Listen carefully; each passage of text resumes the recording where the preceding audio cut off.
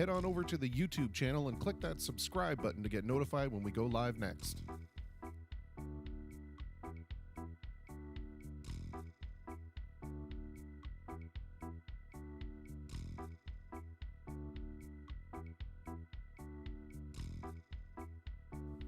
The Face to Facebook livecast will begin momentarily.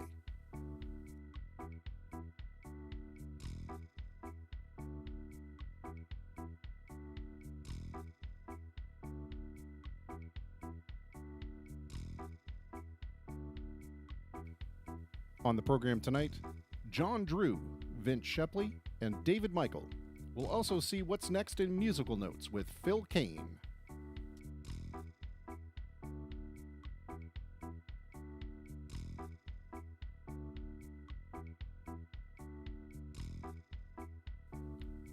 Head on over to the YouTube channel and click that subscribe button to get notified when we go live next.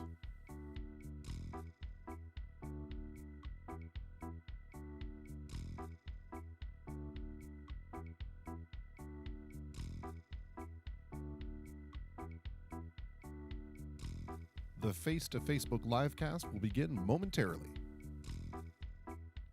It begins now. Hello, everyone. Welcome to what we are casually calling Forget About It Friday. And all humor aside, what do we mean by that? Well, just that. You know, now's a great time to let go of some baggage, right? If there's something that's been bothering you and it's incredibly inconsequential, forget about it, right? That grudge you've been carrying against somebody because you're too stubborn to see otherwise, forget about it. That debt that somebody owed you for $20 somewhere down the line, and you know it's causing a weird thing in your friendship. Forget about it. That moment when you're about to retort angrily on social media because your emotions get the better of you, like I do, and you know you should maybe take a moment. Forget about it. That's what it means to me. You need to find out what it means to you. Well, we have an interesting program for you today. We got Mr. John Drew, JD, not the JD from some of the other things, but a different JD. And we've got Mr. David Michael is going to be joining us at 10:30, and we're going to go and see what's new in musical notes with Mr. Phil Kane at 9:30. We have an 8:30 opening.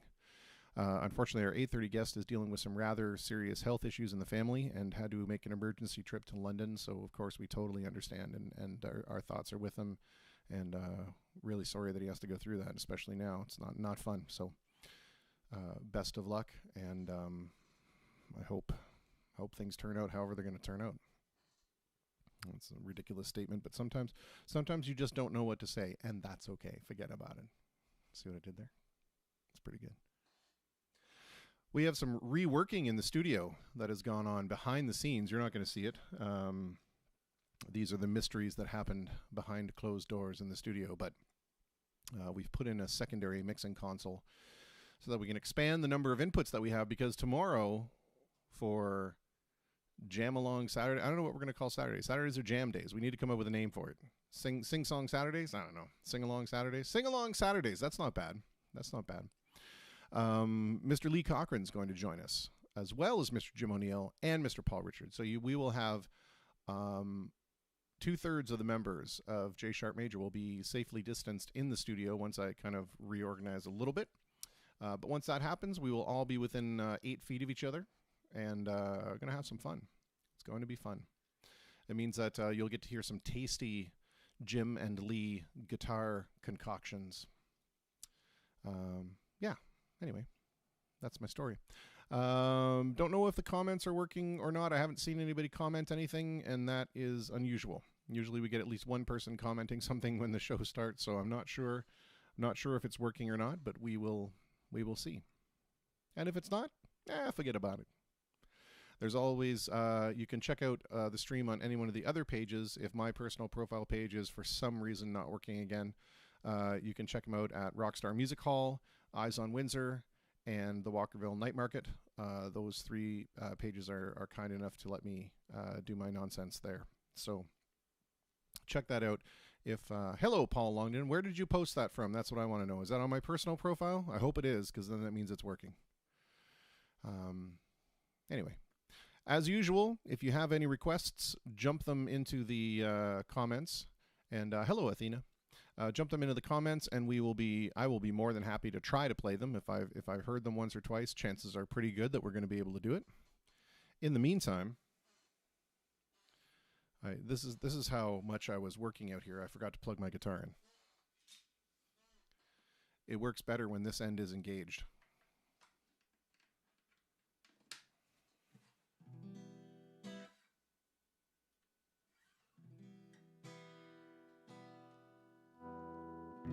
Oh, so good. Oh, personal page. Excellent. Good to know it's working. All right. Well, this song we can do a beat for, and it's real simple. Real simple beat.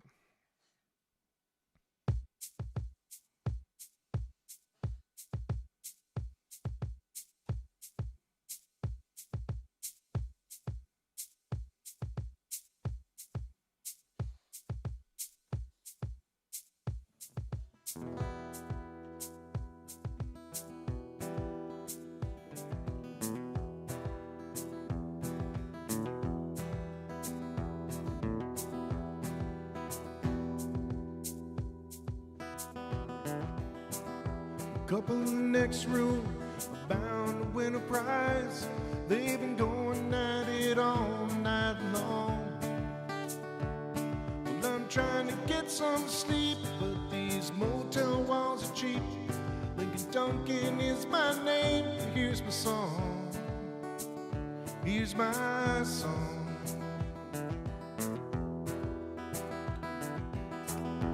Father was a fisherman and my mama was a fisherman's friend, and I was born in the boredom and the chowder. So when I reached my prime, I left my home in the Maritimes and I headed down the turnpike for New England, sweet New England.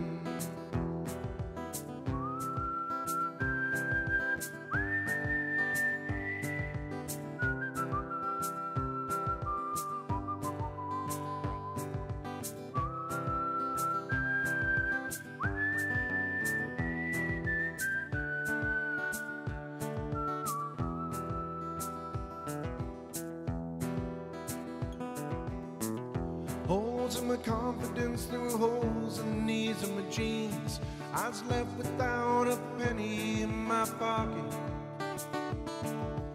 Ooh, I was about destitute as a kid could be, and I wish I wore a ring so I could hockey. I'd like to hockey.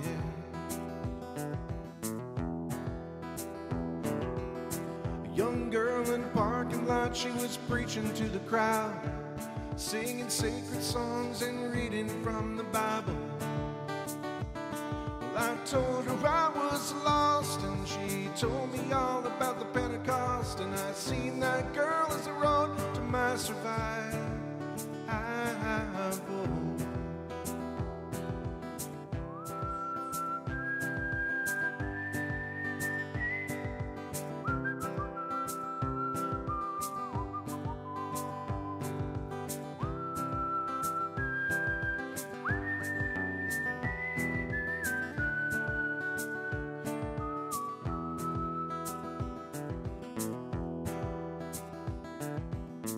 Later on the very same night, when I crept to her tent with a flashlight and my long years of innocence were ending,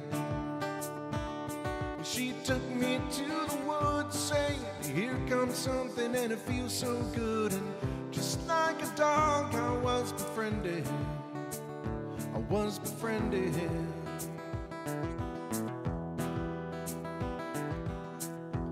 Ooh, what a night. What a garden of delight. Even now that sweet memory lingers. I was playing my guitar, lying beneath the stars, just thanking the Lord for my fingers, for my fingers.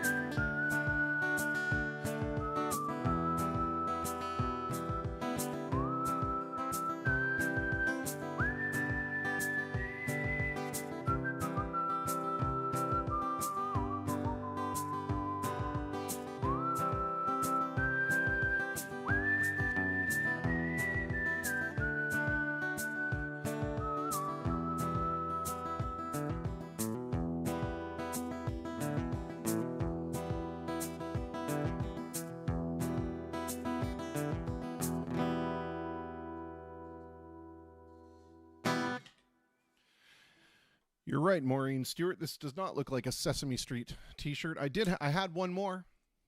I ordered 5, and they all came in. We put them in the wash. One has disappeared. I don't know where it went.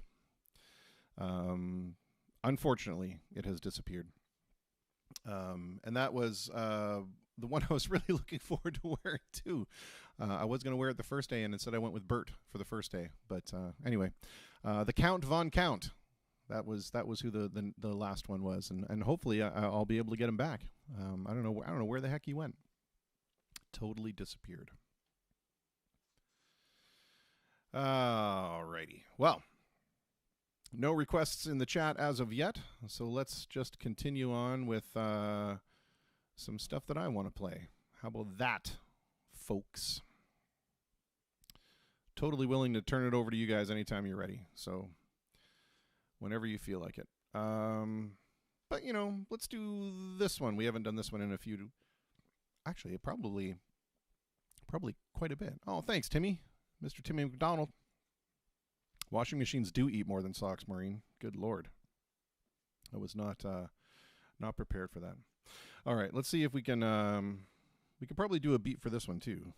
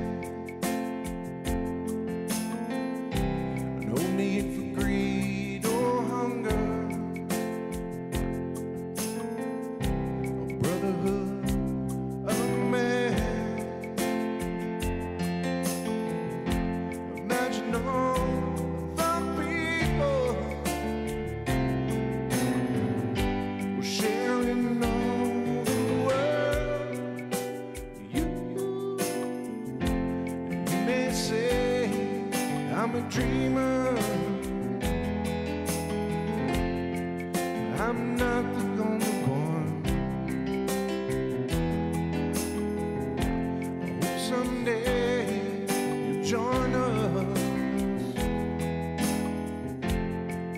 in the world we'll live as one.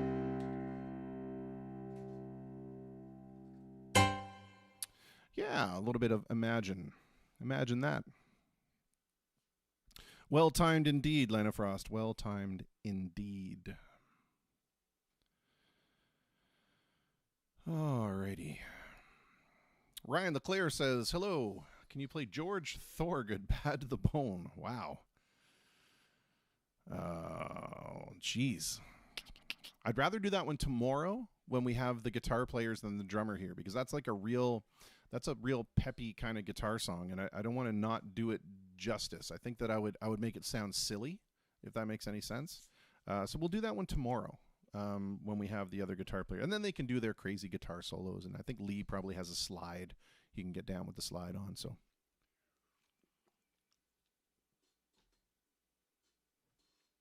if that's okay with you, we will wait until tomorrow.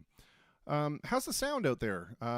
Because I'm going now through these two separate audio consoles hooked together. So I'm curious about whether or not the sound is okay. I hope it is anyway. We haven't played this one in quite some time, and it's one of those great tunes. This is a good deck song, Timmy McDonald. Speaking of that, Feet Up on the Deck sounds good to me. All right, let's see.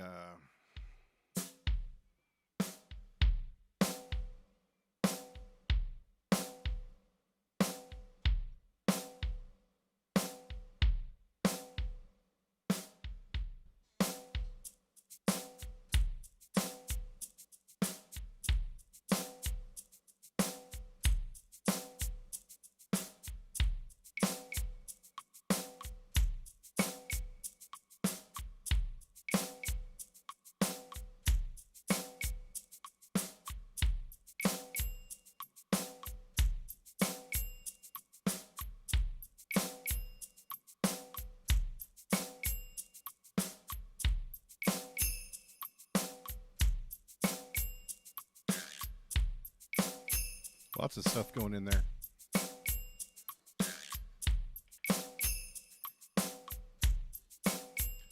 This is going to go out to my friend David Michael. This is one of the songs that we always play together.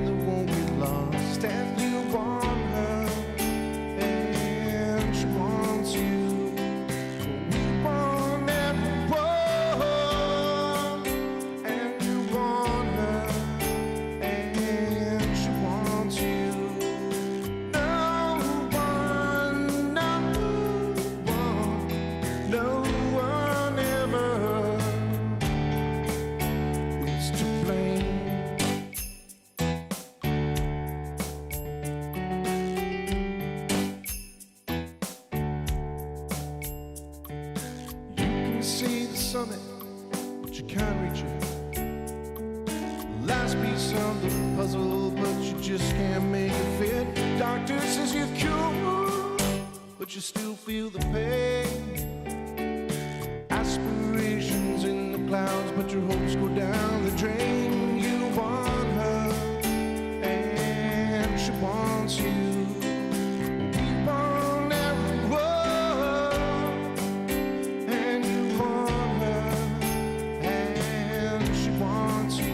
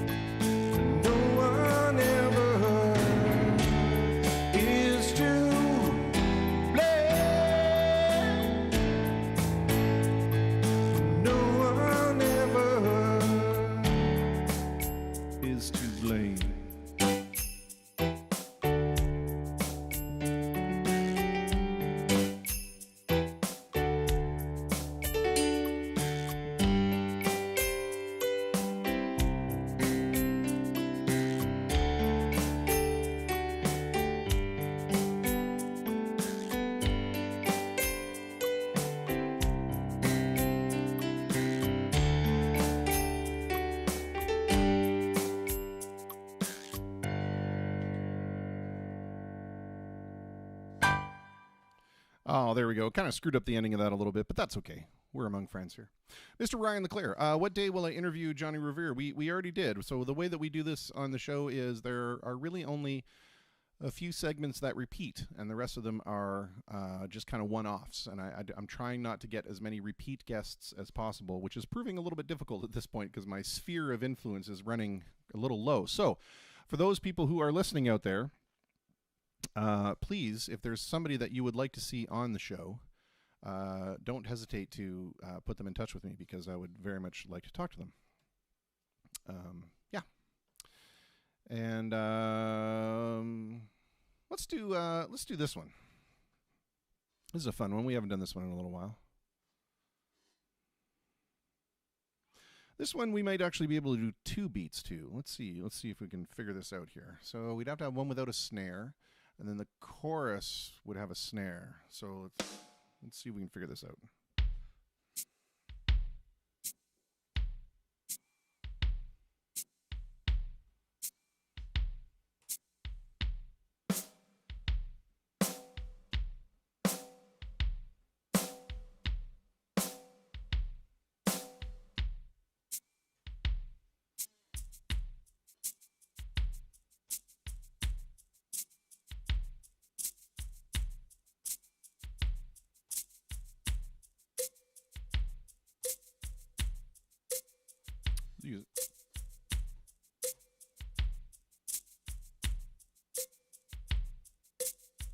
Use a cowbell there instead.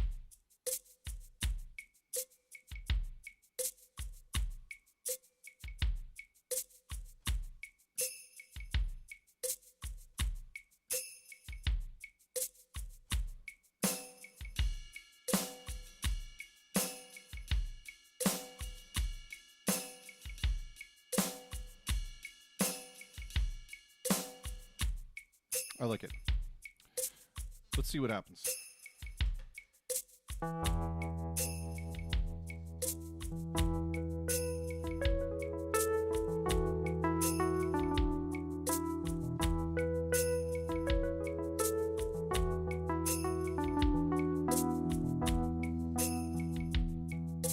child arrived just the other day. You came to the world in the usual way, but there were planes to catch and bills to pay. He learned to walk while I was away, and he was talking before I knew it. And as he grew, he said, I'm gonna be like you, Dad. You know I'm gonna be like you. And the cats in the cradle and the silver spoon, little boy blue and the man in the moon. But when you're coming home, Dad, I don't know when, but we'll get together then. You'll know we'll have a good time then.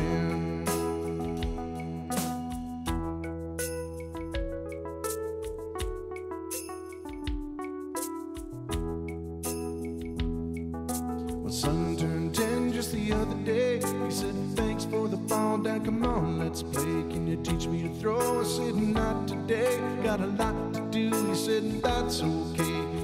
Walked away, but his smile never dimmed. He said, I'm gonna be like him, yeah. You know I'm gonna be like him. And the cat's in the cradle and the silver spoon, little boy blue and the man in the moon. When you're coming home, Dad, I don't know when, but we'll get together then. You know we'll have a good time then.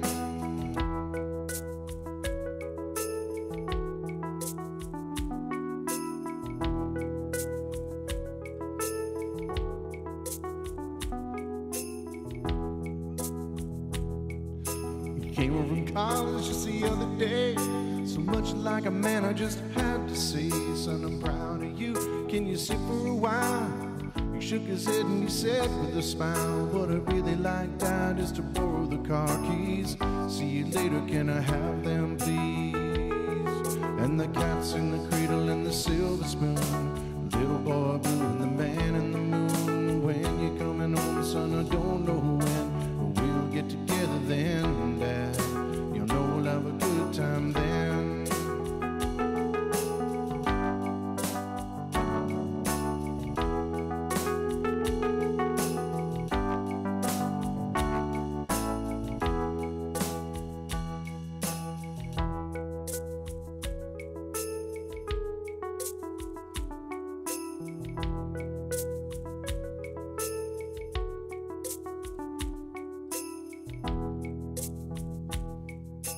Long since retired, my son's moved away. Called him up just the other day. He said, I'd like to see you if you don't mind. He said, I'd love to, Dad, if I could find the time. You see, my new job's a hassle and the kids have the flu, but it's sure nice talking to you, Dad. It's been sure nice talking to you. And as he hung up the phone, it occurred to me, he'd grown up just like me. My boy was just like me. And the cat's in the cradle and the silver spoon, little boy blue and the man in the moon. When you're coming home, Dad, I don't know when, but we'll get together then, Dad. You know we'll have a good time then. And the cat's in the cradle and the silver spoon, little boy blue and the man in the moon. When you're coming home, son, I don't know when, but we'll get together then, Dad. You'll know we'll have a good time then.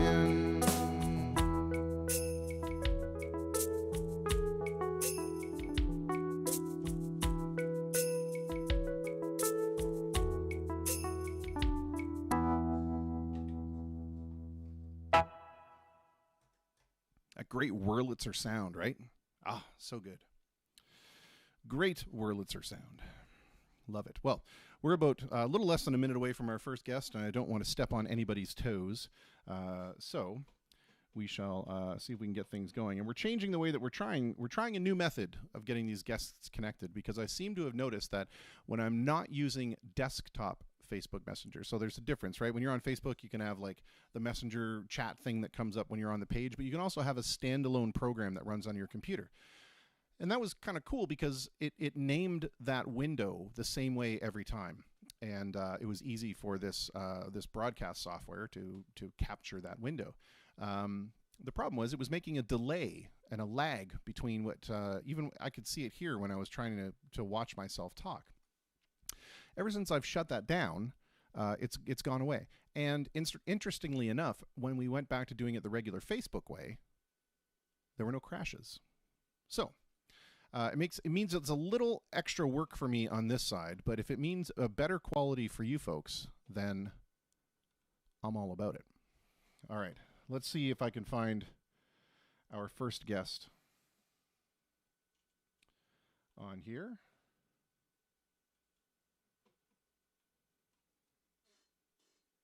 We're gonna mute the ringing, as we always do. And then we're going to go over here and we're going to see if we can capture that thing. Oh, it's already captured. Look at that. It's naming it the same way. Well, that's exciting. All right. Well, I have him on the line. I don't have him brought over quite yet because right now he's staring at my keyboard, and I kind of want to change that, fix that for him, so he can actually sort of see my face and see who we're talking about. And I want to ask him one favor: if it's possible for him to turn his phone sideways so that we can get landscape video. If that's not it's not possible, don't worry about it. We're good just the way we are. So let's see if we get a response there. He's got it and he's turning. Yeah, we're good. We're good like that. It's in portrait, but we're good. All right. Well, without further ado, let's bring him over. One of the most talked about guests to appear on the program, Mr. John Drew, JD to his friends, as he's let me know, and he goes by the handle Doc Delay on Facebook. Mr. JD, are you there, sir? How are you? I'm doing very well. Thank you so much for agreeing to be on the program. And the very first question, which is the most important question, of course, is you and those close to you, everybody safe, happy, and healthy? Yeah, thank goodness. Excellent. Yeah, it's been, trying like everybody else, but so far so good on my end with family and friends. Good. Fantastic. That is fundamentally the most important question. Do you want me to flip this and hand hold it? I got it in a tripod or... No, you know what? If you're more comfortable this way, it's fine. It really doesn't matter to me one way or another. Whatever way you're most... If you can see less of my face is probably beneficial to your viewers. Well, that's what I keep telling people unfortunately, for some reason, when the Facebook chat connects, the first camera they see is my knees. And I tell them that's probably the best view you're going to get, but yeah. we'll move along. I'm so used to this mode from doing Instagram that... Yeah, absolutely. Anywho... well, you are definitely one of the most talked about guests that we've had on the program, and that's pretty cool. Obviously, you have an extremely active fan base, and lots of folks were excited to see you on here, as am I. So thank you very much. Wow. And I wonder, what area would you like to discuss first? Well, most people are interested in what I do at Caesars over what I do as a musician anymore. But we could talk about that for people that don't know me, I should put it this way. It seems that it's almost split where some people know me as being the musician and production manager at Caesars, the Coliseum, and some people only know me as one or the other. Right. So it's fun when I'm playing with the Big Wiggle and we're out there doing our thing, and then they ask if I do this full time, and then I tell them what I do at Caesars. And then they want to talk more about that, which is great, because it is kind of more the exciting, next level thing, I guess. Yeah, well, I mean, I'm more than happy to talk about both. So let's tackle. Yeah, let's do it. Let's tackle the Caesars thing first, and then we'll move into the more exciting world of Big Wiggle, because to me that's the more exciting part. But good. Tell us a little bit about what your role is then at Caesars and what that entails, in terms of your responsibility, maybe. Well, just a brief background, not to bore anybody, but everyone knows, I think, Mike Lesperance from IEN. I had a band at that time called the JD Project, and which was doing like jazz fusion, that type of genre. And I approached Mike, I don't even know if he remembers this, but about maybe getting some work at the Cosmos stage. But the instrumental jazz thing at that time wasn't really what they were doing or looking for. And then he said, would you be interested in the Coliseum that they're building, which is going to open 2008, in whatever capacity. I had no idea what I'd be doing. And I said, yeah, I'll give it a go. So at the time, I was working for George Paquette, which everyone knows from Riverside Music fame. And a lot of years there, great time, great store. A whole other story there, about vintage guitars and retail thing. But I jumped on the crew, and then I ended up going over to Caesars full time, working for Mike. And then I just kind of worked my way up the ladder somehow to, like a supervisory role, and then crew chief. And then in 2012, Tim Tremblay came on board as the entertainment director. Obviously, everyone knows Tim, a very storied background with him and his family. he did a great job, does a great job, turned the place around, and then he was good enough to offer me the job as the production manager, and that's where I still am today. So. And what is that, for folks that are not necessarily, kind of up on behind the scenes kind of stuff, what is a production manager responsible for? What would you be kind of handling? Well, it's everything in the technical genre. So a good friend of mine, Iris Hamill, she's my counterpart in entertainment, and she handles, some of the bookings and the bands and hotel rooms and the food and bev and ushers and box office and all that very, very important stuff that she does so well and I don't want to do. And I handle all I guess, once the bands are booked by Tim and his group, then I will now, with my crew, advance the show. So a lot of people don't know anything about the background stuff, but basically you're calling the act 6 to 8 weeks out, and which answers what people say, like, what do you do? Don't you just show up on a show day? Like, what do you do during the week? But I said, oh, there's lots to do. It's all the green M&Ms thing, right? Yeah. So we find out what they need, in terms of trussing. Are they flying in? Are they driving in? Is it a tour? How many tractor trailers? What kind of lighting? Are they going to use ours? Are we going to use theirs? How many people on their crew?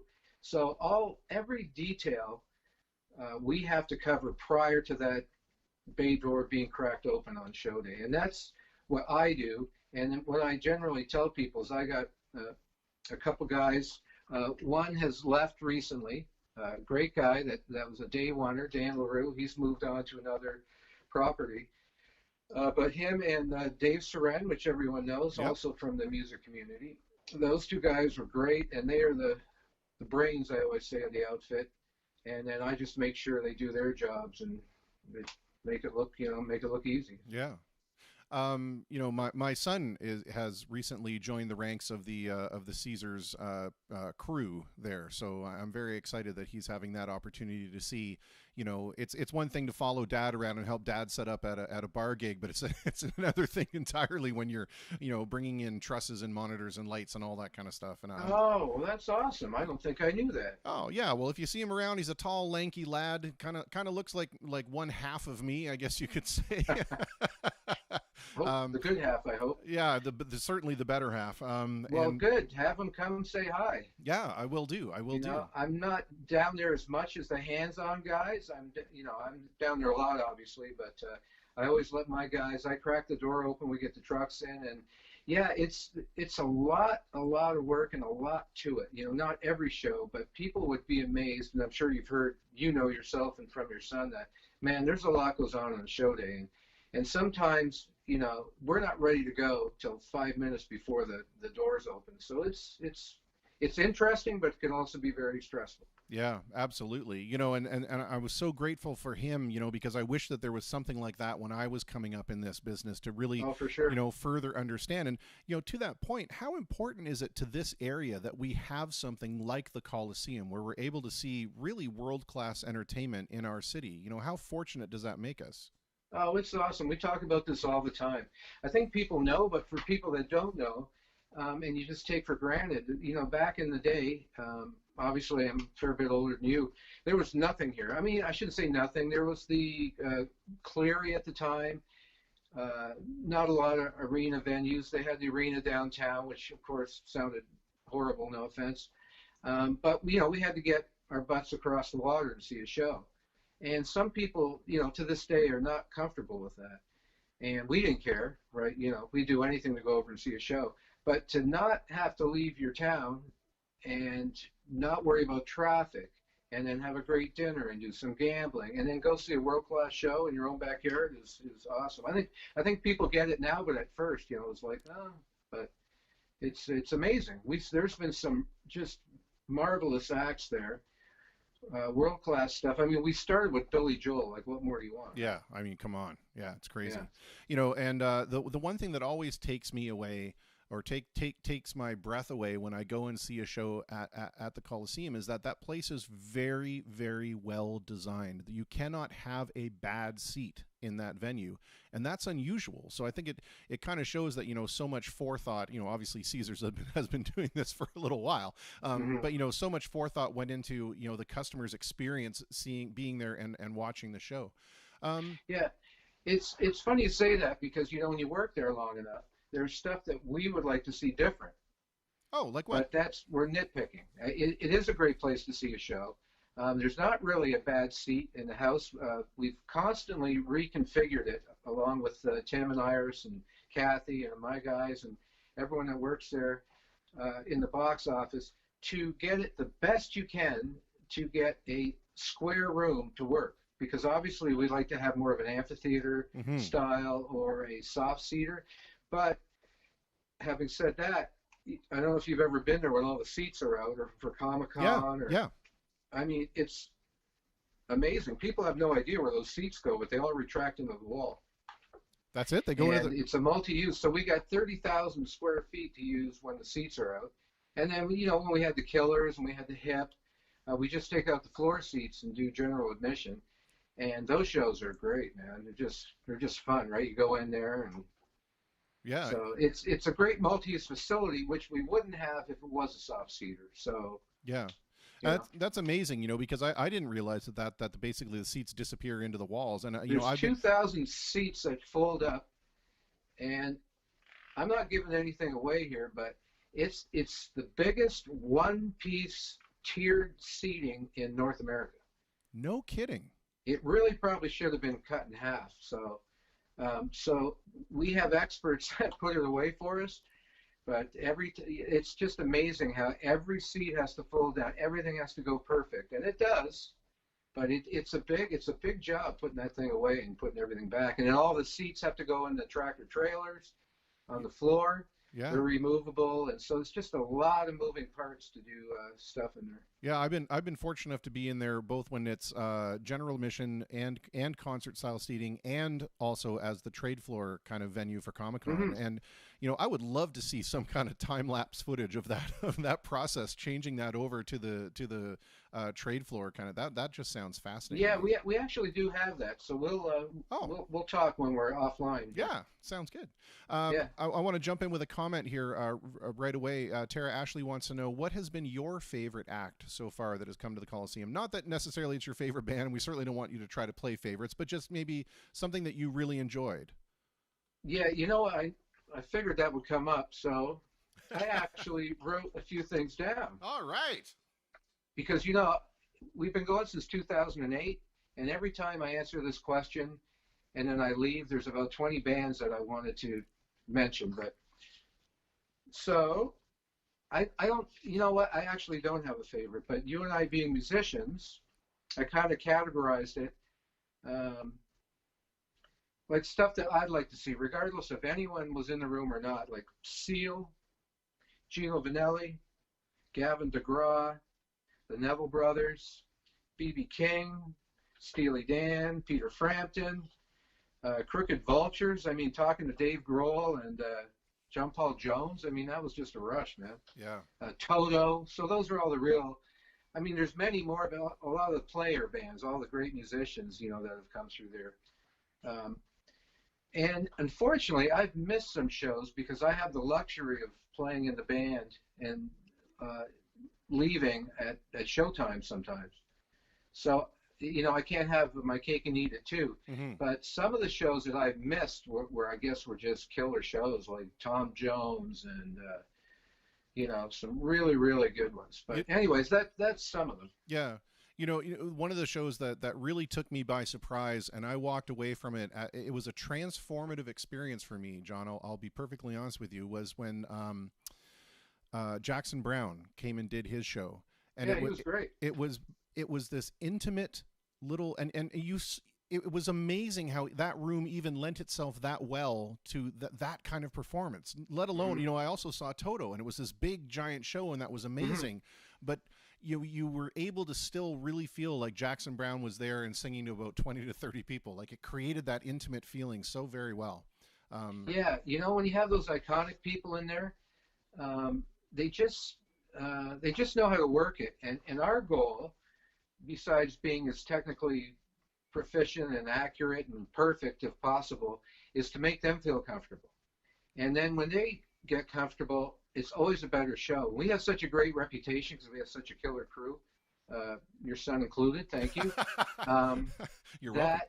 it just makes the whole day go really well. And we've often heard from tour managers saying, I mean, not to blow our own horn, but I will, that, they had 5 crappy shows in a row and they were so relaxed here and everything went so well that trickles down to the artist, and then they come out and it's a great experience for the audience. Yeah.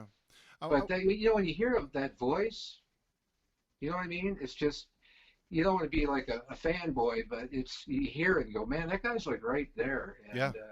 And it's only 5,000 people. It's not that big, so it can be quite intimate. I remember Jewel played there. Yeah. And she played solo. And this was early into my career there, and I thought, wow, man, I don't know if she's got to hold a room for 90 minutes. And it was amazing. Yeah. And she talked to everyone like there was 5 people in the room, and that's what I so, mean. yeah. You're able to still capture that intimacy, and I think that's super important. Yeah, I agree. I want to ask you this, and we don't have to get into specifics because I don't want anybody to have to, say it was because of this or whatever. But can you recall a tour or not a tour, but a show that was just an absolute pain in the rear, from beginning to end? I knew that was coming up too. And we don't need to say it was XYZ band. You could just say, why maybe it was a pain in the rear. Yeah, there is a saying. What's the saying in the industry? The smaller the name, the bigger the pain. Yeah. So sometimes, and not all the times, it's rare, but sometimes some of the maybe more, I certainly won't say an act, but sometimes the smaller groups are so geeked to get in there, like say a tribute style thing, right? That they just ask for everything. They see, 600 lights in the air, and on the rider they wanted 30, and now they want 600. And then you've got to program that on show day. Yeah. And then our ex-LD, who was amazing LD, Dan LaRue, he would do it. And I go, Dan, you have to do this. I'm doing it. And then they see that we have a backline with, all this great gear. Well, we want to use all your backline. So it's not always the person, but it's it's like a kid in a candy store, right? Sure, You get that. And then, sometimes the artist is fantastic and maybe their people are not so fantastic. But it is really rare, thank goodness. Or else I wouldn't have done it this long because it can be stressful without that. Yeah. But there's been a few times where, someone said to me, like Michael Bolton, and they said, do not look him in the eye. And I went, oh, I thought that was just like movie stuff, right? Really? So the first thing I did was walk up to him and shake his hand.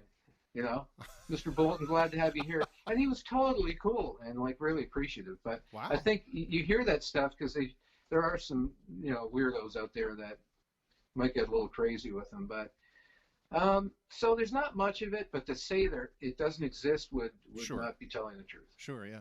I have another comment I want to read out here. This is going to be one of those. I love these comments because it's one of those things like, "Hey, you're from Canada. Do you know Bob?" Yeah. But I know the guy that's asking this question, and I'm sure it's completely well intentioned. It's Rob Shepley, who's near and dear to me. And he says, "Hey, John, I'm 90% sure I bought one of my first amps from you back in 1998. It was a Fender M80 Chorus, big stereo combo amp. Not sure if you remember it or not. You've probably." You know what? I know the Shepleys. In fact, is Vince not on tonight? Or? Well, Vince was scheduled to be on tonight, but he's the one that has a family issue? Yeah. So yes. So understandably, he had to take off. So here's the thing with the Shepleys. If I saw him right away, I'd go, yeah. And I remember the M80s, and I worked in a lot of music stores, and I had one myself. So I guarantee if I saw him that I would recognize him. I remember everyone by face, not everyone by name. That's pretty cool, though. But it is like one of those, you're from Canada, do you know Bob kind of questions, right? Yeah, but it's Windsor, right? So that's true. I worked in almost every music store at some point, as musicians do, and I'll tell you, I remember all the faces. A lot of names. Yeah. But man, I remember if I met you in one of those music stores. I want to ask you this question. You know, I asked you what was the pain in the rear part, but up to this point, what would you say is the feather in your cap? What's a show that, you know, was just so over the top fantastic that you would, if someone was asking you to write a memoir, it would be a chapter on that show? Yeah, you know what? Again, you and I and a lot of the listeners being musicians, you can't help but have that bias in there. Meaning that sometimes people left a show, and they're all really pretty darn good. Some are just exceptional, and I'll get to that. But what, you know, turns someone's crank maybe doesn't do it for me. Sure. And then vice versa, right? Like I'll see a show and the musicians were outstanding, but you know, people like Gino Vanelli, like the guy is a monster. His band was killer. And it was a great show, but sometimes a lesser musician band makes more of an impact with people I know, right? But when you get like the Goosebump one, the first Goosebump was Celine Dion.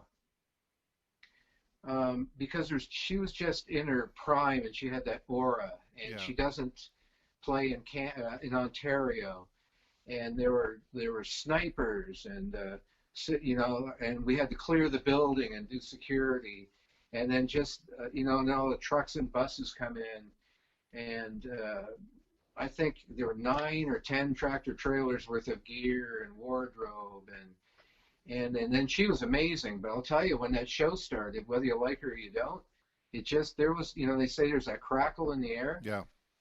Definitely. You know, Billy Joel was like that. When Bryan Adams played there, I know Brian's been around a long time, but Tim did, tried to get him for a long, long time. And he came out there and he had like a 50 or 60 foot video wall, floor to ceiling behind him. And so the look was just killer. And when he came out, there was just that thing that you can't put your finger on, but you can feel it. You know, that was a big one. Pitbull was amazing. Again, I like Dolly Parton. I mean, there's so many genres. I almost have to put it in the genres. Yeah. But the first time she came, Reba McEntire in the country vein, Brad Paisley. You know, some of the iconic comedians. Like, it was cool to have Jay Leno standing beside you, ready to go on stage. You know, so. But anyways, I always break it up into genres. But there's been some amazing shows there. And that's the thing that I think people really don't quite understand. You know, for years, decades, we've been the between the big name, big venue, or big act cities like Detroit and Toronto, right? Mm-hmm. Windsor's been kind of that smack dab in between. And we're getting these people now. These are folks that you can see in your hometown, for goodness sake. Yeah. You know, well, check this out. Like, some people, again, I don't think I'm speaking out of school here, but we've ended up getting this, you know, what I think is a well-deserved reputation as a venue that you can go in, and sometimes the tours will come and rehearse before a tour. So we don't advertise that. But some of these, you know, it's a real big compliment to us that they're comfortable being in Windsor. They're going to rehearse at our place and then do a show at the end of it. But, you know, I went to, you know, I'll do a little name drop in here, but when the Ringo Starr's All-Star Band was in there. So, you know, the guys hanging out during the day when I'm on stage, you know, Steve Lukather from Toto, Greg Raleigh from Journey, Greg Bissonette on drums, you know, Ringo, of course, and, you know, everyone. And the guys are just shooting the poop and having a great time. And, you know, I've been in the business a long time. I don't get too geeked anymore, but there was something about Ringo just walking around and, yeah, I don't care how long you've been in the business. If a Beatle is on the stage, you stand up and pay attention. Yeah. You know, that was like when John Paul Jones was shooting the whatever with him. And I'm thinking, you know, again, I don't want to be that guy, but there's a party that goes, dude, this is someone from Led Zeppelin. Yeah. But so I'll tell you a little story, just a fun story. Sure. So during the day, you know, of course, I volunteered to be there 24/7 through the whole thing because I just wanted to, you know, get to talk to Steve and Ringo, and So I go to McDonald's and they had these, and I get those little Happy Meals, so I don't get too big. I can handle that. And they have a little toy in them. So there's this little toy like whack-a-mole, Yeah. and you press the 4 buttons, and if the dude jumps up or something, you lose the game, right? So I had gotten 2 of these things over the last couple of days, and I got them on this table I'm sitting at on stage left in Monitor World. So Ringo walks over, and he goes, "What's that?" And pardon my terrible accent. No, it's good. It's quite good. I said, "Oh, it's just a little game." And he goes, "Oh, you want to play a game?" And I says, "I'll bet you $100 I can beat you at this." And he goes, "You're on." So the first one I hit, I lose. The guy jumps up, and I go, "Damn." And he just looks at me, he goes, "Your debt is forgiven," and walks away. And you know So I says, I didn't make any money off of Ringo, but at least I didn't have to pay him $100. and there's like that gravitas that comes with that English accent, right? Where, of course, he would say something like, instead of don't worry about it or whatever, he's like, "Your debt is forgiven." Yeah, I know. The first time he came, it was his birthday. So I tried to say something to break the ice. So I said, Ringo, I just wanted to wish you a happy birthday. He goes, "Thanks for the reminder." Oh, that's But fantastic. yeah, so it's stuff like that, which, is priceless. I don't have any really mementos of it except in here. But it's cool just to sit and watch rehearsals from major rock stars, and that's really the fun of it. The show's great, but the interaction between these guys and some of the stuff they're saying to each other, as you know, we can Yeah. get a little nasty, is just priceless, man. We're killing ourselves. So And who else rehearsed there? Alice Cooper. That was a blast, man. So there's that part of it too, right? Yeah. Sometimes they're just in and out, and other times they stay for a bit, and we get to know them as people. And that's the thing I kind of wanted to touch on a little bit there. It's that old axiom. You never meet your heroes, right? Because I remember the first time that I went to an Elton John concert, right? And to me, Elton John he's my hero. He's been my hero since I was 3 years old, and I remember going to see him, and I had built him up so much in my head, that he's on television, and here he's doing it. And then he came out on stage, and I remember distinctly going, but he's just a guy, Mm-hmm. And then, so what was it like when you saw these larger than life folks kind of just hanging around being normal people? Well, a lot of times you can speak with them. You just have to be tactful about it. They don't know you the first time they come in, and I'm sure there's a lot of abrasive people. So, fortunately, I have a certain, I've learned over the years that if they don't, you can tell if they want to be spoken with, or, at length, or you're just trying to help them out. And then sometimes they'll approach you and then just keep talking, and it's great, right? So you have to play each one a little bit different. But you don't meet all of them. I've met, I guess I could say most, but some either you just don't have the opportunity, or they fly in, they come out of a limo, they jump on stage, they do their show, they're back in the limo, and they're gone. So, we hang a lot of times more with the musicians. Yeah.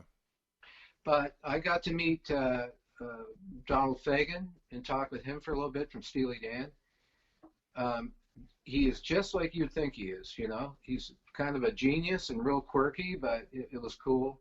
And I can go on and on of people I've had a good chit chat with. Once in a while, I will volunteer to take them somewhere, and that's always fun. So I took Brad Paisley in a rental car, or a runner vehicle, because every city he goes in, he tries to find bourbons. He tries to find what? Sorry? Bourbon. Oh, okay. Yeah. So his dad was his tour manager. So him and I hit it off right away. And he says, "We're going to be taking care of my boy today." And I says, You got it, man. And he says he likes bourbon, so we're going to do a bourbon trip. So just to show you that they're normal people, Yeah. I drove him down to the Riverside Drive, down to the river, across from the casino, and he went for a run. And I said, like some people would want 5 security guards with him. And he went for a run, and I waited there with his tour manager, and then he comes back, and I said, "Wow, man, like people don't recognize him." And he said, "Oh no," he said he'll talk to a whole bunch of people, but the country genre is a little bit different. It's more family oriented, and Windsor's probably got a decent reputation. It looks pretty good down there. Yeah. And then we get in the car, we're just shooting the poop, and then we go drive around town looking for bourbons, and it's just cool because they're just people. They're no different than you and me. Yeah. But some, you can't help but have that lifestyle, say if you've done it all your life, and not be a little bit of a different person or have a different outlook sure. on it. Yeah. You have people that handle certain things for you, and it's the way it is. Yeah. Let's turn it now to your personal music side of things. How much does what you do with Caesars? How much does that kind of either assist or detract you when you have to scale it down to something like a local bar gig? And is it do you find it difficult to set aside the production manager role to get into the role of just being the guy in the band? Well, yeah. See, I was again very fortunate through Mike and Tim to have what I have today. I like to feel that I've earned keeping the positions that I've had, but I was granted them. And part of my deal was, so to speak, was that I wasn't going to give up playing music to do this. So that's how much I'm into it, because this is a dream job for a lot of people. And it's the only one in Windsor that you're going to get at this level. But I was willing to turn it down if I had to stay for every show and not play. Now, Tim was, thought about it, and really, the deal is that if I'm ready to go play, if that show's not ready to go, unless there's something catastrophic that's going to happen, power outage or something, if it's not ready to go by the time I'm ready to go, there's a problem. Yeah. So I think everyone gets that. There are a few times where I would like to have been there, not only to see the show, but maybe there's something I could have taken care of. But the staff is so good, they're not going to miss me when I'm gone. So I get my stuff done during the day and then the weeks prior. So what was the original question? Yeah, that's okay. The original question was, do you Oh, find... yeah. So here's the thing. So I have to hit a switch, and when I leave there, so let's say, like you're talking about, let's say, name a major artist. I've just been on stage with the Killers at rehearsal, talking to the fellas. You all good? Everything gonna go good tonight? Okay, have a great show. I gotta go, and now I go right into big wiggle mode. What do I got to do? I got to get there. I got to tune up. I got to get there on time. Fortunately, we have a crew, so my stuff is set up. But it always have in the back of my mind that, I know there's a show tonight. My phone's on 24/7. I monitor it all through the gig to make sure everything's cool. But I have to, you're right, I have to switch modes. But as far as feeling that one is lesser than the other, not really, because I'm really fortunate to be in one of the best party dance bands in town. Mm-hmm. So I've got it so good, man. Like, if it was a really crappy band, it was like, oh my God, we got to play this again. Maybe I would be like, okay, I'm going to, but I'm very, very lucky. I play in a great band.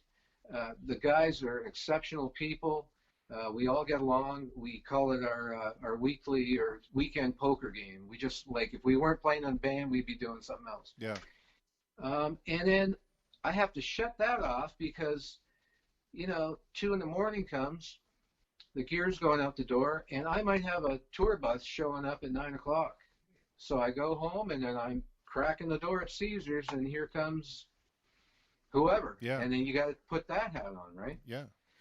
So the long-winded question is no, or answer is no. However, if I was in perhaps a different situation or a different band, yeah, there might be. I'll tell you, though, one thing that annoys me is that I'm so used to catering to acts and covering, every letter of their contract. boy, I'm sort of getting over it, but I had a real hard time. Well, I guess I'm not getting over it. They'll tell you I'm not. But if if we're setting up somewhere and like they say there's going to be a distro, for power, and it doesn't show up, I'm going, that's the one thing the venue had to do for us. I have to do 52 things for the act that I just left. Yeah. And I want a distro, and it's not there. And the guys go, well, but it's not too much to ask. So no matter what we ask as musicians at our level, trust me, if it's reasonable, it's nothing compared to anybody else. So I don't feel bad about saying, no, I want a bigger stage, or we want a backdrop, or and ultimately it's not just for our ego, it's the experience I've learned that, everything's about the audience experience. So if it's going to make it better for them, then there you go. And part of it too, part of that question too was really, do you find that your experience, being that production manager, does it change the way you approach the band being set up? Because Big Wiggle, it's a show. It's not just a bunch of guys on stage kind of jamming out. There's elements there of lighting and dynamics and presentation. So does your role as the production manager kind of help steer the band in that direction? Yeah, you know what? Not really. It does when we're talking a major festival. So we've done so many of these festival things, and that's where my expertise comes in, because now I'm going to find who's running that thing, and I'm going, I need a stage right and left distro. I have to make sure the trussing is to the right grade. We want a backdrop. We want this. We want that. And again, it's all just things that you need. It's not being that guy. Yeah. We want porta potties. We want access. Some of these smaller ones out of town, it's like, well, we're going to park you over here. It's about 1 kilometer away, and hopefully you don't have to carry to, Yeah. Yeah. I'm going, no, we'll be driving right up to the stage. And, I'm famous for the guys laughing, because I've gotten to some venues. And again, I'm not being that guy. It's just the people don't know sometimes at the smaller country festivals. So sure. The guy says, well, you can't drive up to the stage. And I says, well, I'm in the band. Well, sorry. Well, I go, well, I guess there's no guitar player tonight. Yeah, I guess you don't have a band. That's okay. I said, you're saving some money. You don't have to pay my fee. And then by the time I'm done with it, I'm getting an escort with the police. So sometimes you have to use that without being a you-know-what. Yeah. But Mike Cooper, the drummer and leader of the band, man, he's got it down. We're fortunate to have roadies. And, man, he's got that thing down. He goes during the day. It's all set up. Everything's in the right spot. Everything works. So that's a luxury.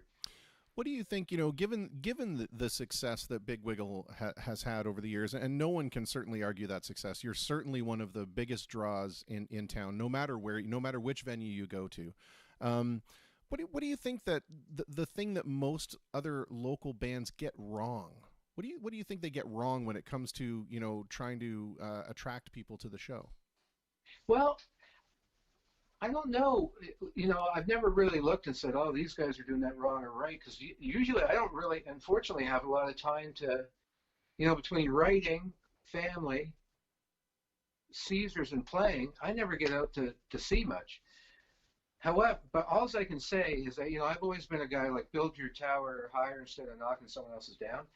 All I can tell you is that we, I forget the saying I used to use, but we try to make it look like we don't care. We work hard at looking like we don't care, like we're just having fun, but everything is designed. Like, we started to get into lighting, and then Mike has gone, he used to have 3 par cans up there.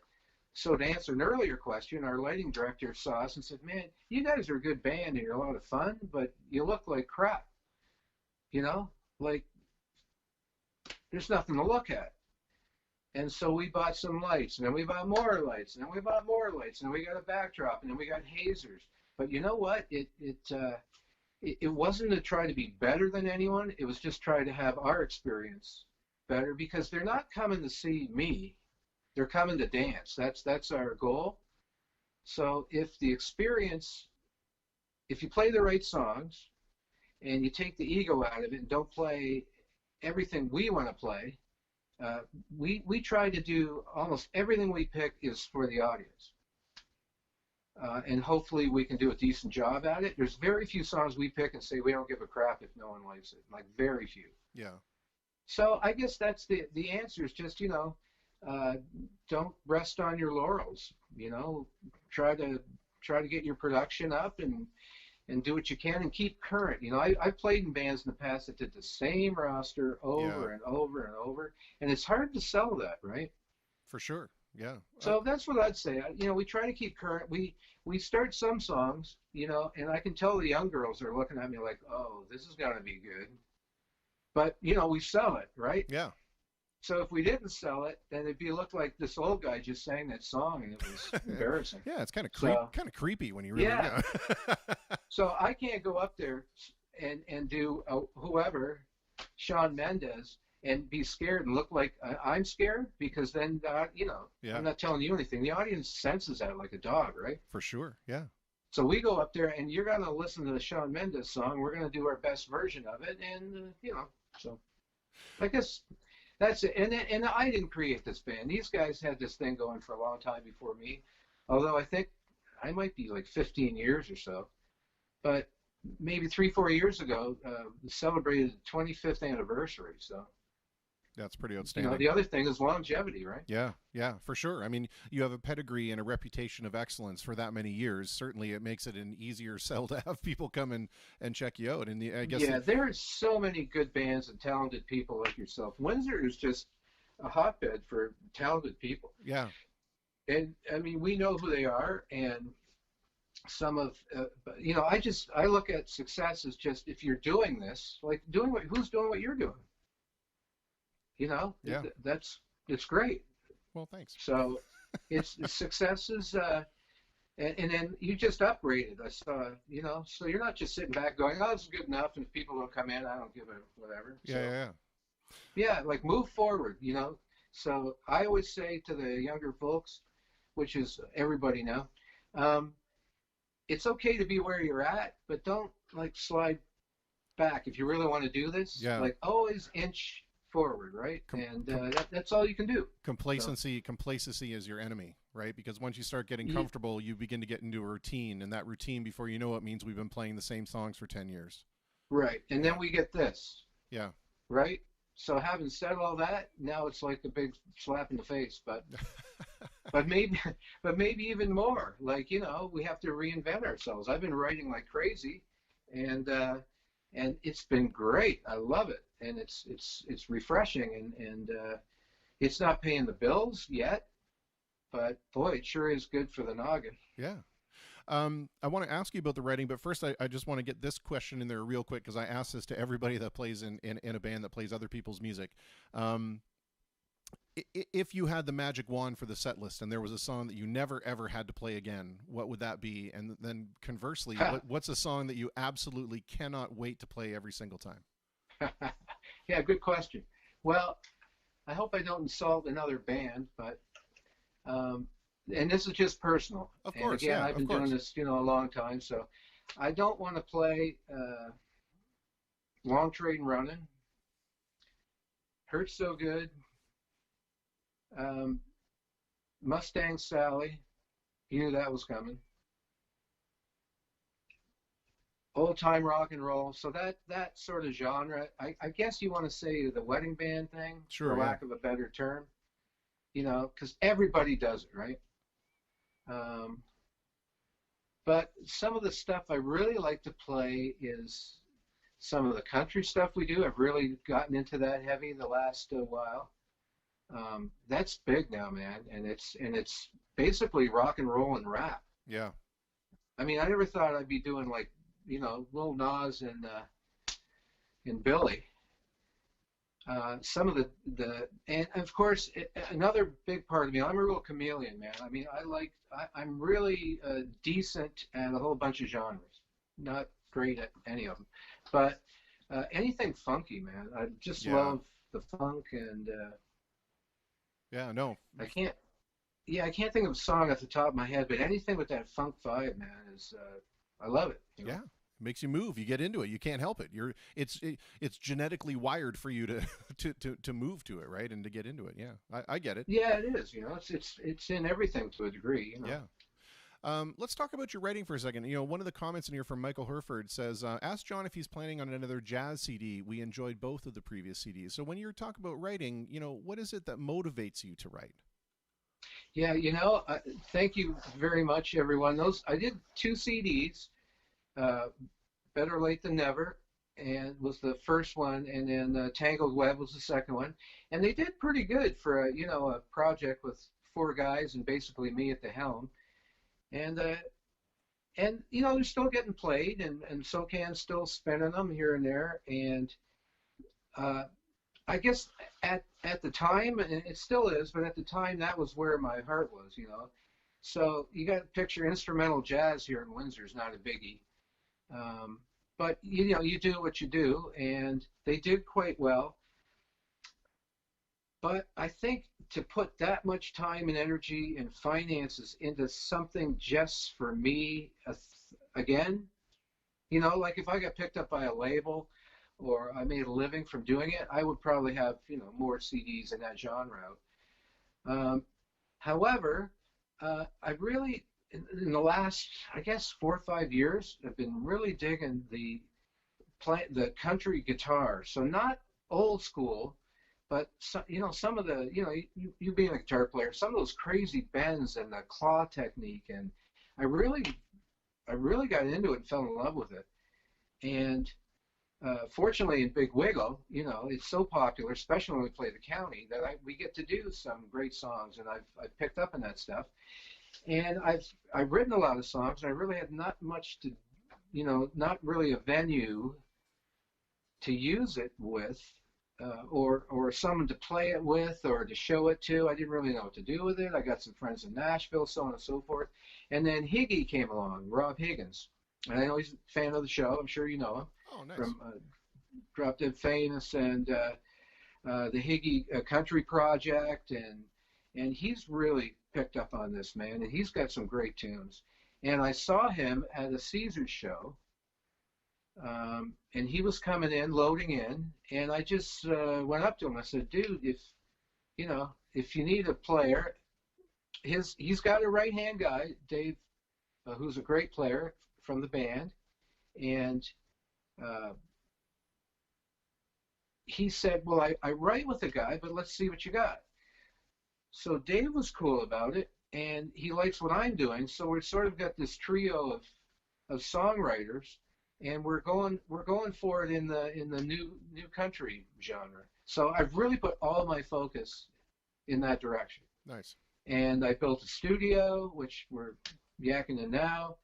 And man, I just love doing all this from home, and just really digging it. So I still like all the other genres. I mean, I love Carlos Santana. I love jazz. I love funk. I love blues a lot. But this is my writing focus right now. Yeah. And we were on our way, just like a movie, man. We had a tour bus. We were on our way to Nashville to do a showcase and to be in John McBride's Martinez husband's studio in April. Oh gosh. It's like yeah. So good news is I've written 5 or 6 songs since then, and Dave has written and Higgy's written. And we're going to have some really good stuff, in my opinion. But bad news is we, that fell through. But, yeah. I want to read another comment here from Kenny Lafforest. He says, JD's attitude is what sets him apart from a lot of the musicians in town. Worked with him for a while, and he's always willing to give advice or lend a hand, and his knowledge of gear is incredible. And, you're one of those folks where... this is my first opportunity to speak with you, certainly on a personal level. I've been to see the band a few times. But it's one of those things where you get a feeling for somebody based on what others have to say about them, and it just speaks a lot to your character. And I think you should take a lot of solace in that your reputation is deservedly so. Pretty sterling, and I think that's incredible, especially in a business like this that can get so competitive and so insular, in your own project. So I would take that to heart. Oh, well, thank you very much. Kenny's a great friend, and I would have to credit, like, trust me, I have my faults, and people that really know me are like, oh, you just said that, and they go, well, you don't know about this. But as far as the public persona, I had some guys when I was coming up in the jazz thing that couldn't give a rat's what about my career, and I would ask for advice, and like and again, I won't mention names, but it's like, I worked my way up to the top. You can work your way to the top. Yeah. And that really, I just thought, oh, I thought we all were brothers, like we all get along. And I understand I'm not going to give you my gig. Yeah. But, like a little thing, well, call this guy and try. And then the guys that helped me, I just thought, yeah, man, that's the way it's supposed to be. Like, if you're confident and you're a decent player, the cream will rise to the top. You don't have to screw the other guy. Yeah. And I was raised with a really, really good set of folks and sisters. They're all artists and musicians. In fact, I should tell you that my sister's probably a little pissed tonight because she has a show at the Rosebud Theater in Alberta. And she's live streaming right now. Oh, I saw that. Yeah, and she goes, oh, so we're still competitive, are we, after all these years? And I said, yep. So everyone, when this show's over, go over to the Rosebud Theater website in Alberta and catch some of that. Nice. But we grew up in that Brady Bunch family that you don't see anymore. We'd go up north and we'd be singing in the car and playing instruments, and my mom and dad were into music and performed, and they're artists to this day, photographers. I didn't get that part of it, but so it was just, we were taught to, the old corny thing, treat others, man. Like, if I want help, then I'm going to help you. And then when the younger guys came up, man, I never had that thing like, well, how do we get in this club? Well, call this person and tell them I sent you. Yeah. Because I'm not worried about them taking our job. That means that we're doing a crap job, right? Right. So, yeah. And there are some real nasty people in the entertainment business. There's no doubt. Like, there's a lot of shysters and a lot of people that just don't care about you whatsoever. Yeah. And then it can be totally the opposite way. Like, oh my God, I can't believe the advice I got from this person. So I guess it's a microcosm of life. Yeah, you were saying, earlier in this area about the incredible pool of talent that we have. But the other thing that we really have is we have an incredible pool of graciousness, because it's funny to me that when I talk to people in other markets, they have, the majority of the stories are about people who have been like an impediment to their success and one or two people that have helped them. Here, it's the opposite. We have all these stories of folks that have helped us, bring us up, and one or two folks that have maybe have kind of, held us back a little bit. And I think it's just one of those really amazing things that we can't say enough about this area, for sure. Yeah, I won't get into any philosophies about other businesses or work or whatever, but there is one element of the working class portion of a town like ours. It's not maybe so much anymore, but man, there's, like the United Way. Everyone used to say, I can't believe what Windsorites give. I mean, they don't have the money and they're still giving. That, to me, that attitude in Windsor trickles down to the musicians. And I think sometimes there's a rub in cities between, everything's sectored. That guy works in a factory. This guy works in an office. That's a jazz musician. Well, that guy's a country musician, But here, I've noticed, like a place like Fog, you'd go in there, man, and the other bands are helping the other bands set up. Yeah. And, oh, my stuff broke. I'll be right back. And they go grab the snare and throw it on the yeah. Like, you don't see that in other cities. It's like, oh, great, they're gonna flounder, right? Yeah. But you're right. There is a good vibe here about the musical community. And I think it trickles down from, it's a pretty darn giving city in other sectors. So. Yeah, I agree wholeheartedly. Mm-hmm. I want to ask you this question, kind of flipping back to the production manager side of things. when you were talking before about all this work that goes into the planning stages in terms of bringing in these large productions, it's not something that, like you said, that you snap your fingers and all of a sudden there's a show. And because of the way that these calendars right now have kind of been wiped clean, and everyone's kind of in a weird place of knowing when anything's going to get started again, and it will take a certain amount of ramp up time for the big acts to get going. Do you think that we're finding ourselves with an unusual opportunity for the littler indie guys to fulfill some kind of entertainment gap that's going to be missing there, while these big acts kind of take their time to get everything set back up? Well, I'm going to be totally honest with you. I am not privy to really what the plan is at this point. I'd like to say I have more information, so they're working on it. My guess is that the revenue side in terms of gaming is going to be a priority. So I think they'll want to get the casino open and people back in there. Entertainment, certainly.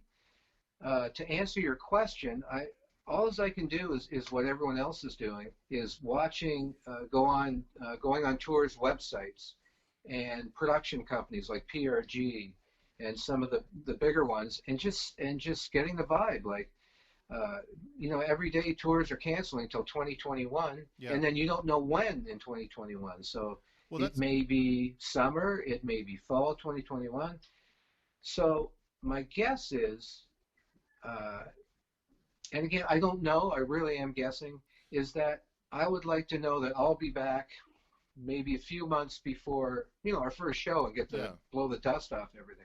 Well, when that is, I don't know, and I'm not sure if my boss knows. Yeah. However, again, long-winded answer, I think it's going to help smaller acts, so to speak, because I'm not sure how we're getting the tour in the door with 40 people on stage and all the IEN guys and shoulder to shoulder. Yeah. Well, so if we do some smaller acts and we provide the back line and the guys fly in, everything's all cleaned up, they distance on stage. Fortunately, we got a concert-sized stage, 60 by 40. They come up with their plan to get people in the room. That's a whole nother thing, but they're working on it. Then you don't have to worry about the revenue stream, perhaps, of bringing in a huge act. Like, how are you going to you can't have 1,000 people and have an act that costs $500,000. Yeah. So I think it's going to help. And then maybe we'll start with like comedians and some stuff that's not necessarily a smaller act, but it's one guy on stage. Sure. But we definitely, people are going to be hungry to get things going, man. I know they're working on it. I don't know how they're going to do it. I'm sure they will. But, I think it's a good time to that, or some of the majors are going to have to start dropping some prices, right? Because it's great to keep your price tag, but if you're not playing anywhere. And I think the question was more along the lines of not necessarily like, do you have the crystal ball as to when all this will lift? It was more like, because the big guys take so much ramp up time and the littler guys can fill that spot more quickly. Yes. Well, you know what? I'll tell you one thing. Sure. And again, I'm trying not to, in case my boss is watching, I'm really not saying anything that you couldn't find out or anyone doesn't really know. But there's a lot of stuff I see that I'm getting advertising from companies now, having said that, are saying, hey, we've got all these acts that we could put in your club tomorrow, right? You need an act, a tribute act, this and that. They'll be there in 2 days. So there definitely are people already on this saying, if these guys the big guys aren't going to show up, we can fill the bill. So yeah. John, I want to thank you so much for being willing to sit down and lend your voice to the conversation. It's been wonderful to have a conversation with you. That's part of what this whole program, or this part of this whole weird experiment has been, is to maintain that kind of human connection. So I want to thank you very much. What? This is great. You're doing a great job. And again, it's slick. You put some time and effort into it, and that's what we do. And it was nice to meet you, and obviously, I can talk, so if you want to do it again, Absolutely. you're saying, and you think anyone's interested, we can talk, vintage guitars or this or that. But yeah, I'd be happy to shoot the poop with you again, man. That's fantastic. I want to leave you with one question, and this is, part of what we're trying to do as well is really kind of illustrate the benevolence that we've seen, kind of all over the place. And especially, in a time when, it could be said, or it could be forgiven for people to be a little more egregious or hold themselves closer to the chest for their own kind of gain. But we've seen that there's really been some wonderful examples of humanity just being wonderful to each other. And I wonder if you've seen anything like that. And if you have, what's something that you'd like to see carried forward even once we're out of this weird time? Well, I guess the main thing, there's a lot of armchair quarterbacking going on, and it's so easy to do, right? And I've done it myself, and I just think, I guess my advice, if I have any, would just be, clean up your own backyard first, right? We all want to change the world. We know what's right. We know what's wrong, hopefully, for the most part. But let's just carry some of the, lessons locally, with your friends and your family. And I know it's corny, but it's, when we all get back to normal, maybe we should see some of these people more. Like I've, my best buddy, Scott, man, I've never seen him so much. And, we were talking, we're going, geez, sometimes it takes this just to hang with your best friend. For sure. So I guess, have a worldly, good, positive attitude, and just start local with your family and friends. That's it for me, I think. I think that's a wonderful sentiment, and I appreciate you sharing it, and I appreciate the conversation, and I absolutely will take you up on that, because I definitely want to talk about the whole vintage guitar thing. Actually, way back in the day, my former writing partner and bandmate Mark Bertrand did up the entire website for George at Riverside for his vintage guitar thing. Yeah, super cool dude. Yeah, dude. I don't want to keep you, but we can. I'm a pedal freak. We can talk here, and I'll take you downstairs, and we'll play with some of that stuff. And yeah, yeah, man, I'm all about it. Absolutely. Yeah, I got a little bit of time. Really? You don't say? Yeah. Well, we will definitely plan on that. I would love to have another conversation where we get into some of that gear. That would be fantastic. I'm a gearhead, so yeah, absolutely. Yeah. All right, Chris, let's do it, man. Thank you. For sure, man. Thank you, John, and be well and take care. Okay, thanks everybody. All right. Well, there you go. What a fantastic guy. So good, so good. All right. Well, we are going to take a quick pause here and play a tune that was sent over to us, a new tune, and we actually got a person to fill in for the 8:30 slot, which we are now several minutes in front of. But I want to give it just a little bit of a buffer here before we get into the next conversation, just so I can make sure I have everything set and ready to go. But Mr. David Russell, who many people in this town will know as D. Russ and the Precious Stones, or David Russell and the Precious Stones, he sent over a new song that he released on Facebook today and was kind enough to let me share on the program. So let's get with that, and we'll be back with our next guest momentarily.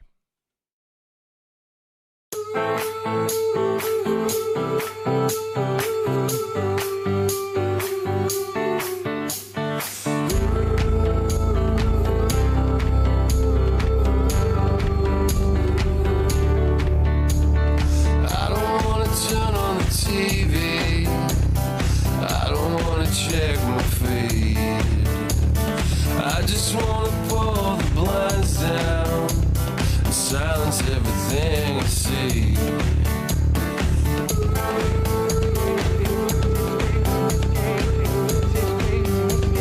Silence everything I see.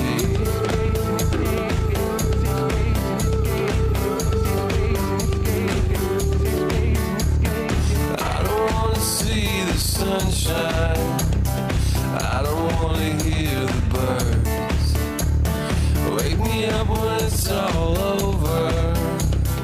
Wake me up when there's a cure.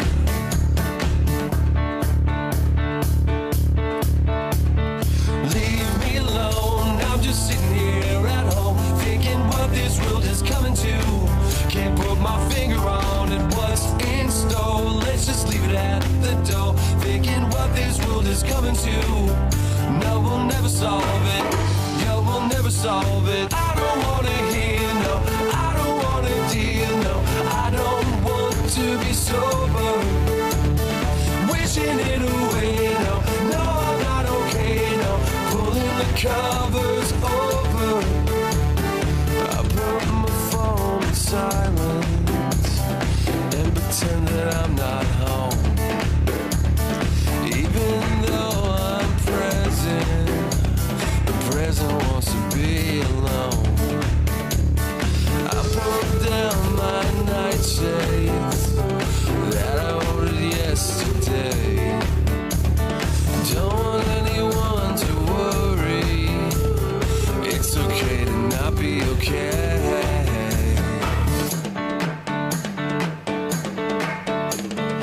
Leave me alone. I'm just sitting here at home thinking what this world is coming to.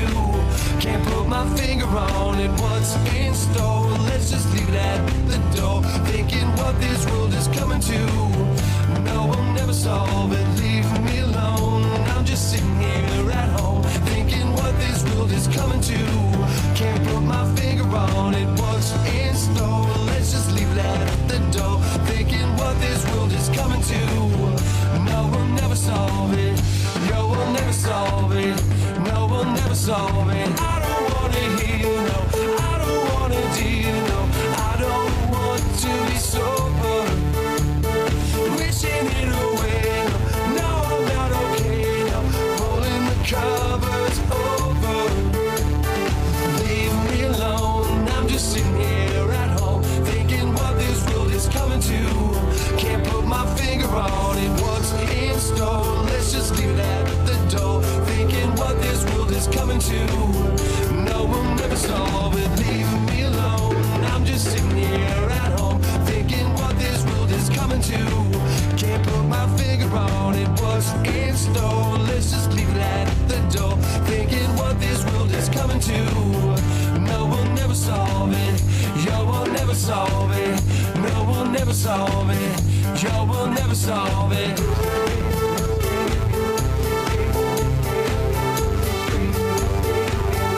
No, we'll never solve it.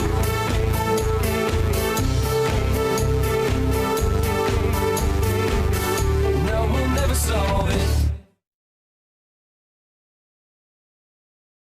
So good. I love it when we have brand new music to play on the program. That's fantastic. Gotta love it. And Ash, Nicole, Allison, I love the sound too. Gosh, so good. All right, well, we have kind of an emergency fill-in here, which is awesome. And I want to thank her so much for being willing to kind of just jump at the opportunity. And the next person that we will be talking to, I'm just going to get them all kind of set up here. And you'll have to forgive me a little bit. I'm again, with the whole one-man show thing, I have to change all the stuff that I had set to go for earlier and rejig things a little bit. But the rejigging is complete, and we're just going to go ahead and get her on the line. She is a young lady in the mobile DJ service, and it's Vanessa Young-Tome, who we're going to be talking to from Leamington. And first things first, I see that I've got her connected. I just want to know if it's possible for her to flip her phone sideways so we get a landscape view. If not, no worries. Even better. Perfect. And I'm going to switch her away from the knee cam so she's not staring at my knees. And we're just going to take a moment here, flip over here. You got to love how I have to talk, while I'm trying to figure all this stuff out. Oh, Lord. This would be so much easier with a production assistant. All right. I've got this whole thing set to go now. Fantastic. So without further ado, this is Vanessa Young-Tome, and we'll see if we've got her on the line. Hello, Vanessa. Are you there? I am. Can you hear me? I sure can. Wonderful. Thank you so much for agreeing to do this. You're very welcome. Thank you. Oh, it's absolutely my pleasure. And the first question that we will, of course, ask is, you and those around you, is everybody doing okay? Everybody happy and healthy? Yes, we are. Thank goodness. Yeah, we've all been really good about staying home and just doing our part. Fantastic. And so far, we've been lucky that way. So yeah. Excellent. I'm glad to hear it. All right. Sorry, I'm trying to do some other production stuff while I'm getting around this. Good Lord. Okay. This would be so much easier if I had somebody else to help me push these buttons. All right, so tell me a little bit about, for those of us who are currently watching and are looking and saying, cool, mobile DJ. What does that mean? Like, what exactly is a mobile DJ? Do you just drive around in a van, open the side door, and here we go, or how does that work? I exactly? wish it was that easy. I really wish it was that easy. Essentially, a mobile DJ service is just providing a DJ service that I can literally tear down and set up at any event. So most of my events that I do are weddings, which I love doing, and I miss tremendously right now since we're getting into the hype of wedding season. But I also do birthdays. I've gone to Pelee Island and I've done the bar there. So anywhere I can travel and throw everything in the vehicle and then set it up on a whim and tear it down is essentially just a mobile DJ service. Gotcha. One of those things that's got to be incredibly frustrating right now is the fact that everybody's performances, but especially weddings, are just being wiped off the calendar right now, and there's so much time and money that's been put in there. How far out right now are your weddings that you've been planning? Have they been canceled? So I have a lot of brides that are hoping for the best. I hope for the best for them, but right now things just aren't looking great. So a lot of my weddings we're looking at starting in September. And we're hoping we can get September, October weddings done, but I've had to reschedule so many weddings for next year already. So it's frustrating, but I'm doing my best to help the brides and grooms get through all of this. It's nobody knows what's going on. It's just such a trying time right now. Yeah. So, I get their pain. I was married 3 years ago. I get it. So I'm just trying to cooperate with them, and we're going to try and reschedule for next year if they can't get married this year. So. Well, what is it that kind of, motivated you to want to become a DJ? What was the calling there for you, or the interest? That's a really good question. It goes really far back. My father plays drums, still plays drums. So I grew up with music. Music was huge in our home. There was never a time that music wasn't playing in the car, in the house, wherever we were. So I actually wanted to get into music, but I was never really good at instruments. But I was really good at memorizing music and understanding beats and all that stuff. So I actually ended up going to school at Fanshawe College for radio broadcasting. So I did that for 2 years and ended up in Yellowknife with a radio show. Yes, sir. I moved all the way to Yellowknife for a radio show. Did that for a little while, and Yellowknife just was not for me. After leaving that, radio is a very dog-eat-dog industry. It's a hard industry to stay in. It's a hard industry to compete in, and it just wasn't my style. And I remember coming home from that and being like, I would love to start a DJ business. I feel like that's just sort of the progression for that. And it took a lot of years. I did a lot of jobs in between there.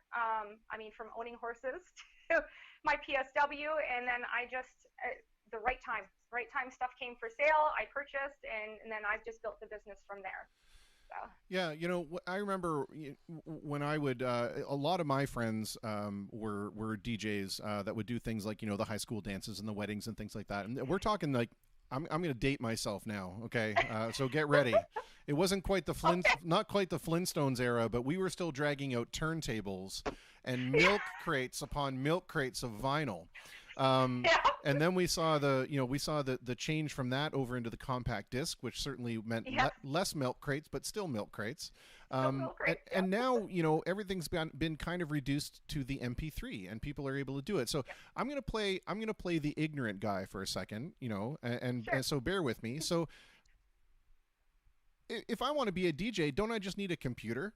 Can't I just be a DJ and set up my computer and say, I'm going to play this, and when this one's done, I'm going to play on this next? There, I'm a DJ. How different is it if you want to be a professional DJ?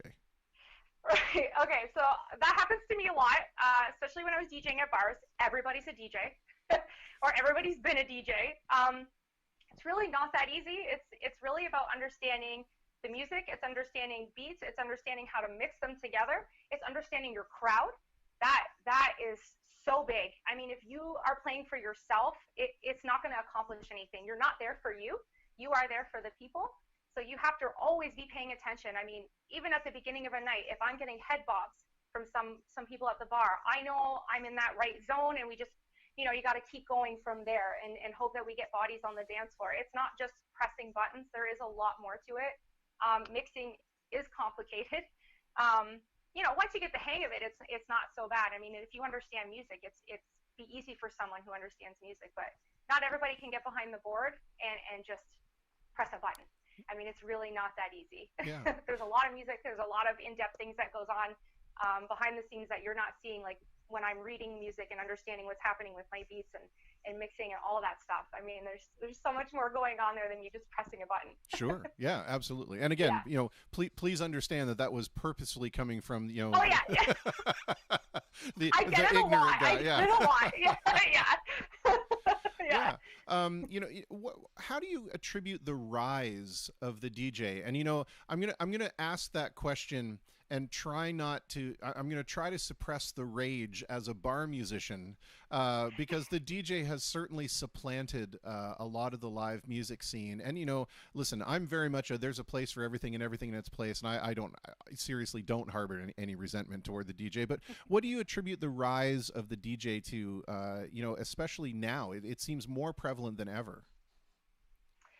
Yeah, I mean, I don't know if it's the day and age. I mean, in the 80s, it was all about live music. And I mean, it was all about having like just that pure talent, like them being able to sing and play an instrument. And I mean, I grew up with that music because of my dad. So my dad also has some resentment towards what I do because he's in bands, right? So I think the progression with weddings anyways is that we're able to provide you with any kind of music. I mean, across the board, it does not matter what you listen to. We can get a hold of it and we can play it for you. Where it's a little more difficult for a band. I mean, typically you have set lists. You guys, you know, will only know so many songs. I mean, some bands know a lot of songs, but that may not always hit the genres that, you know, the people are looking for. So I think that's kind of where that rise came from. I mean, EDM and all that stuff, like those have just like taken off tremendously. And I mean, they're talented also. They have an ear for music and being able to produce all that stuff takes talent also. But yeah, I really, for the wedding side of it and the party side of it, I think it's just being able to offer a very vast amount of music, you know, and genres, and we can play pretty well anything. Yeah. And you don't get tired. No, sir. No. You know, no. Ash Nicole Allison makes a comment in here that is also something that a lot of people don't really consider, you know, when they think about, well, I'm just going to be I'll do the DJ with my laptop and all that kind of stuff. But really, if you're doing a public performance, you need to be licensed, correct? Yes. So yes, talk a little bit about the licensing aspect of it. So licensing, like Canadian DJ Association is how we get licensed, or how I'm licensed, and it's you pay for the licensing, and then they essentially like just send you out into the world. So you're licensed for different venues, whether they're outdoor, indoor, and I mean there's also SOCAN. SOCAN licensing is usually provided by the venue. But as a mobile DJ, we should be providing our own licensing. So the Canadian DJ Association does do that for you. I also use a program that I purchase. So I have purchased the program, which means my music that I receive off the program is legal. There is no downloading. There is none of that. So none of it is illegal. I do legally pay for the music that I use. And the program that I use provides, I mean, it's endless. It's updated like every day. So there's just an endless amount of music on there. But yes, the Canadian DJ Association will also get you in with Connect. It's just a whole nother level of licensing. There's actually quite an in-depth process. You can't just go out there and play music. There's a lot of licensing that happens. And a lot of things that you have to do legally in order to have a business and to own the business. So yeah, it's again not just pressing buttons. Sure. So, you know, one of the things that we saw happen in the early 90s was we saw the absolute decimation of the print industry from desktop publishing, right? Desktop publishing, the technology for you know, computer design and so on and so forth became so accessible to everyone that you know, we literally, I mean, my in-laws, their print shop closed. They couldn't keep up with it anymore, right? And now we see that, you know, certainly back in the day when, you know, the Flintstones era, when my friends and I were doing the DJ thing, there was a huge investment in equipment that needed to be done.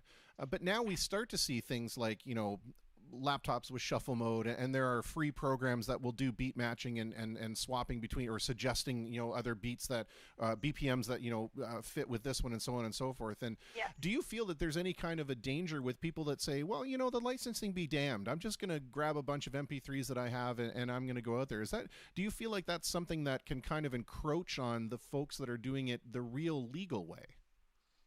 It can, because they have a tendency to lowball. So, you know, we're providing a service with, you know, licensing and a professional service for you, and then you have these people who are advertising on Facebook Marketplace, you know, and they're lowballing at $300 because they haven't invested in the equipment, they haven't invested in the license, and they haven't, you know, put that time in. They just come up and literally throw a table up and put speakers up. And people are paying for that. I understand there's budgets, and I get that, but it definitely does creep into what the professionals are doing out there. And I mean, you do truly get what you pay for, especially with the DJ. Especially with the DJ. We do a lot of not just DJing, but a lot of MCing also. And if you aren't good at MCing, and I mean, you're going to get what you pay for somebody who's not good at MCing, right? Yeah. So, yeah. For sure. What's the hardest part about doing the DJ thing? Or, you know, I mean, maybe there's not a difficult part for you anymore because you've been doing it so long, but maybe what was the most difficult part for you to kind of wrap your head around when you first started getting into it? Yeah, well, building clientele, I mean, that goes for any job or any small business or anything. That was just like, where do I start? Weddings were so overwhelming. I remember my first couple of them, and it's like I look back and I think I feel so bad for the people weddings that I did. You know, like you're like, oh my god, I had no idea what I was doing. And there's a lot that goes into a wedding. Like you don't even know like the extent of like the type of music that they have to choose from the ceremony that takes them all the way to their cocktail hour, that takes them into the reception and them coming into the room, and you know, their first dance, and just all of that stuff. And then the majority of the music that happens in the evening when their guests are dancing. There's a lot of talking that I didn't realize I would have to do at first. So getting comfortable with the microphone was a new thing, right? I mean, being on radio helped, but hearing yourself is such a hard thing for the first few times. Like, sure, it's coming through the microphone, the speakers, and you're like, oh God, is that who's what I that? sound like? Yeah, that's terrible. Oh my God, yeah. So it was just, weddings were honestly, oh my God, they were so stressful. Honestly, my first year was like that. And then after the first year, it's like now, I mean, they fill out paperwork. I have everything, and it's so organized. I mean, I just know exactly what to expect. And if we do have unexpected things, how to deal with those things, because unexpected things happen almost at every wedding, whether we're not running on time or somebody's not showing up, or, you know, it's just stuff always happens. So you always have to be prepared. And talking brides off the ledge some days, I can't believe is my job, but that happens. Yeah. You know, we have to talk them down and let them know that nobody knows what's going on, and we're just going to continue what we're doing, and we're going to get through it. So, yeah. to the point that we were talking about earlier, Eric Benici comes in and says, for my dad's retirement party in the early 2000s, I told my mom not to hire a DJ because I had a computer full of music, and that was an epic fail, including not considering the computer speakers weren't loud enough for the hall and that someone should have been there for requests. So there you go. That's you have it coming full circle right there. Yes, see, we learn the hard way, don't we? Yeah. Sure we do. Sure we do. What's the most bizarre event or ceremony or something that you've been asked to kind of participate in, and how did you end up, you know, kind of overcoming the bizarreness of it, or maybe just the strangest, or maybe even the most difficult? Yeah. Oh man, that is a really good question. Honestly, bizarre, I don't know. I mean, I've had a few events that you get there and you're like, oh, what is this? This is a wedding? Like, you know, you're like, what did I sign up for? I'd have to say my most difficult, though, actually happened in my first year, where I had, oh my God, there was over 300 guests, and they had 22 people in the wedding party. It was overwhelming at best, trying to organize the wedding party, just trying to keep track of the bride, trying to keep everybody happy on the dance floor because there was just so many people. I'd have to say that was like the most difficult, and that's like the thing that always sticks out in my mind. Like that was one of the weddings that was like, oh man, it was just a lot. It was a lot to take in that day. It was a lot of organizing that I wasn't aware that I would have to do. Yeah, it was a very large learning curve for me, that wedding. So I felt like after that, when I walked away, and I'm like, man, I could do anything now. I could do any wedding. But yeah, like bizarre, I don't know. Like everybody's got different tastes and Sure. how they want to do their wedding. But for the most part, it's very like, it's very typical. I mean, it just sort of goes through the day. I don't usually have anybody who's a little like, off per se. I've not had any experiences like that, thank goodness. But I mean, we're not done yet. So you never know. That's right. Mr. Kevin Reno from Twitch jumps in the conversation and he wants to know, what advice, would you have for somebody that wants to get into the business? How would you suggest that if they want to get started in it, not that certainly anybody needs more competition, but, if they're interested in becoming, a professional DJ, what's the route that they should go? Yeah, I mean, reach out to other DJs. For the most part, most of them are really good. And I mean, I'm coming from a female point of view where this is a very male-dominated field. I found I had a harder time getting DJs to open up to me and give me advice.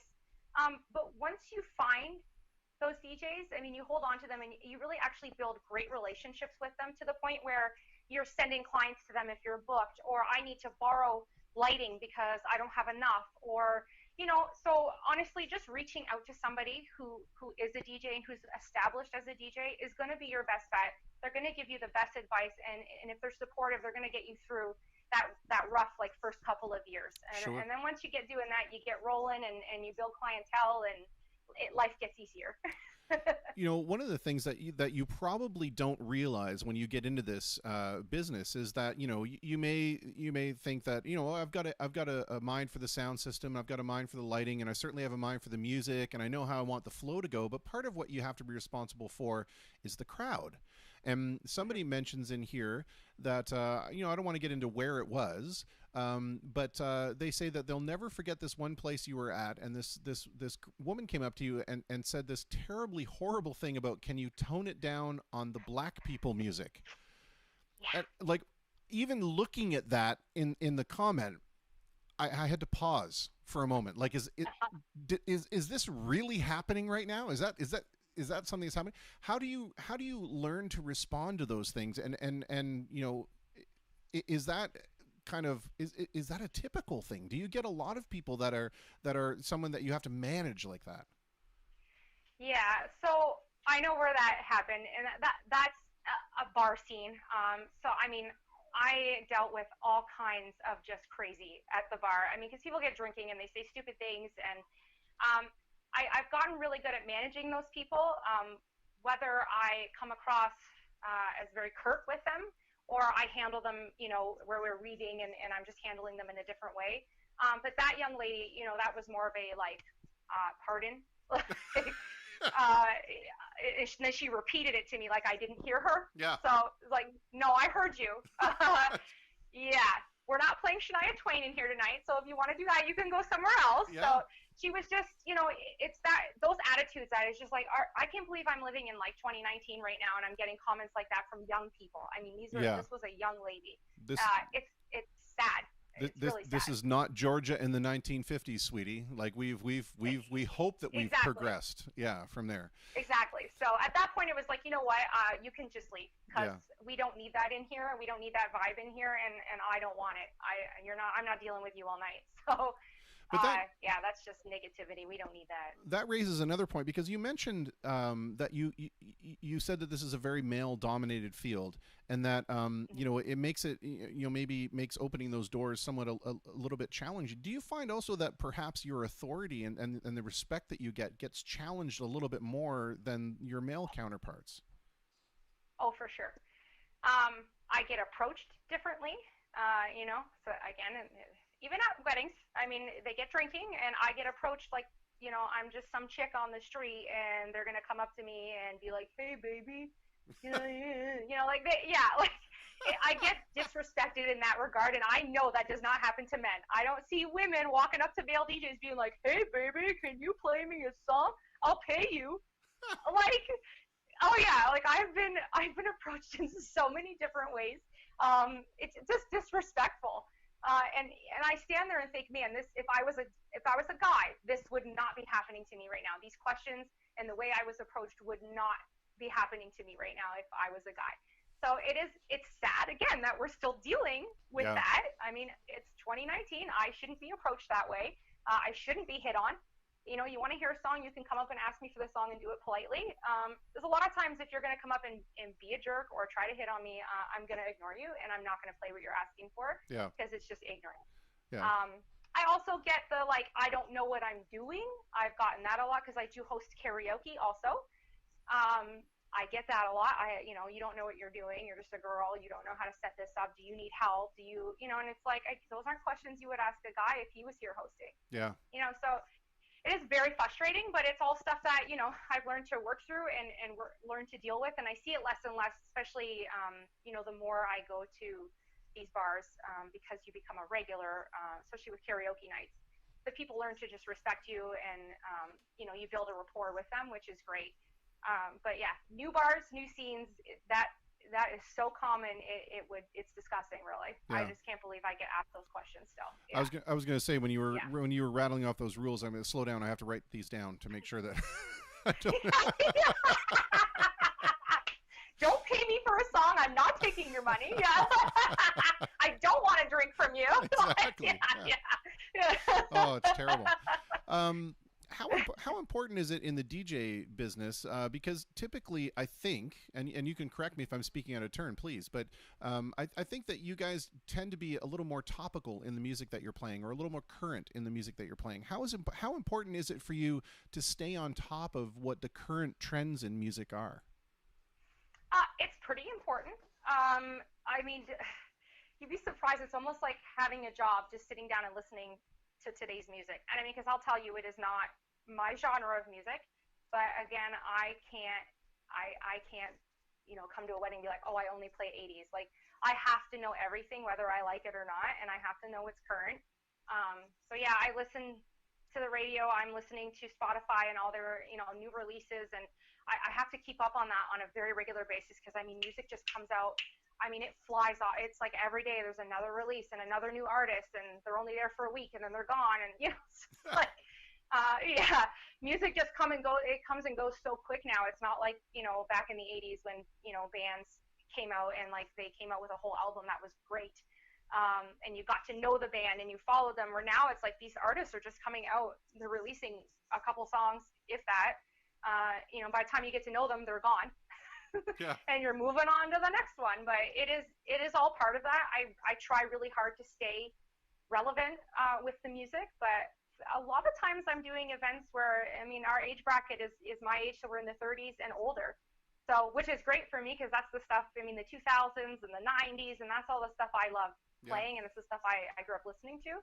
But today's music is tough. It's tough though. Yeah, you have to really take a deep breath when you sit down to listen to some of it, and you're like, oh my God, like, I can't believe I'm supposed to play this. Like, yeah. Is there an edited version of that doesn't swear? Like, it's just, yeah. I remember going to one wedding, and I remember that like it was like one of the first dance songs that came on, and I literally did a spit take at the table. I was just kind of like, what is happening right now? What movie am I in? Where are the cameras? Because this has to be filmed somewhere.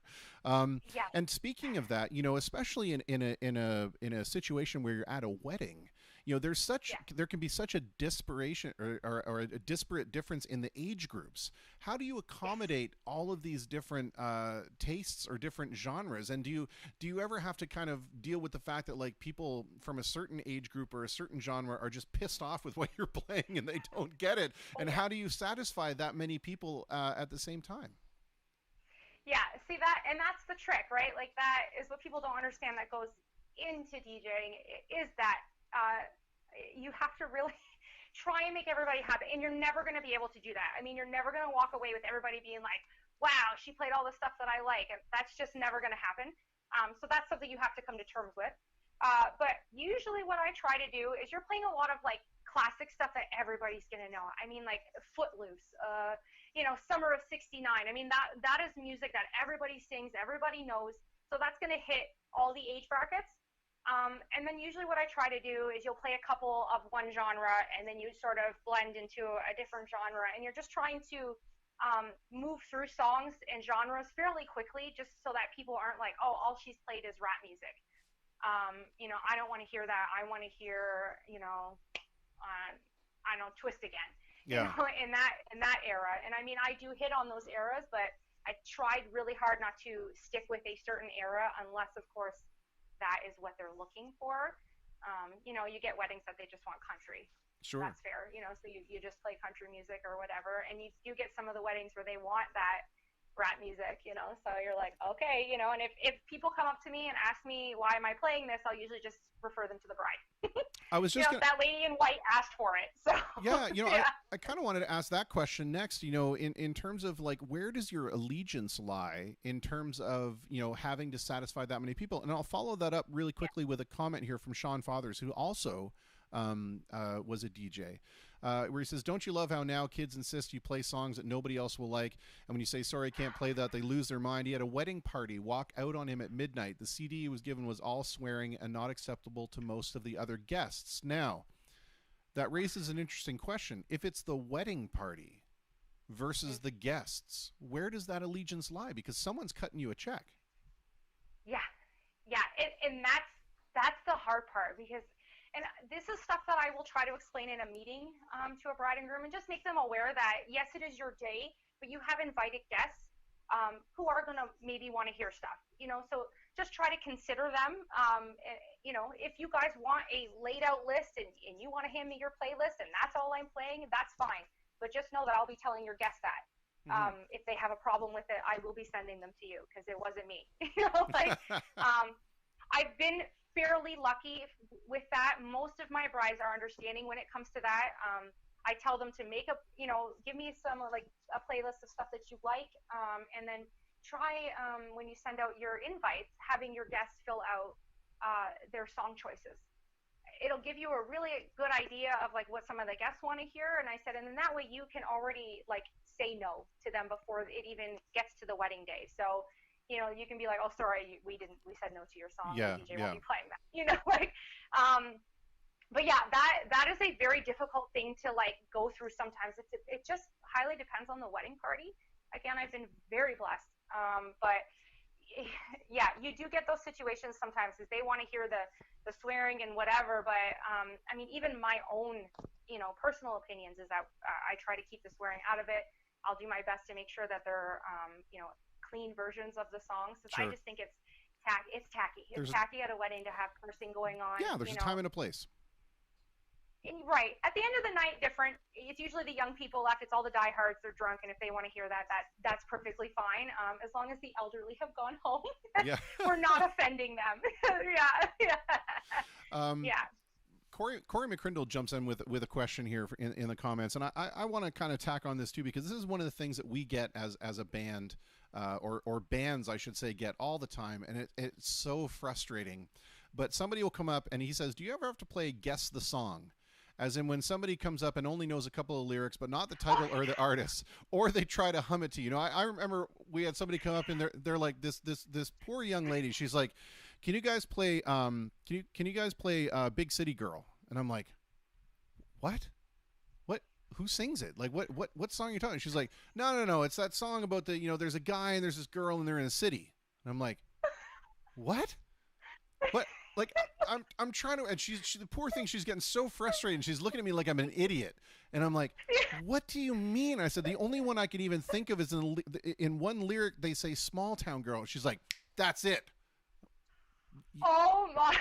You want to hear Don't Stop Believin'? She's like, no. Then she corrected me. She's like, no. I want to hear Small Town Girl. I'm like, oh, okay, we'll play that for you. How often does that happen to you, where you have to play Guess the Song based on horribly misleading information? A lot. It's usually worse because they've been drinking. So, they come up and they're like, hey, you know that song? And you're like, dude, I have no idea what you're talking about right now. I'm so sorry. Like, can you maybe get a friend to translate? Because I have no idea what you're asking for. It is very frustrating. I mean, even when they're not drinking and they don't know the songs, like you said, you know, a small town girl. Now you're racking your brain. You're like, well, what song can I think of off the top of my head that has that in it? Yeah. You know, so you'll start rattling off songs to them, and they're just like, nope, nope. No, it's because they don't know the title and they don't know the artist, so they're gonna tell you no straight up because they don't know what they're looking for. It's track number 18 on my playlist, for God's sake. Exactly. I mean, that's the nice part about phones. A lot of times they'll be like, "I'll be right back," Yeah. and then they'll go grab their phone and they'll come back and be like, "Oh, see this song here," and I'm like, "Oh, yeah, that's not the title that you gave me, man." Like, oh yeah. See right underneath there where it tells you artist and title. That's the information I need. That's what I need. Yeah. You know that one song we're about 2 minutes into the song, it gets really, really fast, and then it gets really, really slow again, and it gets really, really loud. I'm like, no, that you've literally just described every pop song from the 2000s. But thanks for playing. Yeah. It's a fun game. I don't know. Right, like I'd be like, I don't know, Bohemian Rhapsody? I don't know. Yeah. take the safe bet. Yeah. It's got to be Bohemian Rhapsody. Oh man. What's the what's the weirdest request you've ever had when it comes to you know, have you had that one guy, and you know, full disclosure, it would be me. I would be the guy that walks up and would be like, you know, I want to hear something from Frank Zappa's Roxy and Elsewhere, but I don't want to hear the actual recording. I want to hear the fan edit, you know. Has there been something like that where you just kind of are so, it's just so bizarre that you didn't know how to handle it? I don't know if I've quite come across that. I have come across like a lot in karaoke, where people are very particular about what program like made the song, whether it's like Sunfly or Sound Choice or I mean, there's so many. So you'll have people come and be like, I need Sunfly track whatever. Like they'll even give me like the A724 whatever number after it. And then they want me to set all my sound to be like a specific way on the board so that, you know, their bass is up and this is low, and you're like, and, you know, they're making me mess with my equalizer. And I'm like, this isn't American Idol. It's a bar. You know, like, I don't know what we're getting so excited for. And like, I've had that where I'm like, oh, I don't have that, you know, version. I'm really sorry. And they're like, what do you mean? What do you mean you don't have that version? And then they're mad at me and they go around the bar and tell everybody that I suck because I don't have the Sunfly version of whatever song that they're looking for because they're trying out for American Idol at the bar in Essex. Like yeah. Listen, buddy. You and the 3 other people that are here listening to you are not going to care whether you have a slight bump at 400 kilohertz. Okay, just sing the damn song. Exactly. So I've been really lucky. I haven't had like super bizarre requests. I mean, I've had some people come up and ask for songs that maybe not everybody knows, but like I listen to everything. Yeah. Like I had a guy that was like, "Can you play Lonely Islanders? Do you know who they are?" And I'm like, "Oh yeah, I know who they are. I can play that for you." And he's like, "Really?" Like, nice. I listen to literally everything. I mean, it's part of my job. Really, it's part of my job. So I'm pretty lucky that way. Again, karaoke is what gives me the heartache. I typically don't have heartache through the weddings and other mobile. Well, then let's split this up. You can answer this question both ways. You can answer it for the DJ side of things and the karaoke side of things. What's a song that you just, if it were up to you, you would never ever play again? There's so many of them. There's so many of them. I would have to say Crazy, BITCH. That gets asked for a lot in karaoke to the point where I'm like, really? Like, again, I just heard this song like 4 times already. Because everyone will think that they haven't heard it that through the night because they haven't been paying attention. Somebody already sang it and they really want to sing it. That one, I'm trying to think of some of that one always sticks out in my head. Sweet Caroline is another one. Good song. I mean, I like it for the end of the night, but I don't really like it when people sing it. What's another one? There's a couple that like will get asked for on a like super regular basis. I mean, there's hardly a time that I'll go through, you know, a karaoke or a DJ event without Don't Stop Believin'. That is a classic. It's a great one though. I mean, it gets everybody up and singing. You really can't go wrong with that song. But it is a very largely requested song. Yeah. And Despacito. Still I get. Yep. Yeah. Despacito. Yeah, they want to sing it. Meanwhile, like, do you speak Spanish? Because there's gonna be Spanish on that screen. Don't be mad at me when that happens. You know, like. Yeah. I actually, you know what? That would be the perfect out for me. I would be that guy that if you came up to me and asked me, I'd be like, I'm sorry, I don't speak Spanish. I don't speak Spanish. Can't play it. Can't play it. We have some other people are, that must have been a hot button question because people are chiming in. You know, Daniel Domenis says karaoke country road. Becky Glover Becky Glover says picture. Oh, yeah. Yes. Oh, that, yes. Yeah. I hate that song. Just because it's been sung by so many people. Love Shack. Oh, yeah. There we go. Yeah, like once you get thinking about it, you're like, oh yeah, there's so many songs out there. I just want to quit. On who's singing it. Yeah. No, I'm done. That's it. I'm unplugging everything. We're done for the night. Can't That's do it anymore. Yeah. Yeah. You know, on the flip side of that, have you ever been, or have you had an experience where, you know, someone has come up to ask to sing a song and you know, just basically maybe by the way that they approached you or you know, maybe the way that the vibe that they're giving off, you're just kind of like, oh God, here we go. And then they start singing and you're just breathless. Yes. Yes. That has happened on several occasions. There was a young man who used to come to the one bar that I worked at, and he the first time I heard him sing, he blew my mind. He was just a small, like, short guy, and I thought, oh boy, like, he's gonna come up here. He wants to sing. What song was he singing? I can't think of the others right now. See, now I'm gonna have a brain fart. Ring of Fire. He wanted to sing Ring of Fire, so I'm thinking, oh boy, you know, like, this could either be really bad or really good. And he literally, I remember, I felt like my jaw just like dropped to the floor when I heard him sing for the first time. It was like, wow, like, he literally blew my mind. I was not expecting that. He was incredible. He sounded like he sounded just like it. So I was floored. I couldn't believe. So then he'd come back every week, and I'd always be like, are you gonna sing? Are you gonna sing? This is so good. Nice. I've been very blessed actually with singers and the talent. I mean, I met Ash. Nikki Knight, you would know her as Nikki Knight. Yeah. Benjamin Doncom. I mean, I have a list of people that I've met through karaoke who are so crazy talented, and I'm so blessed that I have them.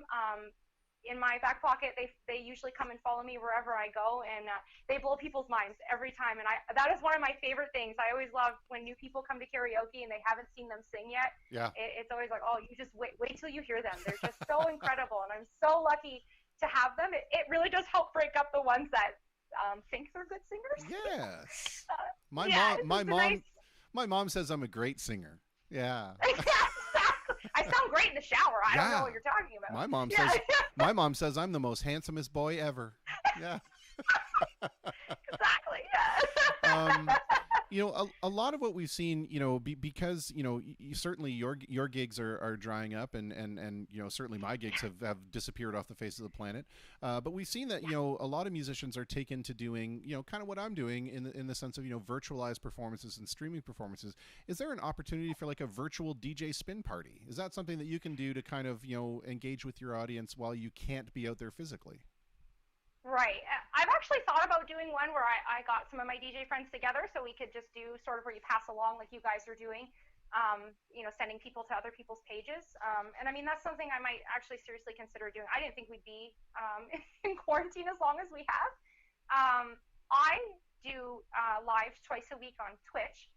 I do at 6 o'clock on Wednesdays and Fridays. So I try to provide that for people, you know, just to stay home and enjoy the music in their living room or their kitchen or wherever they want to dance. So I do that twice a week on Twitch because I have issues on Facebook.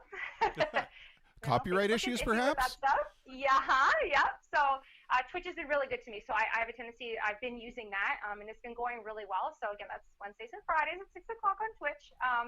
But I would like to try and get some more local DJs together. I do know a handful of them that I'm sure would love to do something like that because they all offer something different. I mean, I do what I do, but I have a friend who produces house music. and that's his genre, and then I have another friend who does, just a different, everybody plays different genres. So it actually would be a really cool thing to be able to put something like that together for people, and they can watch what they want to watch, or watch the whole show, or, what have you. Yeah. One of the other things too that we've seen is a bunch of these folks. Norm Acklin Jr., the guy that I was talking to yesterday. He does this thing where he and his daughter go out and they do just a little pop up in front of an apartment building, right? Is that an avenue maybe that DJs could do where you could, go to someplace like this and play period songs, right? I mean, obviously you're not going to get out there and play EDM for these folks, but it could be something where you play, maybe a half an hour of standards or something, just to try to alleviate people's boredom and give them some kind of distraction. Yeah, I've seen that a lot in neighborhoods, and I've actually given it serious thought. My mom lives in a neighborhood which would be perfect for that, where you could set up at the end of her driveway, and everybody in the neighborhood would be able to participate in it with social distancing. It is something I've considered, and it actually wouldn't be difficult as long as you had power. We got a lot to hook up, yeah. But I think as long as you have power, why not? Try to brighten people's day any way that we can. It's really difficult right now. I know a lot of us are really struggling with that because we didn't think we'd be in it this long. Yeah. Mental health is a really big issue right now because of all of that. So, any way to try and get people's minds off of what is happening to them currently, just take them away for a little bit. And music does that for me. Yeah. So, I'd like to think that you could be able to offer that to other people. Sure. And what a great idea, to do the neighborhood kind of dance party, right? Social distance dance party. Get these families out there with their kids and play stuff like, silly stuff like, Surf and Bird and all that kind of stuff. Yeah, exactly. Give everybody an opportunity to just kind of cut loose a little bit and relax. I think you should investigate that. I think that would be something that would work out pretty well. I would be on your side for that, for sure. Well, I got a lot of time on my hands, so you don't maybe say. Next week, you're putting ideas in my head now. Vanessa, I want to thank you so much for stepping up, especially at the last minute, to kind of fill the time slot, and it was very, very generous of you. Thanks for having me. This is awesome. Well, I hope it's doing something for some folks, and this is my first opportunity to speak with you, and it's been absolutely delightful. And I want to ask you to please post when we're done. Please post any links in the comments where people can find out more about the mobile DJ service and whatever else you want to kind of promote. And if you do end up doing these neighborhood things, absolutely let's keep in contact so we can help promote that as well. That would be great. Yeah. I want to leave you with this question, and that is, look at that. See, Sean Father says, "I will come out of retirement to lend a hand to that." So there you go. We need to hook the two of you up together, because I see. There we go. Yeah, the gears are turning. The wheels are already turning. That's right. I've done that. What was that thing? The Bruce Lee thing where I take the pebble and I drop it in the pond, and the ripples have already started, and we can't stop them no matter what. That's what we've done. It's out there in the universe. We're on it. We're on it. I want to leave you with this question, and it kind of gets away from all this, and just, we are in a time of weirdness. We're in a time of difficulty and uncertainty, and for some people, fear, and it's an excuse for humans to behave badly, right? Because people can say, we act like this because we're in a weird time, and we have to forgive them, but we've also seen just wonderful examples of humans being wonderful. And I wonder if you've seen anything like that. And if you have, what's something that you'd like to see continue even when we've gotten out of this weird time that we're in? Yeah. I feel like there's a lot of things. And I know Ash brought this up to her, Nikki Knight, about the ninja thing, which I think is so cool. What a really neat way to bring brightness to somebody's day. You don't know. That person may have been having a really bad day. And you just gave them a little treat, on their front step for no reason. That's a really cool thing. Even like the little things, like what we're doing with the elderly and giving them that first hour of shopping in the morning. I don't see why something like that can't continue, and let them be able to go in there and shop, without, all of us young people and, us bringing our chaos with us. Because I know in this day and age, we're all just in like everybody's in such a hurry and we don't have time for that person to count their pennies, but, they deserve that time. So I really think like stuff like that would be nice to see, come through when, this is all done. And just people just being nice in general. I mean, there's just nothing wrong with you being a good person to people every day. I mean, who cares if this is after we come out of all of this? I mean, just be a good human. It's really not hard to do. It is quite easy to smile and wave at somebody, and you could change their day just by doing that. It's not hard. It's not hard to be a good human. Be kind to each other, like Ellen says, right? It's incredibly weird because that's how I end every single program. Every single show, it is. Every single show ends with me saying it takes no extra effort to be decent. In fact, it takes extraordinary effort to act otherwise. So thank you for reinforcing that little philosophy. That's fantastic. You're welcome. Great minds think alike. This has really been a pleasure for me, and I really want to thank you again for lending your voice to the conversation, and please do drop in those links where people can check out what you do. I will. I want to say thank you too. This is awesome. An awesome thing you're doing, and thank you for having me. For sure. My name, I don't know if you can see it. It's Vamore DJ Services, so I will definitely be posting it awesome. In the link. So thank you so much for having me. This has been so great. Absolutely my pleasure, and we'll talk soon. Yes, we will. All right. Bye. Take care. Bye. Bye. Oh, what a great conversation. Again, I realize I say that after every single conversation, but you know what? It's because they're all great. And these conversations, they keep getting longer and longer and longer. I mean, we're about 4 minutes away from when we're supposed to be talking with Mr. Phil Kane. So I'm not even going to play anything. I'm just going to go ahead and play another piece of music that was submitted to me. This particular one is very cool because it's Terawatts, and I know we played it recently. It's a Coldplay song called Fix You. But she just does such a tremendous job at it. But the cool thing is, in the background, we've got all these sounds of nature. And it's almost like, if you were to have it recorded on an album, it would have been that sound effects track, right? That went on top of the music to create the illusion of you being in this bird-filled paradise. But it just happens that that's the ambience that was recorded with the song. And it's just amazing. Anyway, so here is Terawatts with Fix You by Coldplay, and then we'll be back for some musical notes with Mr. Phil Kane.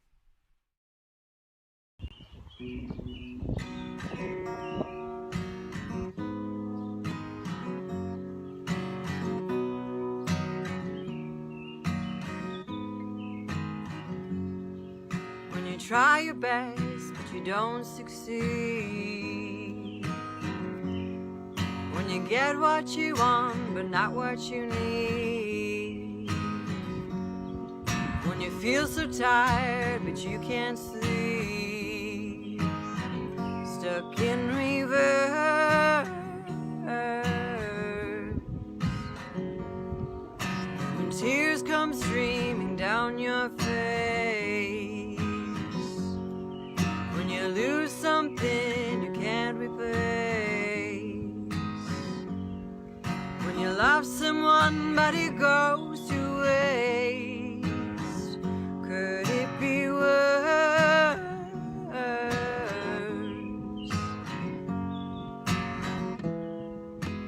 Lights will guide you home and ignite your bones. I will try to fix you.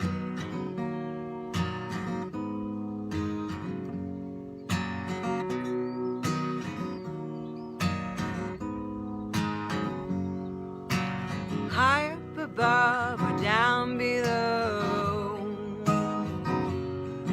when you're too in love to let it go. If you never try, you'll never know just what you were.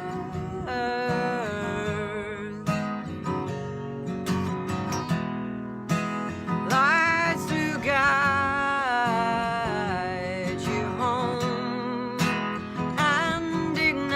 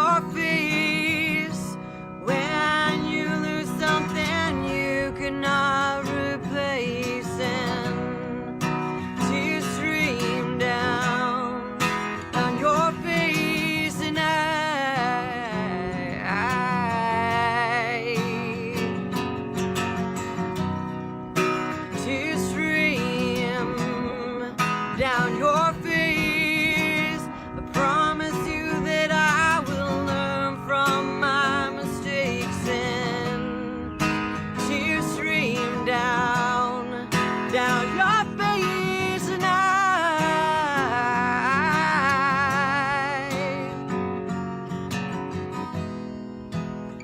lights will guide you home and ignite your bones. I will try to fix you.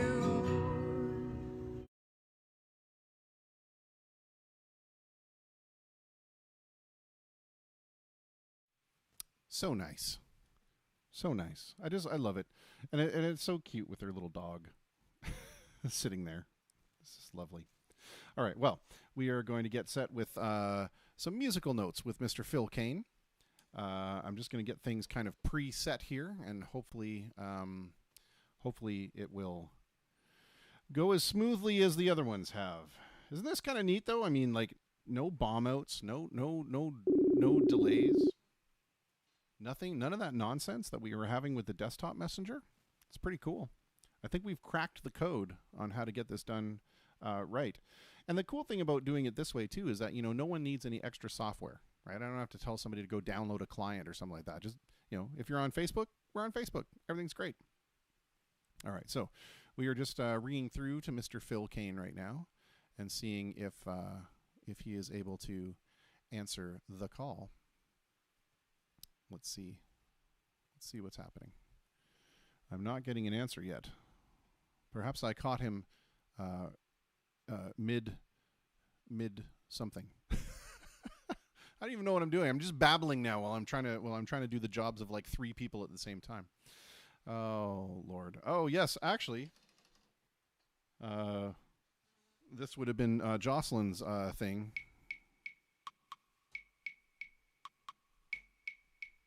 The woodblock. Let's try it again. We're gonna redial here. The woodblock theme song. See, it kind of fills the void, doesn't it?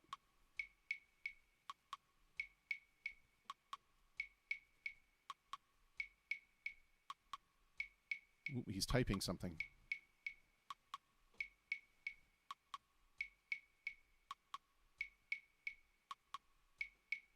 All right, I'm gonna tell him to call me.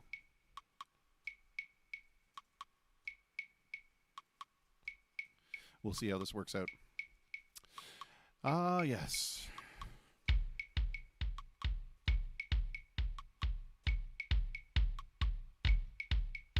Then we add a little drum to it.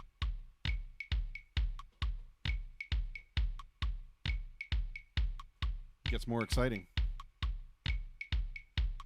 More exciting as time goes on. Let's see. All right. I've got him here. I just want to take over to the right camera so we can actually kind of have a conversation. And I've got him in this one window, and I've got him in the second window. Fantastic. All right, so shut up, Woodblock theme song. We don't want to hear from you anymore. And we are going to go ahead and bring over our very, very good friend, Mr. Phil Kane, for some more musical notes. Mr. Kane. Hello, I am not getting any audio from you. Oh. There. How about now? Oh. Yeah, but there's a horrible buzz. Yeah, you got audio on me? I do, but there was a horrible buzz, but it seems to be gone now. Yeah. Okay. Well, technical stuff. Hate it. Technical stuff and whatnot. Okay, perfect. Yes. Yeah, so you're getting enough signal on me? I am, but that buzz just keeps coming back. Hang on. It's gone now. So whatever just happened is now yeah, gone. I got a little gap between R and something. Because these guitars aren't supposed to. They have humbuckers. They're not supposed to. Oh, gotcha. Yeah. Now right? Now we're good. Now we're good. Excellent. Very good. Well, welcome back to the program, sir, and I'm excited to continue our musical journey. Yeah, I was thinking about what to talk about this week. Boy, hearing your previous guest talk about doing weddings and stuff like that, I just brought a litany of uncomfortable moments, you know, because I started playing weddings in 1974. Oh boy. Yeah, yeah. So I've played them all. Like you think of all the wonderful things that can happen and all the bridezilla moments that can happen, Yeah. you know. And yeah, I've seen them all. Holy moly, all kinds of things. Um, yeah, we won't even go. I think we can. Anyone who has ever played in a wedding can commiserate. Yeah. Oh yeah, Yeah. yeah. Although I will say this, I've only played in a couple, and they have been absolutely wonderful. So I shouldn't say that. I should say everyone who's not me that's played in a wedding can commiserate. Yeah. Well, I mean, I've played, I would think in the hundreds of weddings over the years, and most of them are pretty good. Some of them are kind of, oh well, you know, and some of them are just like, what were you people thinking, you know, where the wedding planner, you know, the wedding planner came over to the band leader, the assistant wedding planner, pointing at their wristwatch, saying, when you play. Oh, now we lost audio again for some reason. On you now? It seems to be. I wonder if it's a cable because it's like it gets scratchy and then it. How about that? Now we're back. Yeah, we're on. Yep. I won't move too much. Remain he's pointing stationary. at his watch and saying, "You played the song 2 minutes too long." You know. Meanwhile, there's 10 bridesmaids and 10 groomspeople, and then a special dance routine thing. Well, we just played the song till the end of the song. Yeah. You know, it's a 12-piece band. There's all these people up there playing. You know. Yikes. So yeah, the band leader was great. He said, "You're the assistant wedding planner, right?" Yeah. Okay. Go assist. You can push this. The rest of the night will not go well for you. Yeah. Or you can let it go. And yeah, that was one of the ones. Yes, the staggering bride at the end of the night asking the 12-piece band to get off stage so that their DJ could play. Yeah. With the tequila in one hand and the lime in the other. like swaying, you know. Yeah, that was a highlight. But good and the bad. The food was great at that particular wedding. Well, there you go. Know? There you we go. We got the same food as the guests, and it was top notch. So there we go. Nice. So musical history things. Yes. We sort of left it with all of the things that kind of got dumped in New Orleans. Yes. And left to simmer and stew and turn into different things. You know, most notably the jazzy stuff and the bluesy stuff. And I think the jazzy stuff deserves its own whole stream. But a lot of the geographical points about this and the way the music sort of spread and moved around is quite similar, even though the styles are different. And jazz goes on to become the popular music of the day in the 30s and 40s, you know, in the days before rock and roll and such. Yeah. Jazz was the popular music of the day, so that's a little different. Where bluesy music, you know, discounting rock and roll, but you know, not bringing rock and roll into the equation, let's say. Yeah. But so the bluesy kind of music stayed as a more a separate thing, and it was in the black community. That was the preferred music of that community. That's what those folks. That's their traditions are in that music, and you know, that's the kind of songs that people listened to and liked and sang and danced to on the weekends when you go out to the juke. You know, you go out to the pub or and have blow off your steam and have some fun. And so blues music was that, and then it developed sort of regional variants, especially as we were talking, as the population moved from the southern states to more industrialized places. And so each place has got its own flavor. Well, sure, every place has got their own pizza. Why aren't they going to have their own, right? Why aren't they going to have their own musical flavors? For sure, yeah. Yeah, you know. So we're talking more, not so much about, you want to do the studio tour and you go to places like Muscle Shoals, Alabama, and that's kind of a different. They've got their own sound, but it's not part of the blues movement from south to north. Right. Those places are more Memphis. That's the first spot, first place you could get to. You could take a boat there. You take a riverboat up there, and there was work, and not field work, not working on the farms.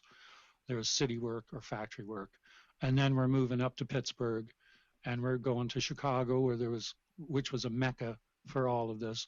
Kansas City and Chicago, both because of the meat processing that was going on there. Well, there's lots of jobs, and Chicago was setting itself up even through the 20s as a cultural hub.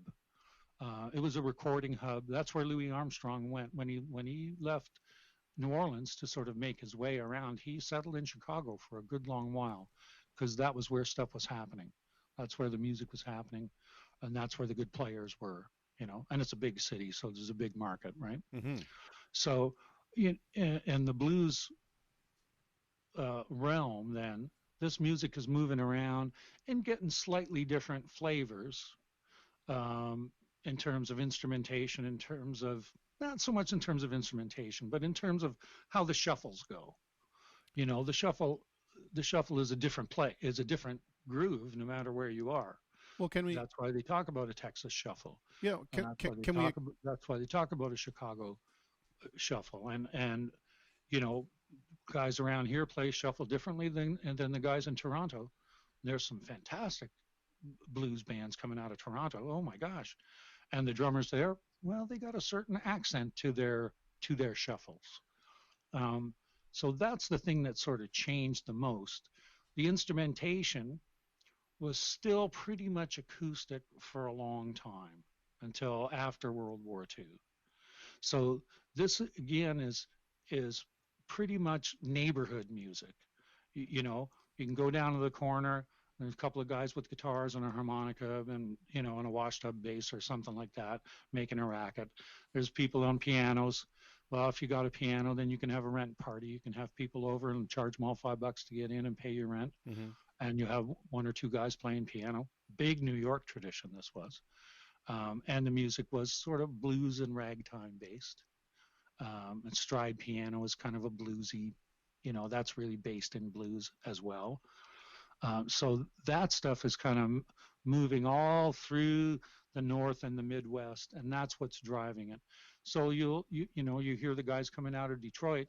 That's really raw stuff, right?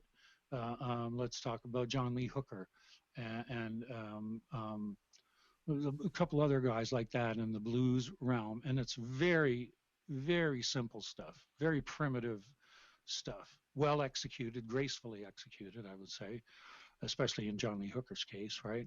But he's really playing Mississippi stuff. One chord, stomping on the floor, stories, rather than poetic things about love and loss. Or the songs are still about love and loss, or finding love or chasing after it, but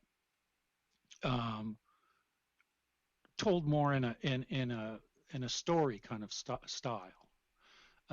And so that's a big thing, and you're going to get that down in Memphis with the guys that Sam Phillips, the great recording engineer, studio owner, discoverer of Elvis Presley, Johnny Cash, and Jerry Lee Lewis and Roy Orbison.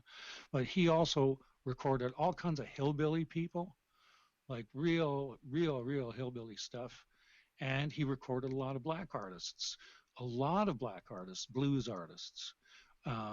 So that's where you're hearing the first recordings of Earl Hooker, John Lee Hooker's cousin, and solo acts like Dr. Ross, the harmonica boss, who is doing a similar thing to John Lee Hooker. Again, one chord wonders. The song's got one chord, and this guy's a one-man band with a bass drum and a snare and a rack harmonica and all kinds of stories about boogieing with the doctor because he's Dr. Ross. The doctor says, I'll get better, but I'll never get well.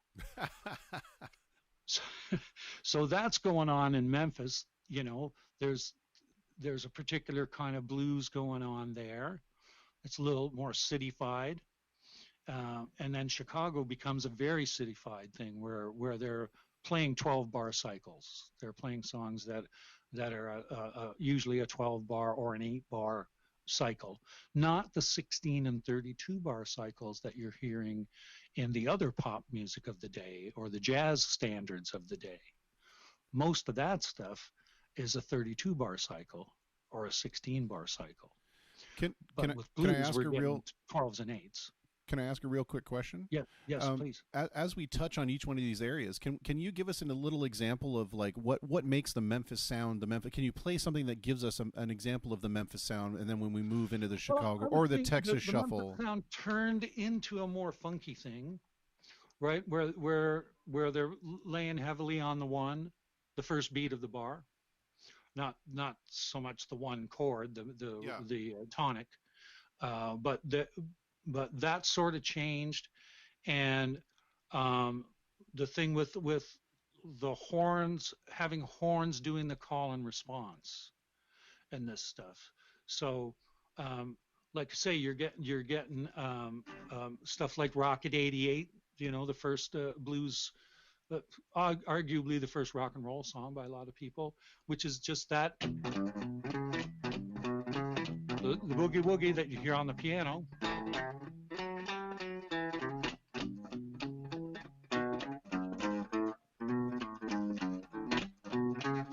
Then you get your horns doing the answering to that. Yeah.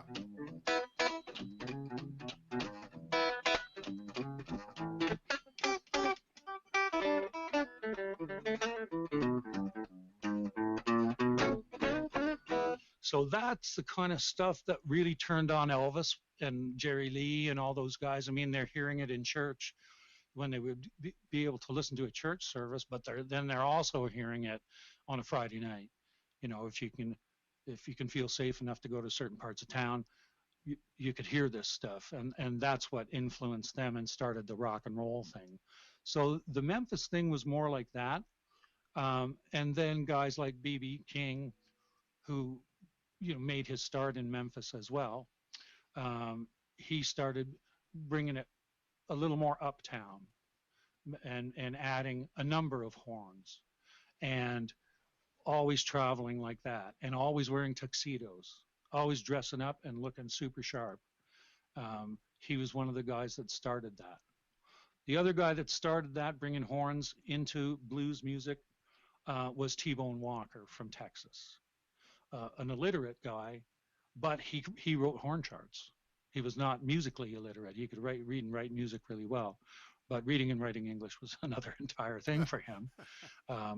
So he was one of the first guys to bring the horns in, and guys like B.B. King heard this and went, "Yeah, this is where we're going. This is good."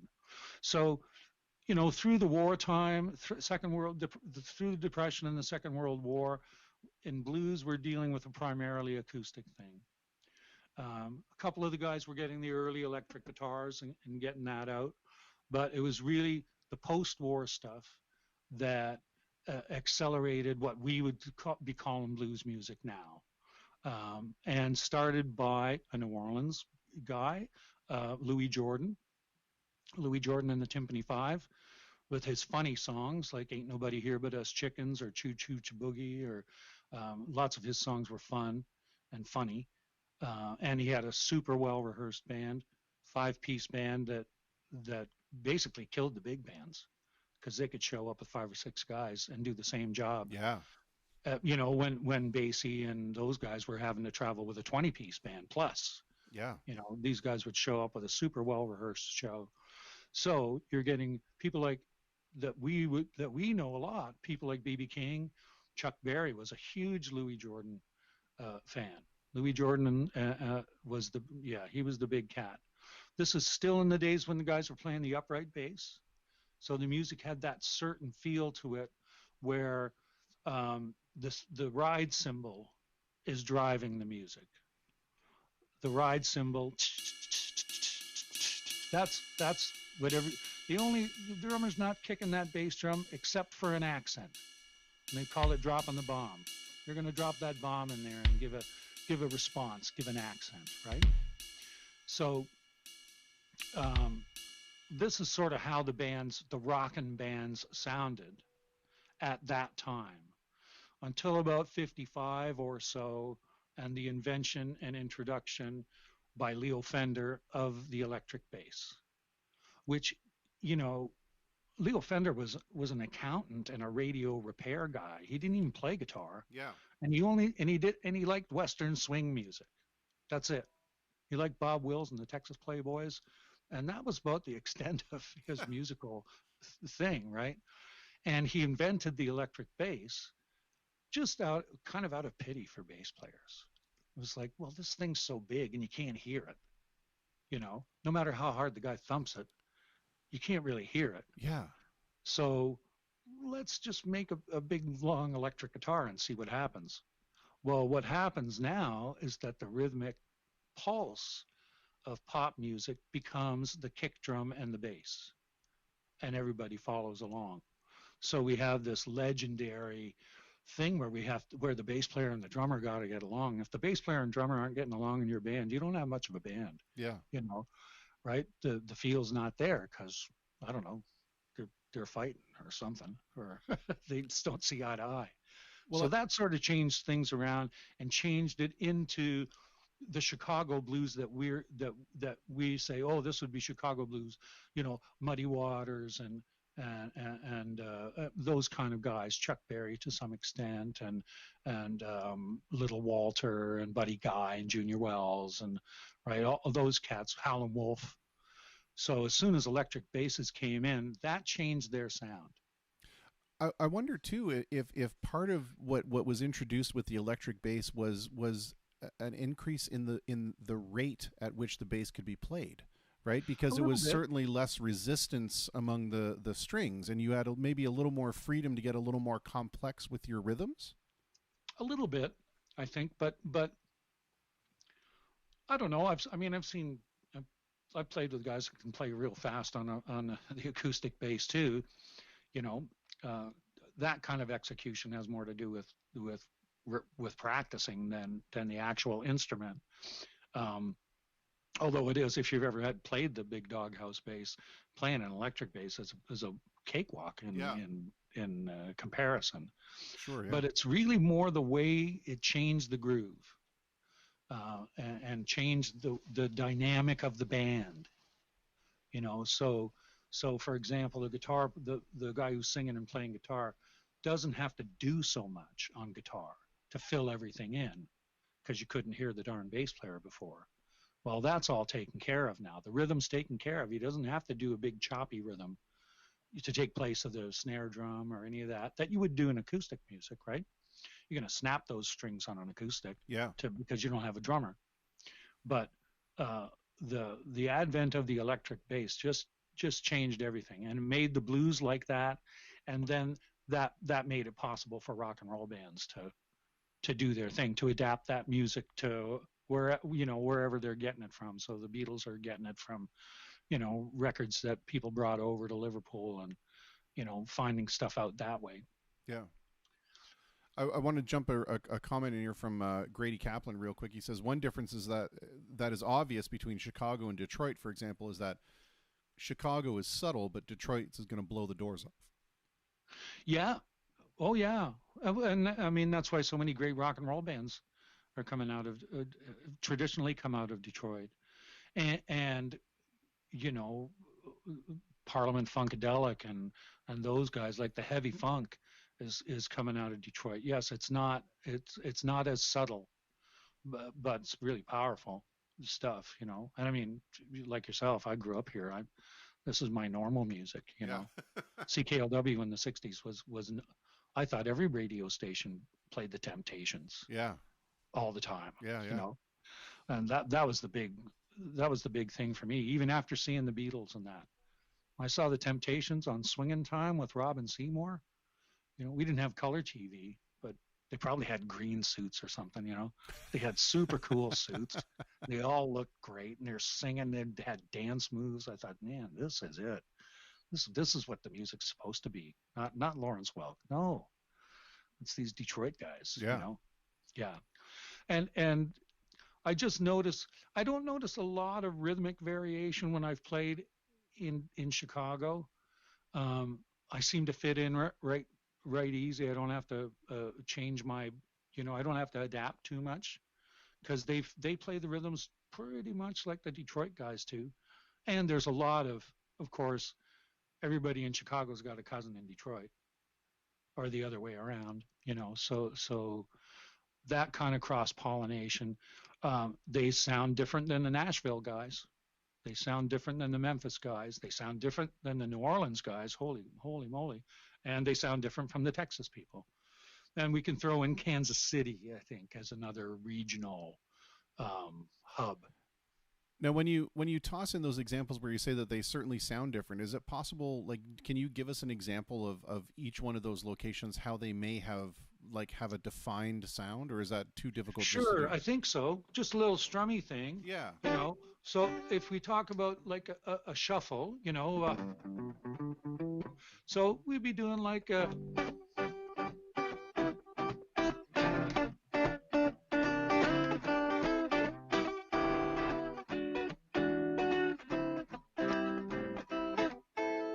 Now you can get away with this kind of stuff in Chicago and all those kind of places, right?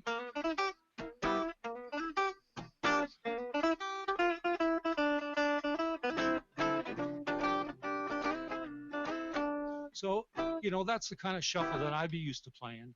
But if you're playing it in New Orleans, well, it's got a bit more of that clave in it,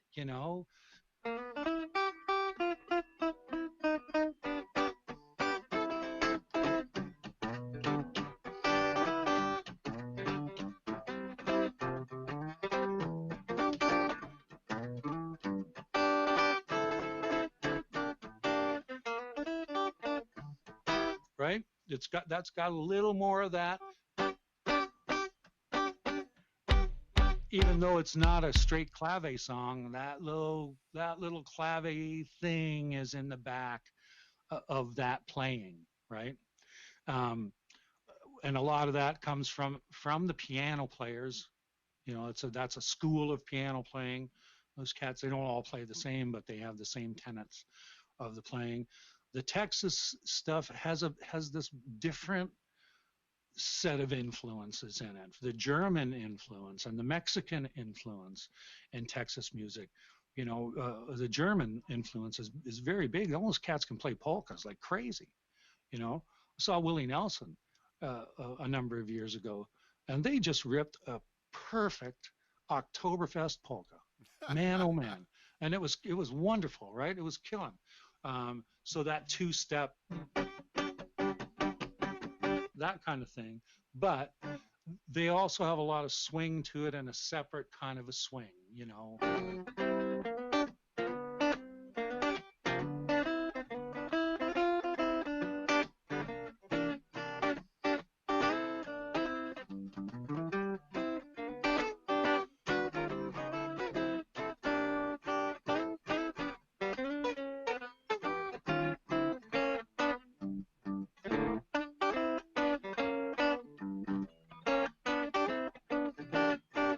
A little bit of T-bone shuffle there. And so, yes, we still got our shuffle beat, our that kind of beat behind.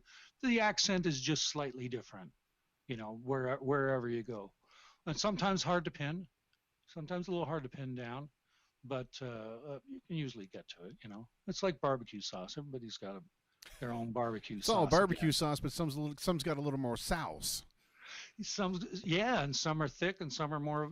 Kansas City is more vinegary. Yeah. Right. So, and the music is reflected in those sorts of things.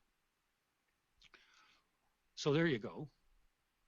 Well, let's talk then a little bit about the evolution into jazz. Then, how do we break away from blues into jazz? Because jazz is one of those. It's been remarked that it's a uniquely American kind of music. It is, as is blues, Jazzy music is American, and it, depending on who you're talking to, I'm thinking it's almost always starting in New Orleans, and one of the lines of talk about this is the parade thing. And in New Orleans, the parades are a big thing. People just have parades. And back in the day, let's say the turn of the 20th century, um, the various gangs of residents would proclaim and protect their territory by parading through it and having chants, that are kind of like, hey, hey, get out of my way kind of chants. When you hear the song Iko Iko, Giacomo Finane, that's like, get out of the way, man. This is our parade. So you're going to parade for a few hours, but you've only got a handful of songs, right? So what we'll do at one point is just the drummers and the tuba player will play, and the trumpet player will improvise around the melody of the song for a while and give everybody else a break. And then guys like Buddy Bolgen came along, and they were exceptional soloists. So now the idea of the solo, the idea of the one voice singing above the others, playing above the other voices, becomes a thing. That becomes, those guys are the local heroes, the guys that can really wail, the guys that can play the loudest, the guys that can hit those high notes or have the most interesting improvisations. And that's the era that a guy like Louis Armstrong grew up in. So there's street music, and then there was pub and bar music. And then that sort of goes in with the brothel music, which is usually a piano player. And so the famous piano players coming out of there in those days, like Ferdinand Jelly Roll Morton, that was their training ground. And that was their way to play in front of people 6 or 7 days a week. And so, you know yourself, I mean, you can be in the garage playing forever. That won't make you a good band. Yeah. You got to be out playing. You got to get some gigs and find out what people dance to and what they bob their heads to and what causes them to take a break or leave. You learn that stuff pretty quick. Mm-hmm. So that's where those guys, cut their chops, right? So now that's the sort of socio-historic context of this.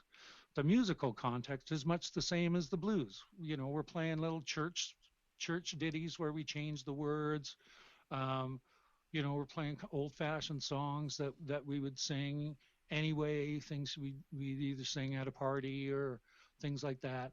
And the rhythms are this combination of three things: the Native Americans from around that area, the European, so I'm going to say four things: the European stuff for the chord changes and structures. African music is part of the pulse, particularly West African music, and this Cuban stuff that's coming in, that's just filtering in because those guys are showing up all the time, right? It's not a far sail from New Orleans to Cuba, and Cuba was selling a lot of stuff to the States in those days, sugarcane and agricultural stuff for the most part. Mm-hmm. So that all coming together, that sort of starts to move around the same way as the blues has, but it's a different style of music, and has sort of, they're borrowing, the jazz people are borrowing their songs and to improvise over from popular music.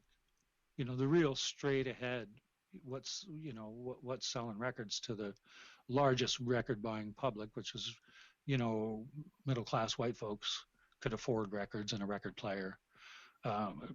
For a good long time, records and record players were just out of reach to most people. My mother-in-law lives with us. She's 92, grew up on a farm in Riverside at the end of Little River Road. That's where their farm was. And I asked her if they had a Victrola. And she said, yeah, but we only had like 4 records. Yeah. And that was kind of the typical thing. She's atypical in that she doesn't know the popular songs of the day from when she was a kid. She was born in 28. But they went to school and then came straight home and worked on the farm. Yeah. So there was no going to the dancing and stuff like that for them. Whereas my parents, about the same age in Scotland, Friday and Saturday night was social time because it was an industrial place that they grew up in. Yeah. Clydebank is like Windsor, except people talk funny. You know, one of the other things, though, that we see, especially in the terms of, and again, if I'm speaking out of turn, correct me, but one of the things that I see with the emergence of jazz music is the emergence of a more complex musical structure. Mm-hmm. And it moves away from the simple 1-4-5 and begins to get more elaborate in terms of the chords that maybe are being invented to support this improvisation. Well, that's partly because that's where they're getting their songs from. They're getting their songs to improvise over from the pop music of the day. So in the 20s, you know, rather than in the blues thing where we're going to stick to pretty traditional themes and we're going to stick to pretty traditional structures, in the jazz thing, you know, we're taking songs. Let's say we're starting in the 20s when this is the jazz era, actually, in the 1920s, and that's coming up. You know, getting really more widespread after 1925 when recorded music started to become more available. Well, they were taking the songs off of Broadway plays, which had these fairly elaborate structures. So yes, so instead of a 12 bar, you're going to get a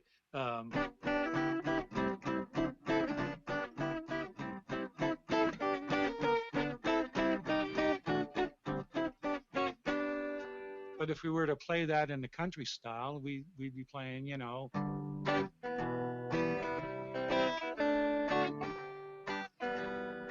right, in that straight style.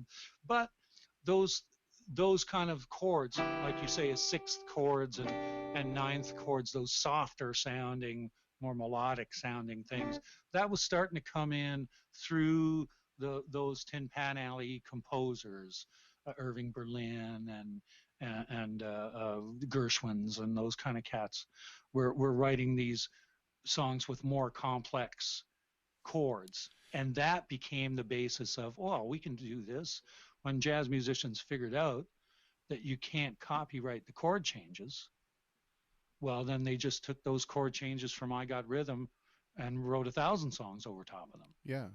Do you think, though, that part of it was because you saw things like, you know, the blues, for example, kill the big band sound and kill the, you know, the classical sound? Do you think that this was an attempt for the composers that would write things on a more complicated basis to introduce those themes into popular music? I think it started way before that. You know, this is the 20s, you know, and so when the big bands were coming around in the 30s, you know, Duke Ellington and those kind of people, they wanted to be more sophisticated. They wanted to appear more sophisticated. You know, like I say, you know, blues in those days, everyone's just thinking about some guy in raggedy overalls, you know, saying my baby left me kind of thing. Mm-hmm. And they wanted to be more sophisticated than that. And we're not going to see that kind of sophistication come into blues music until the 50s when B.B. King starts doing it. And you know, into straight up blues. The other guys, like I spoke of Louis Jordan and that, they were really trying to be popular entertainers. You know, they were trying to have radio hits and be on the radio. So that sort of drove their sound. And that sound, again, that Ellington was going for, and the big stars of the day, Bing Crosby being the biggest star of that era, you know, they wanted things a little more sophisticated, and they wanted to be able to crank out lots of it because they're going to be on the radio twice a week. Mm-hmm. Right? Bing Crosby was on the radio, you know, and at some points every day. Mm-hmm. It's hard to imagine. I mean, we talk about the big stars that we know today, and even the impact of the Beatles. You know, nobody's had the impact since that the Beatles had. But Bing Crosby was as big a star as that, because he invented how to sing into a microphone. That was his big thing. Yeah. You know, just like I'm talking to you right now, close to the mic to get the proximity effect, and it sounds lovely. Well, all singers back in those days, there was no sound systems. They sang to fill the room. Mm-hmm. So when they sang on a record, they'd get way back, you know, they'd have to be way back off the mic and fill the room with their voice. Yeah.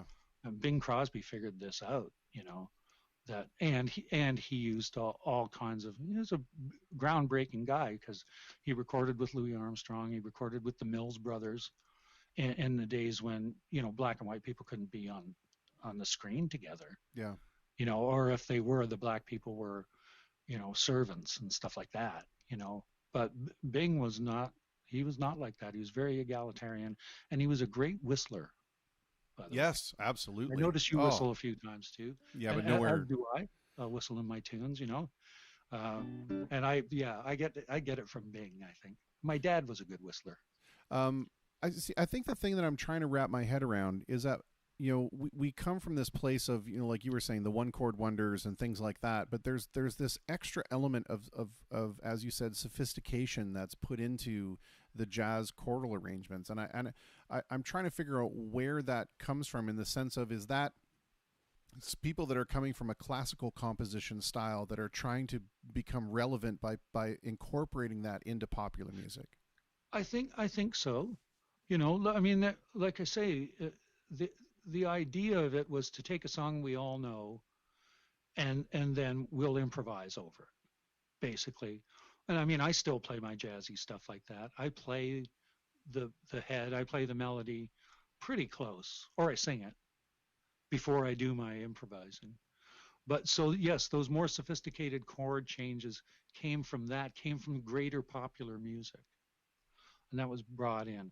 You know, we're not talking about the bebop stuff from the late 40s and on, when jazz became not the popular music of the day, but more of an intellectual exercise, you know, and only those who had a really good groove, in addition to all this more esoteric stuff, those were the people that sort of were able to move ahead. Somebody like Miles Davis was playing pretty sophisticated harmonies, but he always had a good groove going. You know, he was insistent, especially in his early stuff. There, he was insistent that the rhythm section sound a certain way and work a certain way. But the difference in harmony between, let's say, the blues of the 30s and the jazz / pop music of the 30s, that more comes from the big pop composers. And a lot of that stuff was done for shows and then later for movies.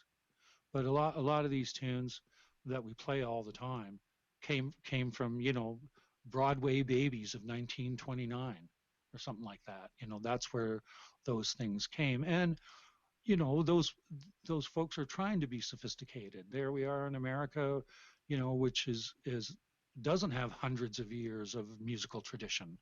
You know, it's got dozens. If you're in New York in the 30s, well, they've got 30 years of musical tradition, 40 years, you know, not 200 years. It's not like being from Vienna. Yeah. You know, where those guys have been writing that stuff for a couple hundred years. So they're forging their own path. And so that's where that more sophisticated harmony comes in. And then we see it come back in around blues, like I'm saying, when you've got Louis Jordan and you've got T-Bone Walker and eventually B.B. King coming from that, or the other guy that did it a lot was Clarence Gatemouth Brown. What a name! Yeah, what a great name. Who played? You know, he said, "Don't call me a blues man. I'm an entertainer." And he would play In the Mood, and he would play, you know, all kinds of other things. And then when it's time to rip down a good old shuffle, well, stand back, buddy, because it's coming. You know, he would get all that going and play it on fiddle and play it on trombone. It reminds me of the quote of Leadbelly, I believe is the fellow that is attributed this quote to, when he was asked about folk music and what makes folk music, and his answer, I love it. He says, "Man, it's all folk music. Ain't nobody writing music for a horse." That's it. That's it. And to your point about the names, those names always conjure up back in the day when it's like the big tailed cars. When cars were just so ostentatious with styling. Yeah. That's got to be part of what was behind these names, right? Was that Oh, kind of showmanship? exactly. Yeah. Or it was the childhood name that stuck. Sure. Yeah. Right. The Gatemouth Brown. Well, I'm sure one of the kids named him Gatemouth Brown because he had a funny looking set of teeth on him, Or Satchmo for Satchel Mouth, right? Yeah. Yes, that's correct. Yeah, he had lots of names though. Pops. A lot of people called him Pops. But Satchel Mouth.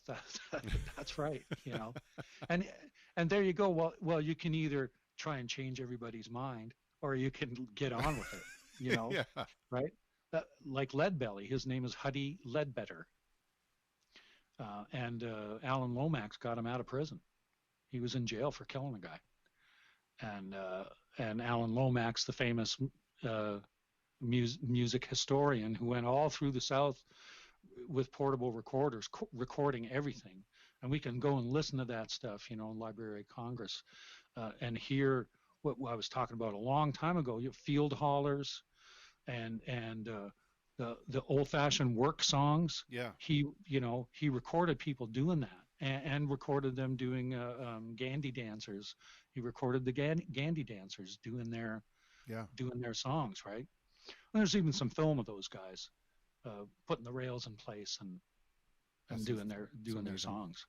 I want to have a question from the comments, and then I think we probably leave it there, and then next time are we now entering the world of jazz in all its various iterations?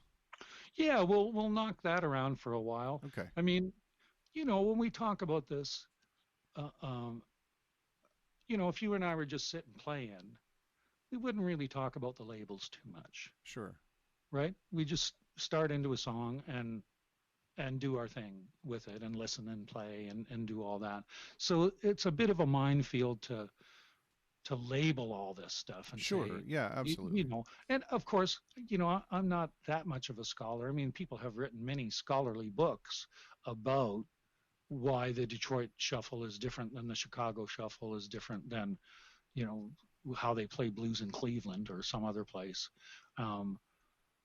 I notice wee differences, not like earth-shattering things. But when you go from up here down to New Orleans, that's just a whole different musical thing. Yeah, for sure. And you go from here to Cuba and you play with the traditional players in Cuba.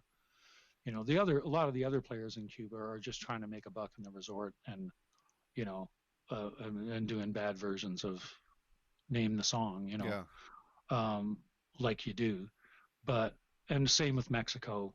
I played with a couple of Mexican traditional guys, and that's a whole different thing too. They've got thousands of years of Mayan music going on behind them, and their traditional instruments. But so when you start labeling the jazz stuff, is it this, is it that? It's convenient for conversation, I think, but not as great to actually understand what the people are playing. Okay. You've just got to listen to a bunch of that stuff, Yeah. Well, unfortunately, I think we have to kind of come at it conversationally. Yeah. I don't mind telling those stories about that. So that's good. Well, let me pop in the question from Denny Baster. She says, "Hi Phil, how did the World War affect the blues?"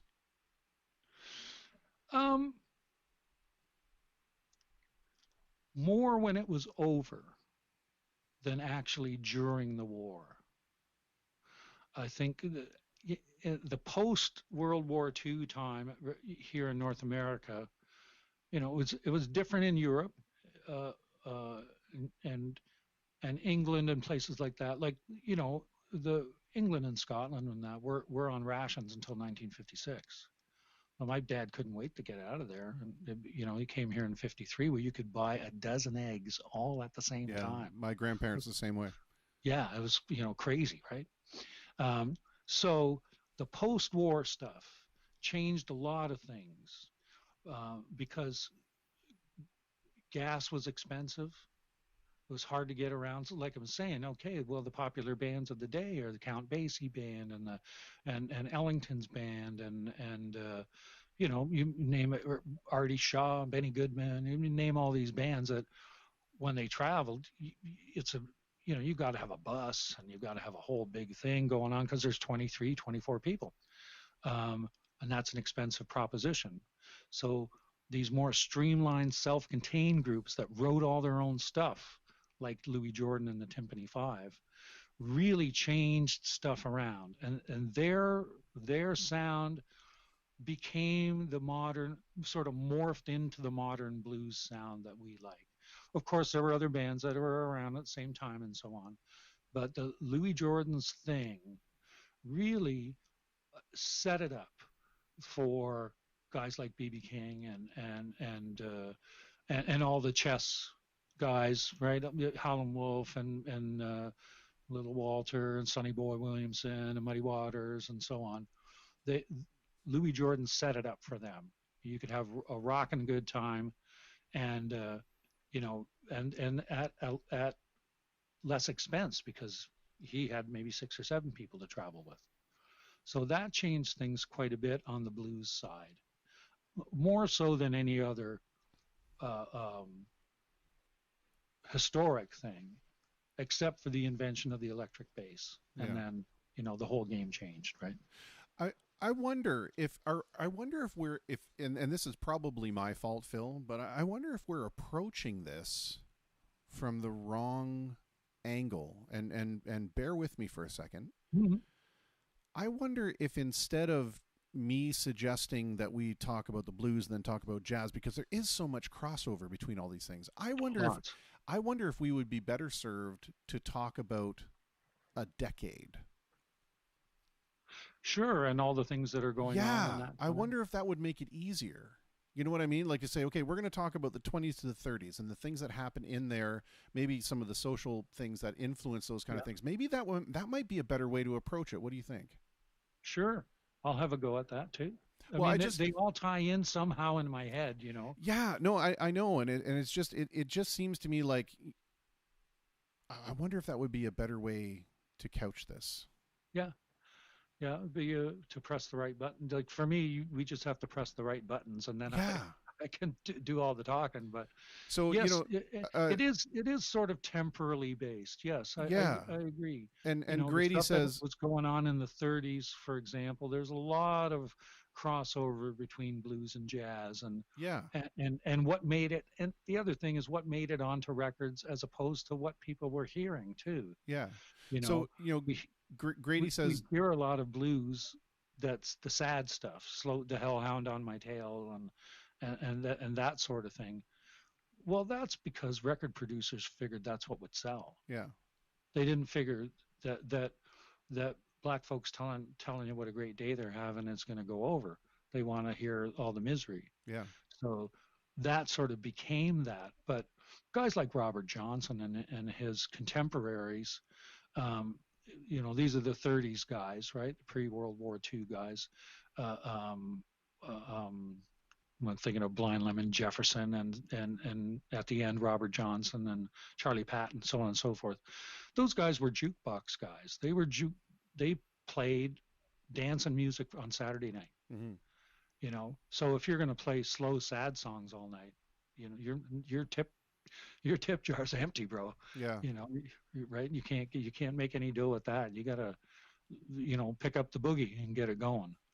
So those kind of things, which eventually got to resurface in the blues of the 50s and into the modern day, kind of got suppressed a bit in recorded music, yet it was still being played. Yeah. I think we're likely on to something there in terms of being better able to compartmentalize it rather than compartmentalize it into stylistic differences, maybe into a period of time, or as Grady says, decades or regions, or maybe a combination of both. Yes. Yeah. Okay. Yeah, for sure. All right. Sure. I think that's easier to corral or put a fence around that kind of thing. You know what I mean? Because it seems like absolutely. Yeah. Absolutely. All right. This is such a wide range thing, and in my mind, and what ultimately at the end of the day comes out of the guitar for me is that combination of all of that stuff. Yeah. right? When you're playing, even though you're playing an Elton John song, you're still playing every song that you've ever played. Sure. Yeah. Absolutely. So, or listened to or thought about, so that's where I'm coming from. Okay. Well, let's do that then. Let's next week. Let's approach it from a period of time. What would you say would be like a fair period of time? Is it? Well, let's start from the dawn, like 1925 to 1939, somewhere like that, right? The start of recorded music, and in through the 30s, just those pre-war days. Sure. And you get to see the divergence of jazz and blues as jazz becomes more popular and blues becomes more regionalized and rural, if you will. Okay. Even though it was played in cities, I mean, it wasn't on the radio. I mean, people weren't making blues movies. Yeah. You weren't hearing blues on the radio very much, but you sure were hearing jazz all over the place. Okay, so we'll do that. So we'll start with that then. Next week we will actually do 25 to 39. So it'll give you a little bit of an opportunity to kind of structure how you want to make that work. Yes. Yeah. In my copious spare time, I will think of that. I will thank you for an enlightening. Tara jumps in the comments and says, not much of a scholar. I think you're quite intelligent. Enjoy all the information and history behind the music. Great conversations. Love musical notes with Phil, as do I. Fantastic. And I do want to give you a tip of the hat for picking my all-time favorite James Taylor tune that you did the other night. There is a live version of that song that he does on a television interview with Carly Simon, and it is absolutely out of this world. Oh, I'll bet. Yeah, I'm gonna find it and put it in the comments. Well, James Taylor can do no wrong, especially in the key of D. Yes, absolutely. With his little hook, he's got that one little hook that's in everything he's ever written. Oh yeah, and it's all actually Miles. That maybe a perhaps apocryphal story of Miles Davis meeting James Taylor, saying, "Yeah, man, you sound pretty good. You got D figured out." But it's so true. But he uses a capo. Sometimes he's an E. He's got a capo. It's all relative. It's all D still. I've been playing that song since I was in high school. I learned it when I was in high school. It's my favorite thing about saying with a capo is, I play this song in G and then I move the capo up. Well, that's just G wearing a tighter pair of pants. That's it. and throwing most of your guitar out of tune. That's right. Whenever I see a 12-string guy put a capo on, I'm going, oh man, please. Yeah. Yikes. All right, my friend. Thank you so much. My pleasure, Chris. Yeah, I'm going to... Maybe we'll do one actually in the studio. I'll come down and hang out with you one night. Yeah, I think that's a good idea. Maybe, it doesn't have to be related to this particular segment, Sure. Come down another night and we'll just sit and play tunes. Yeah. Heck, I'm all about that. Yeah. I'll try and keep up with you. Well, same here. Oh, we play whatever. Lots of stuff with them fancy adult chords. them grown-up chords. Yes. Adult chords. That's what we call them. All right, my friend. Not your, because you got cowboy chords. Right. You got your, and then you got your adult chords. I don't have big boy pants that big. There you go. All right, man. Until next time, I'm going to make up a little graphic too that we can put up there, because now we're getting a little bit more cohesive, I think, or a little more focused in what we're going to talk about. So that'll help me as well. Perfect. Good. Awesome. Very good. And our hundreds of followers. That's right. I hear them. At least I know the cool people are on. That was Tara Watts and Grady and Denny. Yeah. That's it, man. We're good. We're rocking. We're in with the cognoscenti. All right. Until next week, man. It's been a pleasure. Thank you. Take care. Sir. Cheerio. I think that'll definitely help. I think that kind of streamlining it into the times will be a beneficial thing. Well, we're at the time for our very last guest. And I have a special thing that I need to present, because my next guest is Mr. David Michael, who, if you look over there right now, you'll see Rockstar Platinum Room. He is the proprietor. And yes, and Mr. Corey McCrindle. Do not forget that Corey is a part of it as well. Anyway, so he's been working on redoing a bunch of stuff down there, and the transformation is quite wonderful. And I want to play. He's got a little commercial that he's put together for it, and then we're going to talk about a really cool idea that he's got going on how we can continue to deliver some entertainment to the folks out there. So bear with us. We'll be right back right after this. Check this out.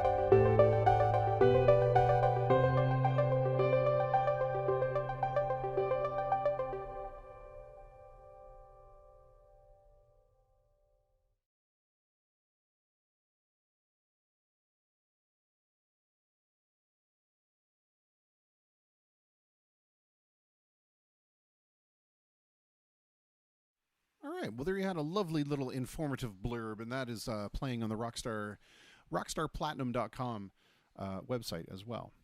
Well, let's go ahead and get Mr. David Michael on the horn, the Jetsons videophone,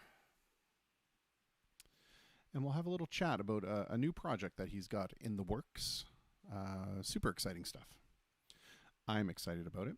I've got him connected here, and as a consummate professional, he's already got it flipped over into the landscape mode, and I'm going to turn him away from the knees cam there for a second, and then we're going to come over and just make sure that we've got everything set to go, trying to do the job of 57 people at the same time. So let's see here. There we go. We've got one. We'll get the other is already in there. Fantastic. Okay. Well, without further ado, here we have Mr. David Michael. As soon as I can get over there and click the right button. My God, it's all falling apart. It's all falling to pieces. David, are you there? Help me. I'm here. Oh, and the lovely Stacy as well. Hello. And how are the first question, of course, how are the both of you, everybody, and the young ones around you? Everybody okay? Oh, everybody's doing great, marching along through this new crazy world that we've all been dealing with, but fortunately everybody is healthy. And a lot of my friends too, I can say that out of everybody I've known, I've only known of one person to actually contract the virus for a second, and it really didn't affect them. They overcame it. Oh, good. Which was a good thing. Yeah, You know, absolutely. I mean, you see these numbers of all the stuff that's going on, and it scares you. But it's looks like things are pretty good in the hometown. Yeah, fantastic. Well, let's talk a little bit about Rockstar Music Hall, because it is one of those things that is being affected greatly right now. In terms of, when I say affected greatly, I mean events and concerts being wiped off the calendar with a ferocity hitherto unseen in this area, or in any area for that matter. But you have a special little project on the go where you want to kind of turn that around. Why don't we talk a little bit about that? Yeah, we've been closed since March 16th, and we've had a lot of events that have postponed. Uh, we've also had events that have canceled um, due to the fact that they just kind of had to happen when they hadn't needed to happen, right? Uh, we're hoping things open up soon, but we're not going to sit on our hands. So we've been working on what we call the Rockstar Virtual Stage. And the idea of the Rockstar Virtual Stage is to add that fourth wall back in where the audience used to reside and replace it with a virtual audience that interacts with the entertainers, obviously on screens through networking programs that I just won't disclose at the moment. But yes, we have a plan for it so that people can actually interact with the artists, so that the artists can hear them applaud, they can hear them cheer. And most importantly, it'll create opportunities for the artists to get back to work. Everybody's stuck in their home right now. A lot of people that do all forms of artwork, it's usually a substantial amount of their income, or in some cases, it's their entire income. And, as a place that's had to shut our doors for going on 3 months now, it gets hard after a while. Yeah, absolutely. So although we believe the economy and society is going to open up and things will get better in the near future, we're going to try to bridge things between now and then. And then even utilize it to reinforce when we get back to the point where you can have a full house of people. Why shouldn't you have a virtual audience too? Sure, yeah. Truth is, it's a very global society that we live in now, and we're always looking not only to increase our bottom line, but to increase the bottom line for the artist.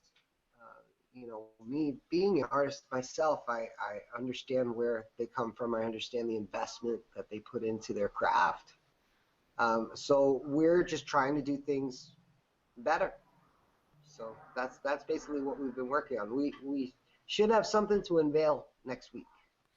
So what are the big challenges that you've found when it comes time to talk about moving into these new mediums? I mean, it's one thing for me to sit here and set up a camera and spew my nonsense all over Facebook, and but what are the challenges involved in when you talk about bringing a full production to the virtualized environment? Well, to be honest with you, it's really about what level you decide to take it to. See, Rockstar is very fortunate because we have a very strong engineering background. I owned studios in LA, so I've done broadcast level production work for film, for TV, recorded records. I had a sound stage, I had multiple cameras, and we used to do, back in the day, the big thing to do then was infomercials. This is like the late 90s, but infomercials were like the live stream, more or less, of today was an infomercial. But of course, an infomercial had that feeling of high production, right? Because it was, really crystal clear, and it was all professional audio, and that's what we're going to try to present there. We're not just planning on putting up a wide camera and streaming. We're actually planning on having multiple cameras. There'll be different directors that'll work at times. There'll be a crew of 4 to 5 people, including cam ops. We're even working on putting like a crane arm in, so that we can get those big swooping, the big money stuff. We want to make it look like, the MTV Awards or something that you would be watching on a broadcast network level. And then obviously we're going to convey the sound in the same way. And really, not only does it serve the function of representing the artist as the artist should be represented, we're trying to give artists a leg up, because anybody who participates in this is going to walk away with some very quality footage that we're hoping they can take and go get a job with it. Because when things open up, they are going to open up slow, and unfortunately, it's going to be hard for artists to get gigs, even more so than it was before, as you very well know, being an artist. I mean, you're booked all the time, but there was a time where all of us we were trying to get in, and it's hard to do that, and you have to have compassion for people that have been in, and then all of a sudden it might get taken away. Yeah. You know, kind of going forward with that, though, what are the challenges that are going to have to be met on both sides, from the venue side and from the artist side? Because it's always such a it's such a polarizing thing. The artist can't see it from the venue side. The venue has a hard time seeing it from the artist side. What amount of compromise are we going to have to expect in the future? Because no one really knows how this is going to shake out. Well, one thing that's going to come into play in any virtual situation is venue owners need to be able to understand artists. See, we're very fortunate in that way, because people walk in the door and there's an instant relationship. What guitar they're playing, what amps they're dragging in, I'm a band guy, right? So it's very easy to break the wall down. I hate to be looked at as like the club owner, that's not who I am. I hug people, and I get to love their craft, and I want to see them excel, right? So, and that's very hard for people to come by if you haven't lived that. I was in the same band for 12 years. I spent 8 years on a tour bus, living out of the bus. So you figure out the band thing when you do that kind of stuff, right? Yeah. And again, that installs the respect that you can get on the level with them, that everybody can excel. That's always the key, is if you excel, you will succeed. If you don't excel, you will not succeed. Great things attract great things and great people. Yeah. One of the things that is kind of disheartening, and I'm going to talk about it from the artist point of view, because that's really the only frame of reference that I have, right? I love it. I've been in venues, and I've helped out in different venues, but I've never been in it from a management point of view, so I really can't speak to that. I can only speak to it from the performers kind of side of things. But one of the things that's been really disheartening for performers, especially over the last couple of years, is seeing the rapid decline of available places to play in the city. Because, we've seen live music go from 6 days a week to 5 days a week to 3 days a week to 2 days a week to now 1 day a week.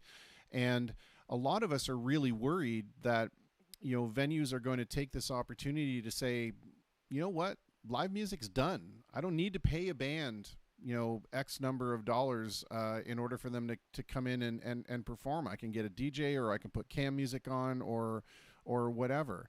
And a lot of us are really, kind of on pins and needles about our future, and what it looks like to performers.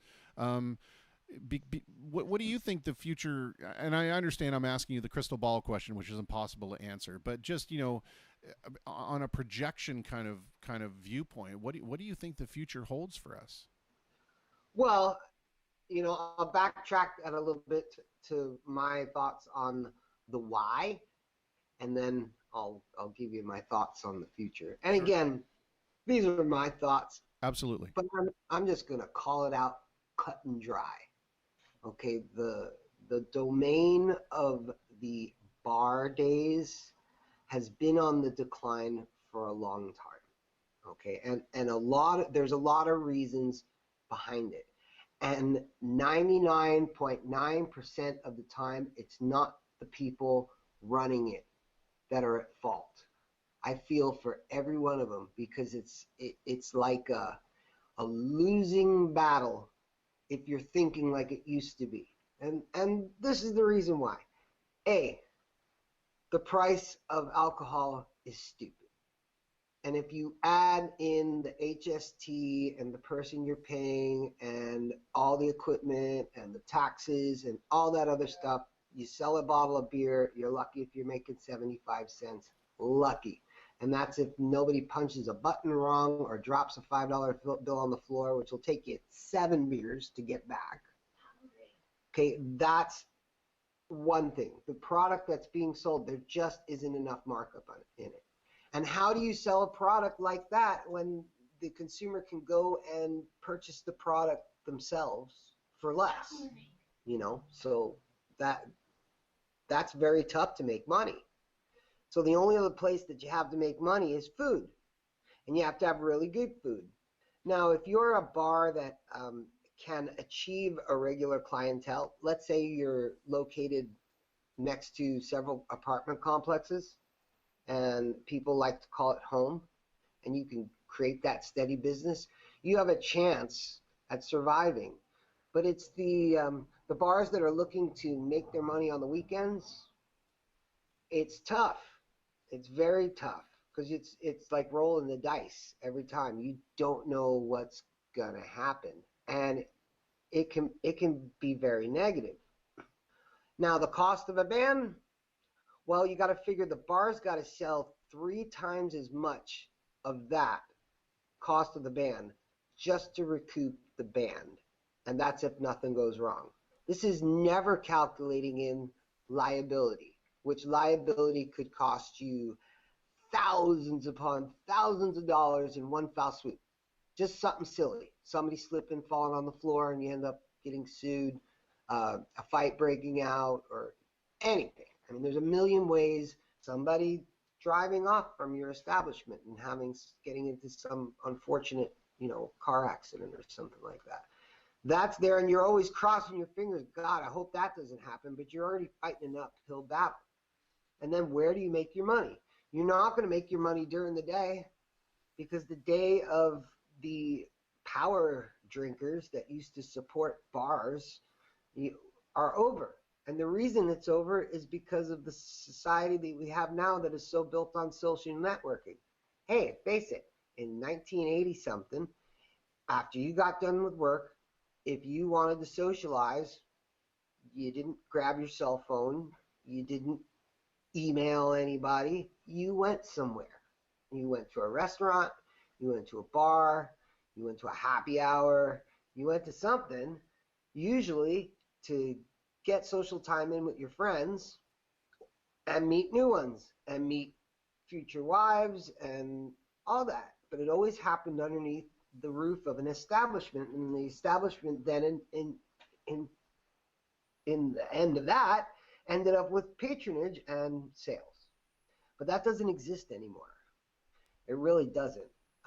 The younger generation doesn't hang out in bars on a Wednesday at 3 o'clock. Yeah. Unless it's something special, right? But for the most part, that's not what they're doing. Now, yet the younger generation has a totally different attitude towards live music. They have a higher appreciation for it, and they're willing to pay for it. The younger generation isn't used to walking into an establishment and not paying anything at the door to walk in and just be able to do whatever they want, even if it means drink a $3 pop and walk out the door and use the bathroom on the way out. That's the older generation expects that. Where the younger generation, they're kind of used to paying to come in to see something. And by creating that revenue, what they actually do is they enable the venue to give up a better product. They enable the groups to get paid better. I do it both ways. In the beginning, when we were kind of wearing 2 hats, because we're pretty much more of an event center solely now, most definitely at this point. The recent things that happened kind of, fast track that for us. We were about 6 months out from just being strictly concerts, high-end weddings, that type of thing. We do a lot of fundraisers and all kinds of different events. But yeah, our event, we weren't going to open up, quote unquote, as just a bar at night because we had to. If we didn't have a strong entertainment plan for that night, we just wouldn't open. And that's, you know, that's the format that we're pretty much adopting from this time. So that being said about the old stuff, now it's like on with the new. What do you do with the new? Well, obviously, some people are going to leave the game. And I'm fortunate. I feel sorry for anyone who's forced out of this because they can't survive the waters that we've been treading so far. Because I find that I've worked in several places here in town that everybody I worked with has such a passion. You know, actually, people think that bar owners don't get along. It's really not true. I love all my bar friends. I don't think I've met anybody in the bar business that I couldn't pick up the phone and call a friend. Yeah. You know, and if they called me and asked me for anything, if I could help them, I would help them in a second. So there's a lot of camaraderie, but you know, we kind of all are forced to reinvent ourselves. You know, and that's on the bar end. Again, we're skimming towards events. We believe that this virtual stage, not only will it create opportunities for, you know, musical groups, our local musical groups, and comedians and actors, but it's also going to open up a new corporate market for us, which we were already starting to step into, but it was more on the in-person basis. There's a lot of trade shows and things like that are not happening right now. I know we were supposed to be in a wedding trade show in April. That's been pushed to June, which will be pushed again, right? So that's a big deal for us, right? Because that's usually where we meet most of our wedding clients. You know, people discover us and things like that. So we're hoping to reach into that market, and by reaching into corporate market, as you've seen with Rockstars, some of our bigger shows that we've actually financed, where we've brought famous people like Pat Travers and the Killer Dwarves and Marianne Cotton and, you know, Saving Abel. You know, it brings industry to the city, which creates more industry for the people in it and the artists in it. Yes, except that what we've basically just said is that we're moving away from the band thing. So I guess, you know, when I ask what does the future look like for guys like me, the answer is there is no future for guys like me, because we're moving away into events, and we're moving away into corporate stuff. So, well, it's not that we're moving away from music. We're just going to approach it in a little bit of a different way. We're going to focus on a lot of original music, and the groups just have to get to the point where they have to generate sales in order to create opportunities for themselves. It's unfortunate, but it's just the truth, because people are hurting already, and anybody who manages to kick their doors open after all this, man, they need a positive every night. And yes, the public might come out and support them and help them achieve that, but they need to maintain it. And it's tough to do when you have an entertainment budget that you have to meet on top of everything else. Sure. Unless you have the numbers. What do you think that, you know, what do you think a lot of local bands that play in the bar, what do you think they get wrong? You know, because it's certainly not from a lack of effort, right? Like, I mean, you do see these guys out there, they're slugging away as often as they can, let's say, but they're just not getting the traction in terms of generating that following that they need in order to, you know, sell themselves to a venue. What do you think that they're doing wrong? That they're, you know, to increase their following? Yeah. Yeah, well, the bottom line is it's all about effort. You know, I've seen one person bring many. I've seen many bring none. And again, this is being very transparent, very cut and dry. It's really all about effort. I've seen lesser bands artistically bring way more people than bands with the musical excellence because people just didn't follow through. And because it's hard to get people out, especially when it's hard enough to get them out, and then you're competing against everything else that's going on and everything that could be going on in their lives, right? I mean, you pick a day to do a date, and if you really thought of all the potential people that could go to that date, and you put them on a list, and then you checked off, because let's say you had this information, who had a birthday for their kid they had to deal with, who had someone ill to visit, who had to go out of town for work, and you take all those numbers and you take that out of it. And then you move on to the next column. Okay, who just has plans to go see somebody else or go to something other, something social, has commitments, a wedding, whatever. It really dwindles your numbers down. And if you have a situation where you have 5 individuals in a band and you have 1 or 2 that are really hustling, it's just not enough. And 99% of the times, that's where bands fall short with me. That's where I see the results. Because, yeah, they're bummed that, there aren't a lot of people there for their gig, but we have to always deal with it on a fiscal level. Mm-hmm. Yeah. It always hurts more. And it hurts, too, artistically, because I hate to see bum gigs. Yeah. I do. And I preach to everybody I work with. Some take it well, some don't. I don't do it in a negative way, but I just let them know, hey, promote. There is no excuse not to promote. I'm not on social media. Don't be in a group. Okay? Let somebody else do your social media for you. Yeah. Somebody needs to contribute into the well. So the vehicle for success is there. It's just a lot of times it's only a couple that are pushing the vehicle down the road instead of the entire group. Yeah. That's why I love doing gigs with multiple bands, because it spreads that pressure out a little bit. Because even if 50% of them do the job, it's enough doing the job to get the job done. And then I've seen people hustle, like I've seen 4 people bring 200 people into the room and not even be the greatest. But they did. They put on a good show, and mission accomplished. Yeah. The venue made money, the group made money, because I always try to create situations in our place where there's a vehicle to make more money. It isn't just, hey, I'm going to pay you this and you're going to play from that to that. It's not. Let's jump on this together. I'll create a vehicle for you to make more money in the end. And if you make more money, we're going to make more money too. And that's going to enable us to pay all the bills so that we'll have an opportunity for you next time. Exactly. Because that's the thing that always gets, unfortunately, sometimes that gets taken for granted. A lot of people don't understand how much blood, sweat, faith, time, how much of your life you sacrifice to keep a venue's doors open. Yeah. And my hat goes off to everybody who does it, because I know that they're paying the price.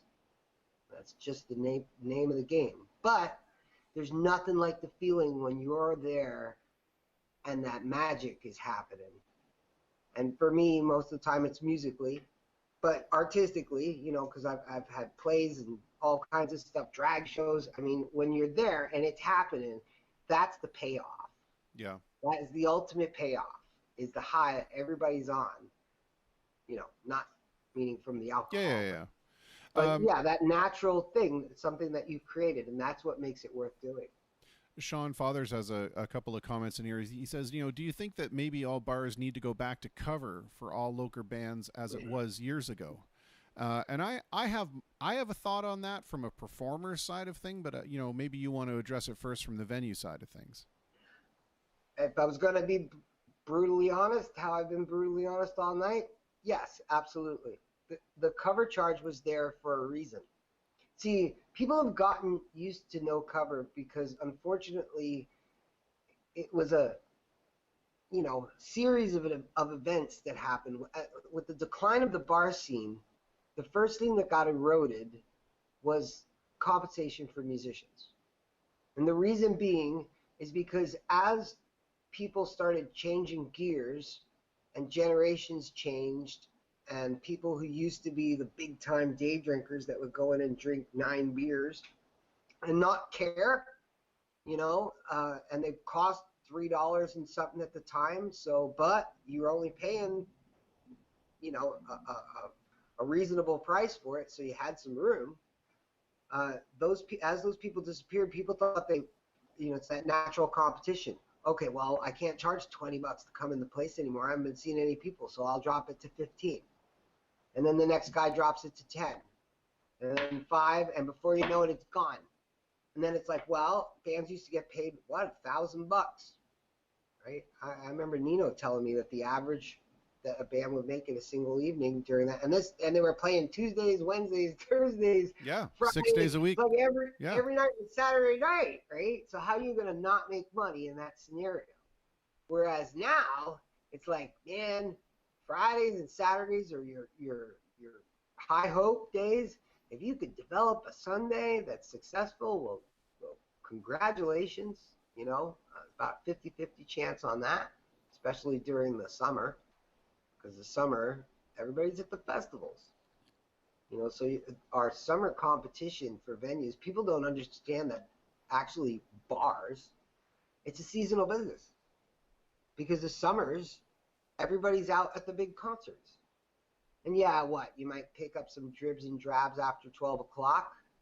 And truthfully, from a responsible end of a business owner, that's the last thing you want. Because the last thing you want is people showing up that have already been drinking alcohol all night long, and you be the last stop because then all of a sudden that opens up the invisible specter of liability, which never matters until something happens. But the truth is, if something happens, guess where they're coming? There's no question about that. Everybody else goes, oh, and then we go, ah. It plays out. Looking at that from a performer's point of view, I see two things that happen with the disappearance of the cover charge. The disappearance of the cover charge to me was directly linked to having to audition to get into a venue. You had a band that had established itself with a certain reputation and a certain level of ability that could draw a cover charge. People knew that if I paid $10 to see this band, I was getting $10 worth of a show. Right. When we started opening the doors to anybody and everybody, which is not a bad thing, but you started to see the quality of those acts diminish, but the price to see those acts remain the same. So, I think I see those as part and parcel, that you could no longer just say, well, it's $10 to come in here for what? I don't know what I'm going to get out of this $10. It's a crapshoot. Well, yeah, sure. And that's where the reputation of the venue comes into play. And the truth is there's a time and a place for cover charges. If every establishment charged a cover charge for Friday and Saturday night, not only would they make some more money, they could probably easily afford entertainment on Sundays. Right. Every single one of them. And what would that do? Create another opportunity for artists. Create another day of live entertainment for the patrons. And you could probably even give that day away free if you were smart on how you booked your entertainment and booked like a duo or something like that, and allow people to walk in for free and still get some live entertainment for free. But your higher end stuff that you're paying bigger money and making larger commitments on, you need a little assistance. You should, in a healthy world, you should at least recover the cost of your artists at the door. Technically, you should be making money. You are, because they're your responsibility even before they walk in the door. Yeah. The security guard that's dealing with them, you're paying for that.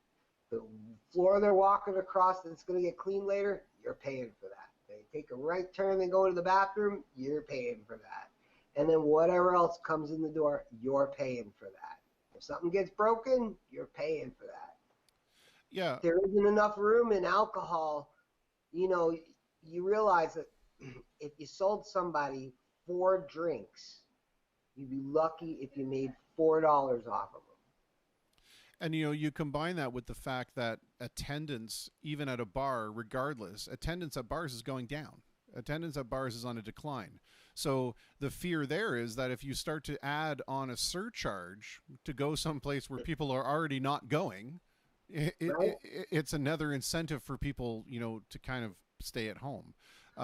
It is, but in response to your question, if they don't know what they're getting, if they know what they're getting, that's a different ballgame. If I knew I was paying $10 to go in and watch a Journey tribute, does that sound like it'd be worth $10? Right, but by that token, though, you're not going to have a Journey tribute at every bar in town on the same night.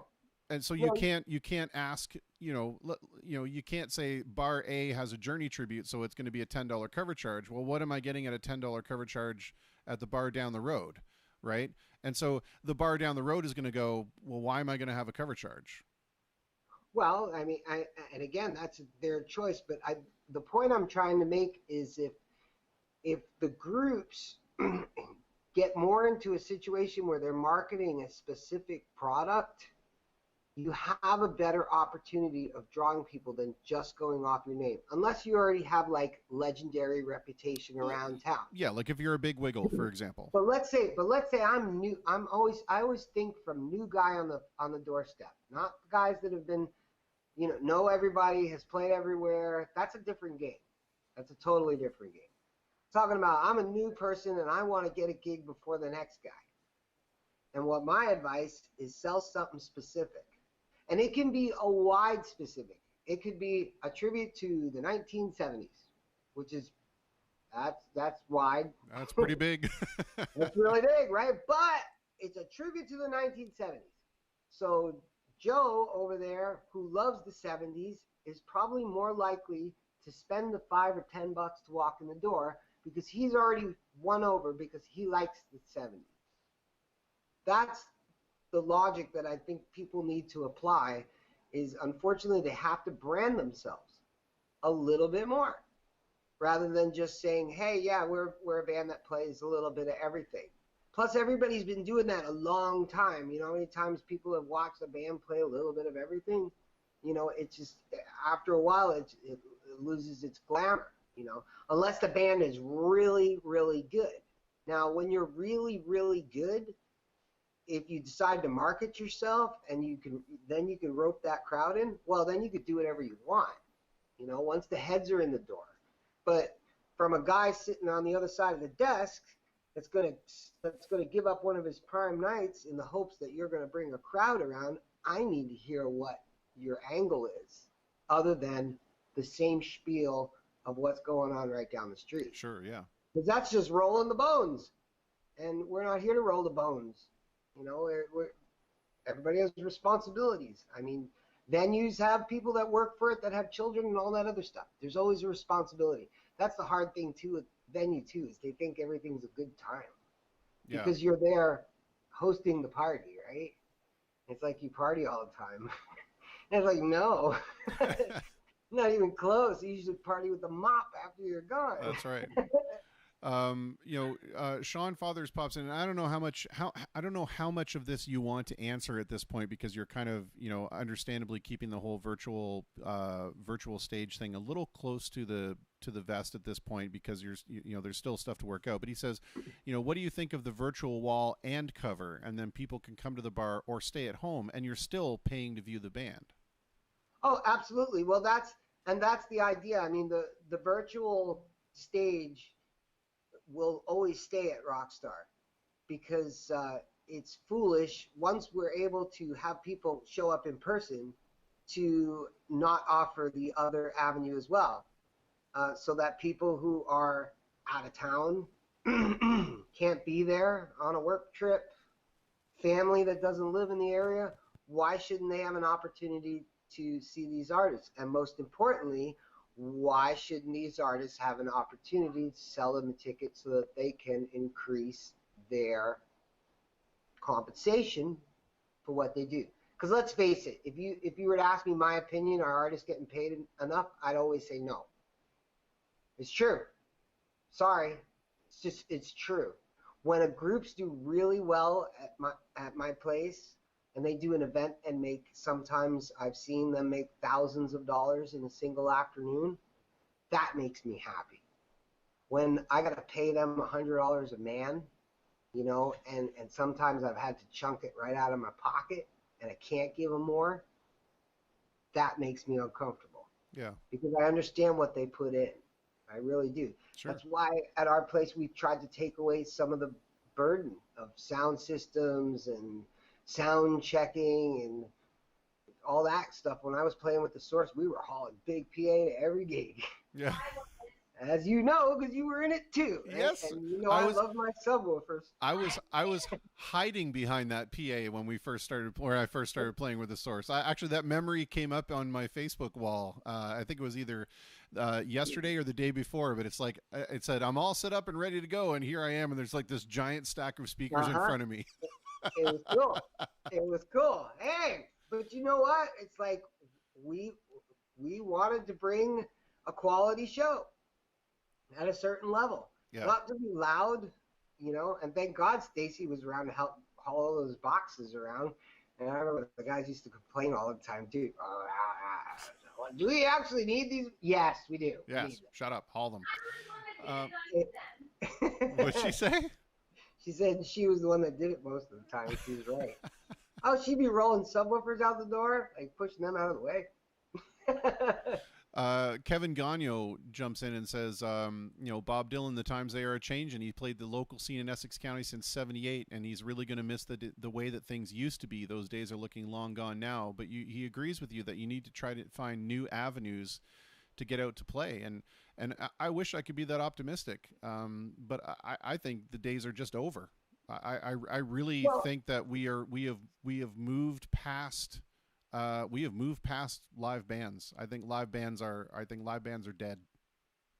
Kinda. I mean, I don't totally agree with that. You know, I still think there's things to do. Plus, you have to look for different opportunities. I'll be honest with you. We know that as we break into the trade show market, we're probably going to open up opportunities for live musicians to liven up people's trade shows. Because let's face it, a lot of times trade shows will hire entertainment for a trade show. You know, they will do their business thing, and they usually have some form of entertainment. So there is other opportunities out there.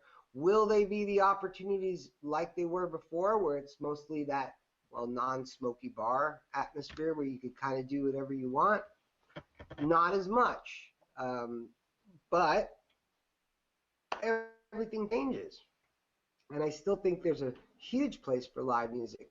And certainly I think that, you know, all the live music that I've seen the last few months just flying across, you know, the web, that's obviously a new avenue for people to head down.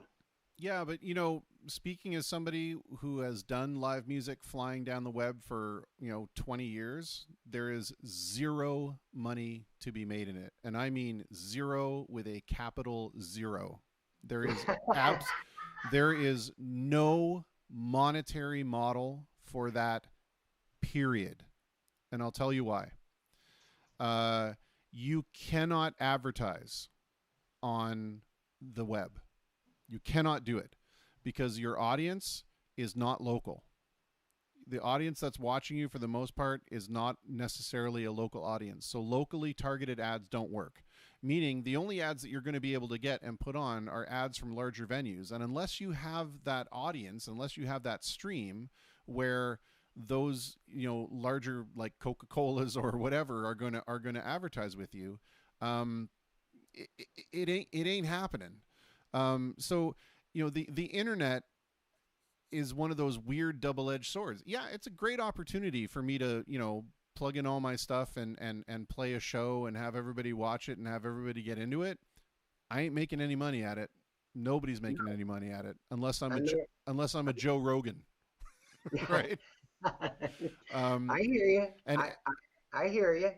It's one of those brave new worlds where, you know, again, it's almost like the Spotify thing. You know, it's like we've given over the control of this, you know, streaming services, and it's just raping artists left and right. You know, like there's somebody did a stat on like how many hundreds of thousands of spins you have to get on Spotify before you make like $20. You know, Oh yeah. like it's brutal. You know, so I don't know. Maybe I'm just feeling really pessimistic tonight, but you know, I feel like you know we need to try to find these new avenues to get out to play. Absolutely. I can't see what they are. And you know, hats off to whoever is going to be able to figure out what that new kind of paradigm for performance is. But I don't know. I get the future to me is just, it's so bleak. But yeah, anyway, Denny Baster says, you know, he understands totally about advertising where we are. One of the issues is that if a band plays most every week, a popular band per se, the followers have limited disposable income and can't make it every gig. I understand the other side, as one has a budget to go and visit venues. It's a double-edged sword. I tell where I'm at, they pick the venue to go to from the menu of upcoming gigs. And, you know, that's another thing too, is you know, I remember when I was 20 and, you know, me and my friends lived at the bar. You know, that's exactly what you said before. You know, work whistle blows. What am I doing? I'm heading down to the bar. You know, but I can't ask the people that saw me last week to come and see me the next week. You know, and so what do we do in that situation? Because you know, either I'm playing every week and trying to get new people to come every week, or I'm playing once a month. But even then, I'm not getting enough money to justify playing once a month. No, it's tough, and unfortunately, you know, artists got to try to be ambidextrous in a way. You know, multiple projects, so you're not doing the same thing because it's hard to keep anything going. You know, places like bars and restaurants, they'll do things for a little while, like they'll do Taco Tuesday, right? And all right. 99 times out of 100, whatever they pick to do lasts a little while and it fizzles out, and they'll do something new to get people's attention again, because that's just the natural course of people. And unless you have 5,000 religious followers, you're not going to fill up a venue every week. It's no matter how great you are, you're just not going to do it. And again, that's that checklist. You know, when you take that checklist and then you you put the things that you don't control in it, the statistics get kind of crazy. And I kind of always base that off of, because I book so many people, and not all the time a band can commit to it because one guy's got this going, and one guy's got this going. And I've always looked at that relation, and I take that and I apply that to, all right, the crowd too. Same circumstances, but add some zeros to it. You can't control that. Yeah. You just can't. But as far as being versatile as a musician, you know, maybe you need to do it in a couple different formats. You have the full band.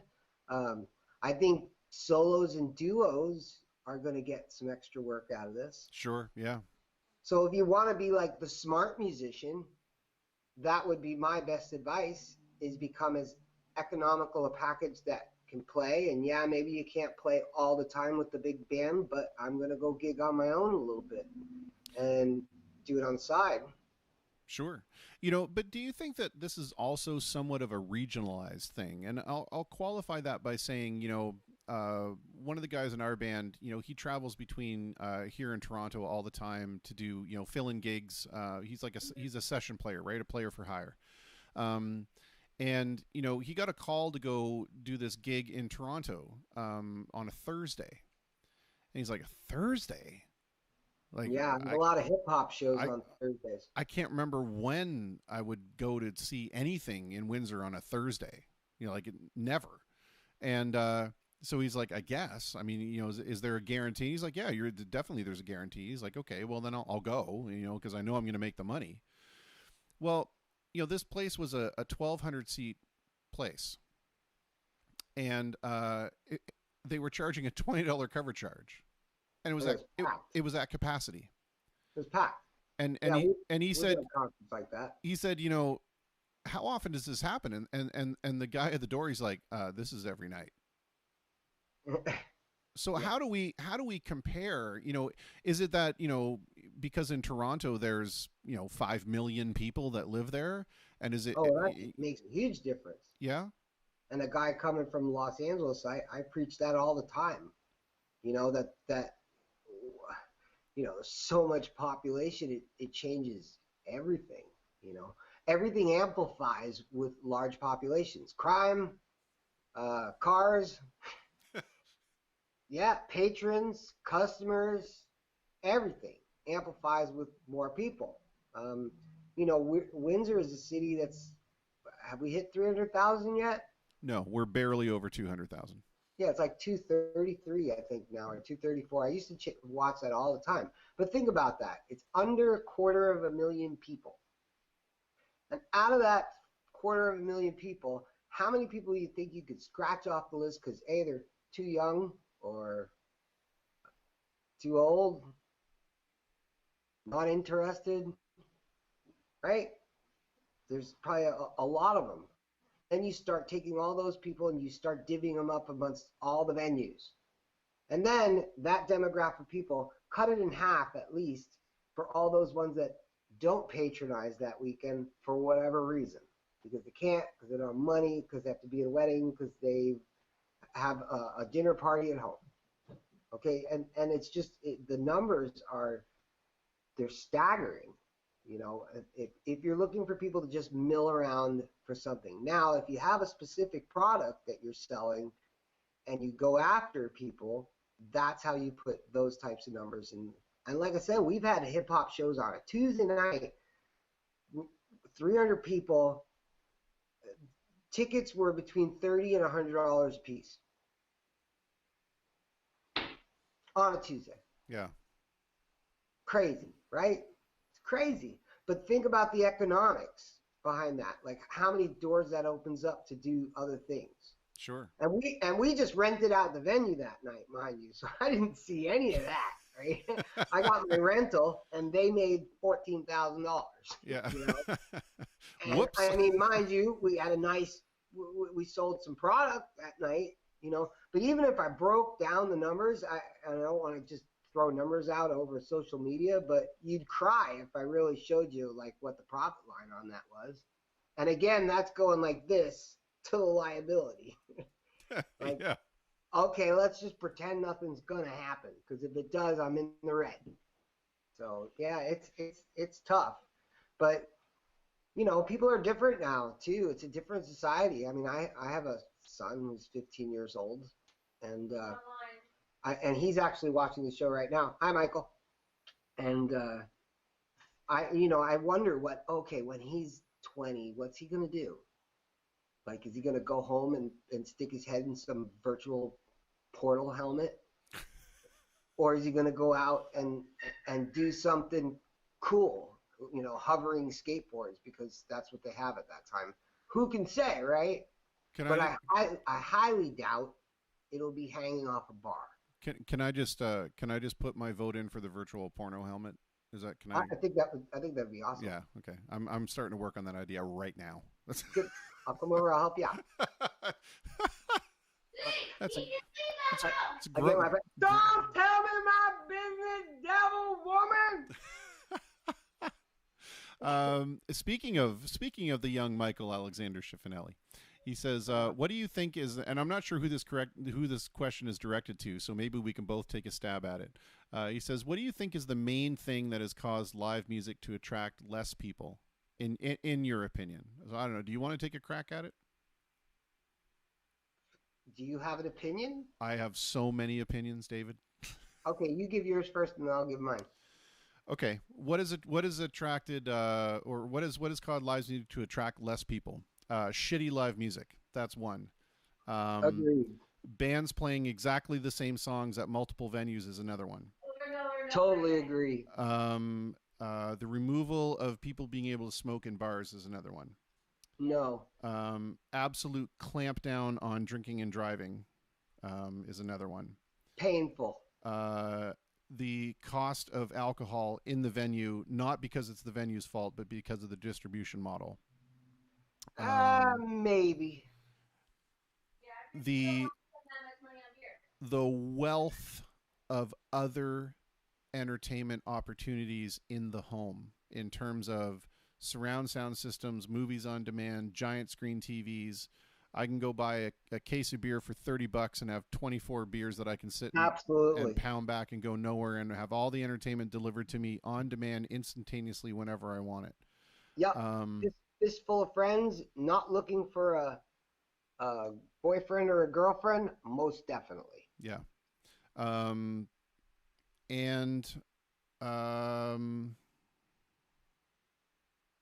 think that's those are the biggest things to me. That's in my opinion. That's what has kind of killed people wanting to go see live music. I got something to throw on top of that. I feel a lot of it is because the generations, as they changed, that 80s generation stayed in the bar. And the other generations thinned out as they went. Because when they went to bars, most of the time they saw the same thing. They saw a massive age gap between the people that were there all the time and themselves. And I saw this very much in the beginning at Rockstar when we were functioning more so as a bar restaurant and we were open all week long, is the demographic of older people didn't always agree with the young. And there was poison that would pop out of people's mouths sometimes, you know, especially when it was bigotry. And it chases those people out. So it's not their environment. Plus, a lot of times the bars, if you really look at the bars, honestly, how much has changed inside the bar from, let's say, 1980? Other than the TVs getting rectangular. Honestly. Yeah. Give me one solid amenity that exists in a bar today that didn't exist 40 years ago. Something. Chlamydia. Okay, give me another one. But you know what I'm saying? I do, yeah. It's like the same old movie. It's just on VHS. Yeah. You know, it's the same thing. It's like and that's why you see success in more of the metropolis areas like Toronto, because they're changing. That's why our downtown core has pull sometimes, because a lot of times each place will have like a knack to it or something that's, you know, not the sports bar, you know, format, shall I say. Yeah. And it's nothing against the sports bar format. There's a certain purpose for it. And it's actually a great format, but there just isn't enough room for many of them. Yeah. And young people just don't go to sports bars unless it's just totally convenient because they live right down the street and they're going to stop in for a beer. But they usually aren't the ones that, quote unquote, hang there. They want to go see something. Because, again, their brain is flooded with all this video that they watch all day long. I mean, let's face it. There was a time where you could shock somebody by calling at dinner time, calling their house. Yeah. That could be a big deal. I remember as a kid. The phone rang during the dinner hour. Whoa. Somebody's getting smacked. This better be important. Yeah. Right? And if it was somebody calling for me, my mom would let them know, well, he's eating dinner at the family dinner table. Yes. And I will have him call back as long as you're done with your dinner. You know, it's different. It's different. There's you lose the wow factor, you know. Where now kind of everybody's seen everything. Michael jumps back in here and says iTunes and Spotify has, in his opinion, because they can stream artists' music as many times as they want from home instantly. I understand what he's saying, but I have to disagree with that because, you know, people like what they like, and they own the music that they like. And sure, there's an element to discovery, but I bought the records and the CDs and the tapes that I liked, and I could sit there at home and listen to those records instantaneously as many times as I want. So I don't necessarily think that you know, being able to kind of listen to the artists reduces you from going out to see them. I don't know if I'm No, articulating that. I don't think that happens at all. And actually, the way today is modeled, unfortunately, unless well, even if you become a big artist, I mean, really, you got to make your bones on the road, right? Like we see a lot of traveling hip hop artists. Out of everything that we've had in Rockstar, as far as the travelers are concerned, the hip hop guys take the crown. And the hip hop guys, they use their music online to propagate themselves so that they can create revenue at the door and at their merch table. Okay, and the merchandise is key. Merchandise has always been the treasure of being in a successful group. I mean, merch is where you make your money. And anybody who's really been in the business knows merchandise makes money. Spaceballs the lunchbox. Spaceballs the underwear. Yeah, I mean, but there was a time where if you wanted to listen to a song at home, you had to go out and buy the record. Yeah. But there was also a time when you went and bought a record that you bought a record, not a song. Yes. Or you certainly couldn't buy one song because that was the most popular. How filtered is that? Yeah. Well, I remember when Dr. Disc here had a cassette machine that you could go in and you could buy a song at a time and make your own little mixtape and walk out the door with it for like $10 or $20 or whatever. Sorry, I want to jump in here real quick and say Wayne Bracewell, hello Wayne, says in a sports bar it's turn it down, turn it down, turn it down. And that's another instance to me where you're trying to be too many things to too many people. A sports bar, in my opinion, has absolutely zero business having live music in it. Not if they're running sports. Right. That's what I'm saying. Like if you're going to be a multimedia venue in the sense that we will be a sports bar during the day and we will be live music at nights, or we will be live music when there's not a significant sporting event, but you cannot have both coexist. They are 100% mutually exclusive. No, I that always drove me crazy. And I'll even be honest, it even distracted me when I was on stage. Best seat in the house, Lion's Head. I watch baseball all night long while I'm playing. Actually, wouldn't even think about what I was doing. My favorite thing was I would go and whenever I would go to these places, I would ask to be situated right underneath the television, so at least I could have the illusion that people were paying attention to what I was doing. Yeah, but there's no reason for a television to be going when you have live entertainment. I mean, we don't have TV. We turned the cable off, the Kojiko, 3 years ago. Yeah. And people come up, even though we have TVs on the walls, we never show anything. I mean, nothing sports-wise. If you're not there for the music, you're in the wrong place. Yeah. Okay, and to be honest with you, the music deserves the respect of your attention. I mean, think about what it used to be like. Go back to like 1940s. If you went to see a live performer, musical, theatrical, comedic, whatever it might be, A, you were getting dressed up. B, somebody was sitting you at a table.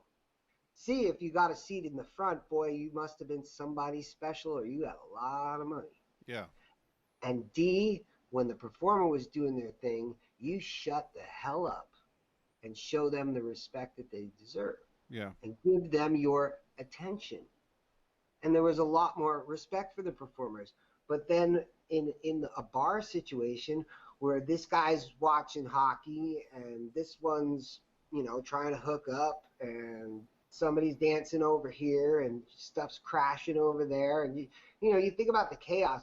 I used to always find it amusing, when we'd finish songs and, people would applaud and everything. But then there's that hum. Yeah. It's just that hum. And watching while I'm playing all the different things that are going on. And I used to even try to figure out, like, okay, I'm going to try to figure out this person, if they actually even notice what we're doing during this song. Or are they that distracted that the whole song they're doing something else? Yeah. And it's just not fair. It's not fair to the artist. You're not, You're not a jukebox. I always used to love it when I would be playing in the middle of a song and something would be going on the sports thing, and one team would sports harder than the other sports and would score some kind of point, and everybody would get really excited, and I would just stop what I was doing and be like, "Thank you very much," and then just keep playing. That's awesome. Yeah, that's awesome. But you shouldn't feel that way. You really shouldn't. Yeah. But we also have to take a little ownership too. There was a time where when you went to see, as a performer and you went to perform, you went looking like you were supposed to perform. You came with the complete package. And unfortunately, as things like loosened up and, the economics fell aside, I feel the bands kind of lost that a little bit. It became more about, okay, I'm playing music. Yeah, but I mean, I don't necessarily know that I agree with that 100%, because I think we're talking about different eras of music. For example, there was certainly an element of that in the 80s. The hair metal guys would have certainly costumes that they would wear, and all that kind of stuff. But I remember watching Pink Floyd play in jeans and t-shirts. Yeah, and it's not that you can't do that. It's you need enough of each. You need enough of a mixture. And I guess, I guess it was a bad example because Pink Floyd was never really about watching the guys on stage anyway. It was all about they had giant pieces and stuff blowing up and lasers, and they could have been in their jock straps. And probably would have maybe got some attention then, but true. Well, I don't know what the future holds, but is there anything else you can tell us or tease us about this virtual stage idea? And maybe this is going to be something that is one of those transformative things that is going to pave the way for the way that we can actually start using this new delivery mechanism to generate some money. Well, and again, you never know what can happen. I think the most important thing is we're going to be capable to create a medium where people can actually execute their artistry at a level that we feel is the appropriate level. Rockstar has always had really high standards as far as the music. That's why we give up the customers that want to watch hockey. Okay, again, that's like, for a venue to turn people away because they're not there for what you feel is the most important thing, that's got to speak some volumes right there. It's really, it's all about the art. It's all about the art. It's the reason we go the extra mile, is because it really is all about the art form. I think quality is really the key, and it's unfortunate because it's going to fish out some of the lesser quality. But, hopefully the virtual stage, it's going to be a work in progress. That's for certain. But for starters, we know we're going to most definitely have some shows in June and in August. I think it's going to be pretty cool. Yeah. I'm nervous on one hand, and on the other hand, I'm very hopeful, because what I like about the virtual stage the most is all the artists that have agreed to perform have agreed to work with each other. Preach this for a long time. And it's not the same as it used to be. When somebody does a show in July, chances are it's not going to be the same circumstance that it usually is, where there's 40 bands playing at 40 different places, and you barely even have time to share somebody's thing, blah, blah, blah, right? Chances are is a lot of people aren't going to be doing anything. So if the artists help each other, all the artists that are having these shows help promote all the other shows and vice versa, it becomes more of a community thing.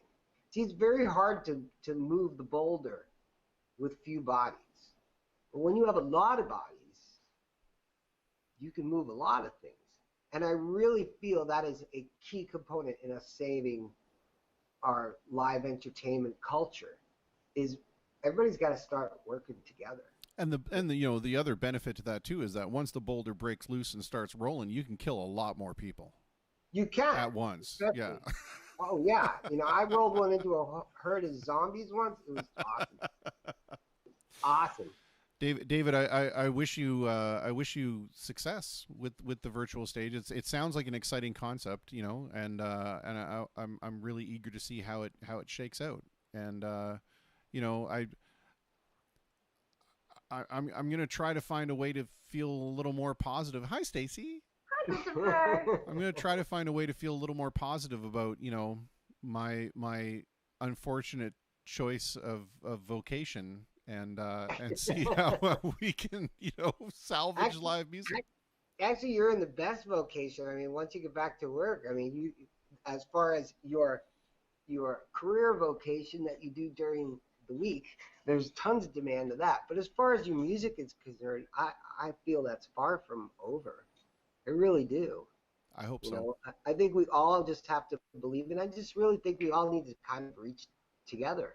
Yeah. We need to band together. If we had like some form of, I hate to use the word union because it looks the wrong way. It's more of a community, okay? It's more of a community. If we had more of a community approach to the way that we handled live music in the city, I think we could make it much more successful than it is, most definitely.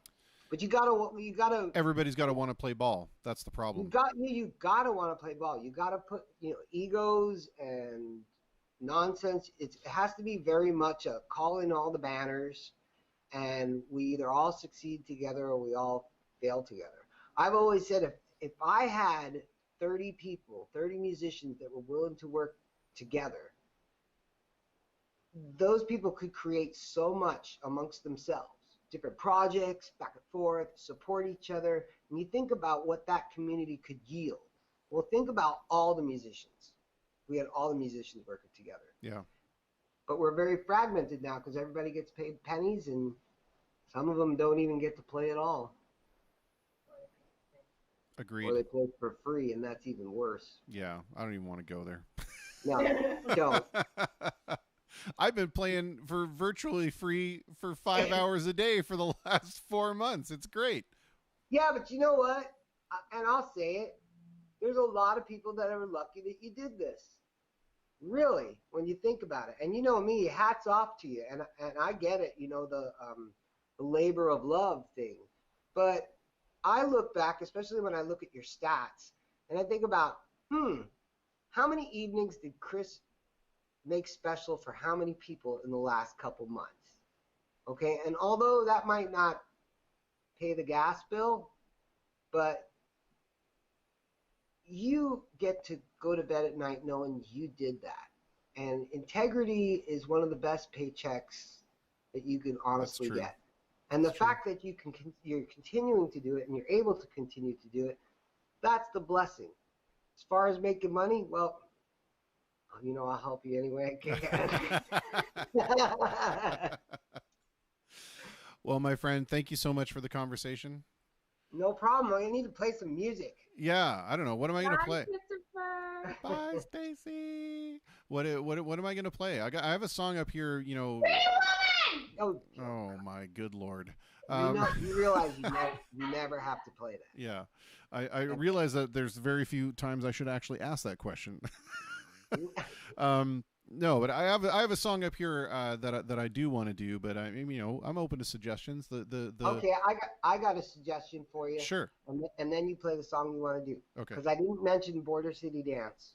Okay. Who resides at Platinum Room and Rockstar Music Hall, and they actually have one of the shows that's coming up in August. It's an actual dance concert, and it's going to be quite amazing. It's young people, and you know me, I love seeing young people. Young people, I'll mentor young people all day long. It makes me feel good. It makes me feel young. I believe musicians have kind of fallen short in passing the torch.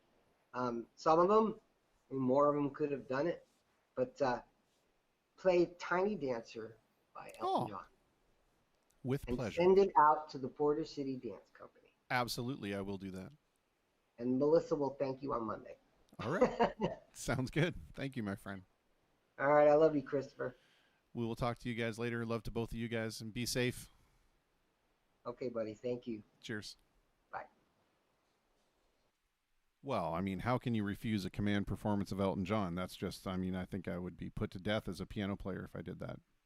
And I have to say that, you know, I was playing a little bit of devil's advocate there. I don't really think live music is going to die. I mean, or I should really say, God, I hope not, because that's the only thing I do reasonably well. Anyway, let's do some petite danseur.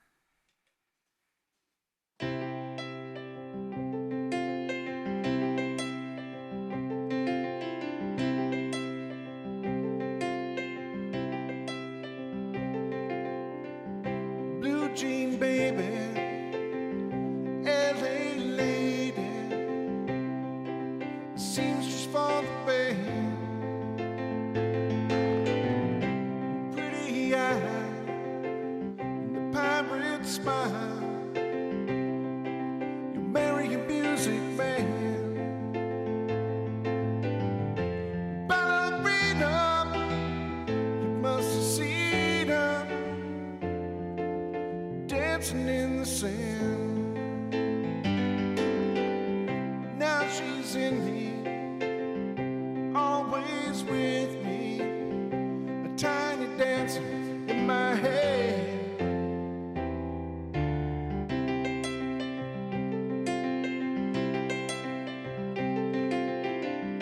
Jesus freaks out in the street, hanging tickets I forgot. Looking back, she just laughs. The boulevard is not that bad. Piano man, he makes his stand in their auditorium. Looking up, she sings the songs, the words she knows, the tune she hums.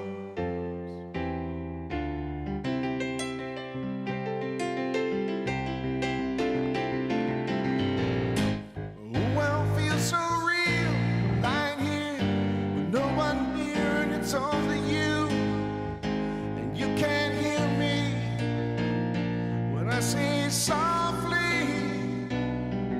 Slowly, well, hold me closer, tiny dancer.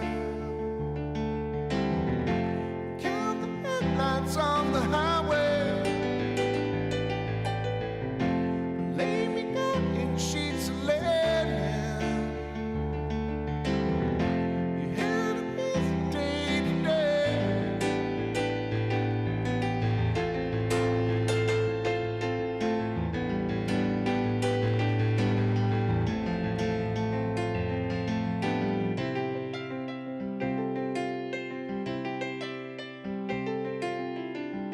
Blue jean baby, LA lady, seamstress for the band, pretty eye and the pirate smile, you marry a music man. Ballerina, you must have seen her dancing in the sand. Now she's in me, always with me, a tiny dancer in my head.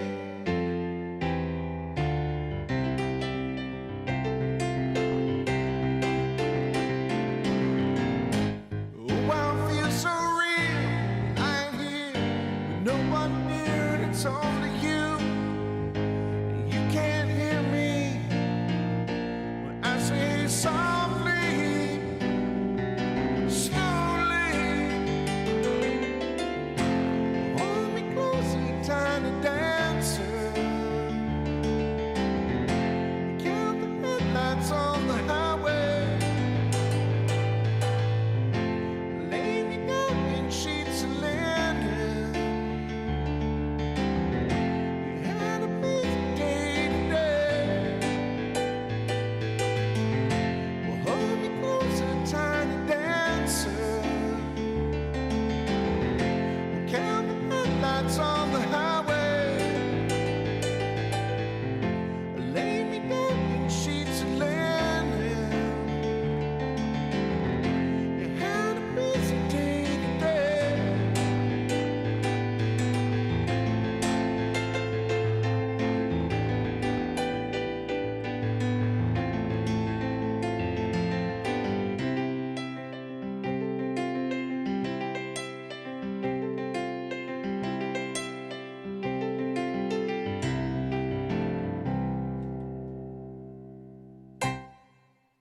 there you go for the Border City Dance Company by way of Mr. David Michael, by way of me, by way of Elton John, all the way to you, Tiny Dancer.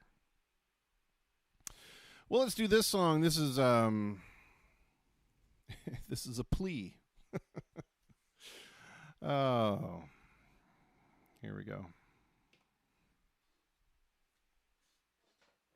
It's got a beat. We can do a loop beat. I'm so excited.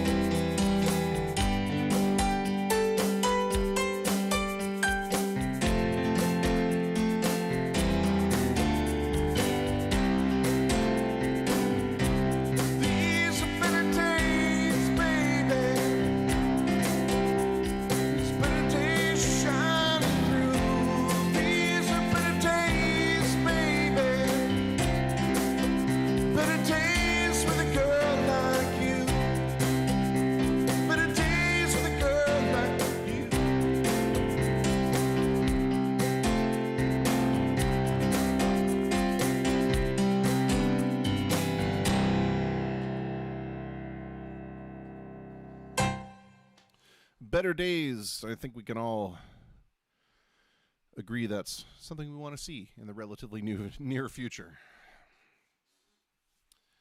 All right, well, we got like 4 minutes. What the hell are we going to do for 4 minutes? We're going to talk a little bit about what's happening tomorrow. Tomorrow, speaking of 4, it'll be a special day here in the studio because we will have 4, count them, 1, 2, 3, 4 people in here. We are going to set up some social isolation. I got to do a little bit of clearing out on one side just to make sure that we can all be, but we're going to be about 8 feet apart each, which is going to be awesome. We are going to have Mr. Paul Richard here. We are going to have Mr. Jim O'Neill here. We're going to have Mr. Lee Cochran here, which means we are going to have some tasty guitar duels. We're going to have basically 2/3 of J Sharp Major are going to be in the studio. We will be unfortunately missing our bass player, Mr. Mark Haslip, and our saxophonist, Mr. Byron Harrod. But the rest of us will be here, and we will be rocking out the tunes. It's going to be really special. I can't wait, actually. I think it's going to be an amazing day of. We will have no guest chats. We will just be playing some tunes. So get your requests ready, and then we will. We'll have a playlist. Because as we all know, Jim's not going to bring one, is he? Mr. Jim O'Neill. I want to thank all the guests that were able to share their stories with us tonight. Mr. JD, John Drew.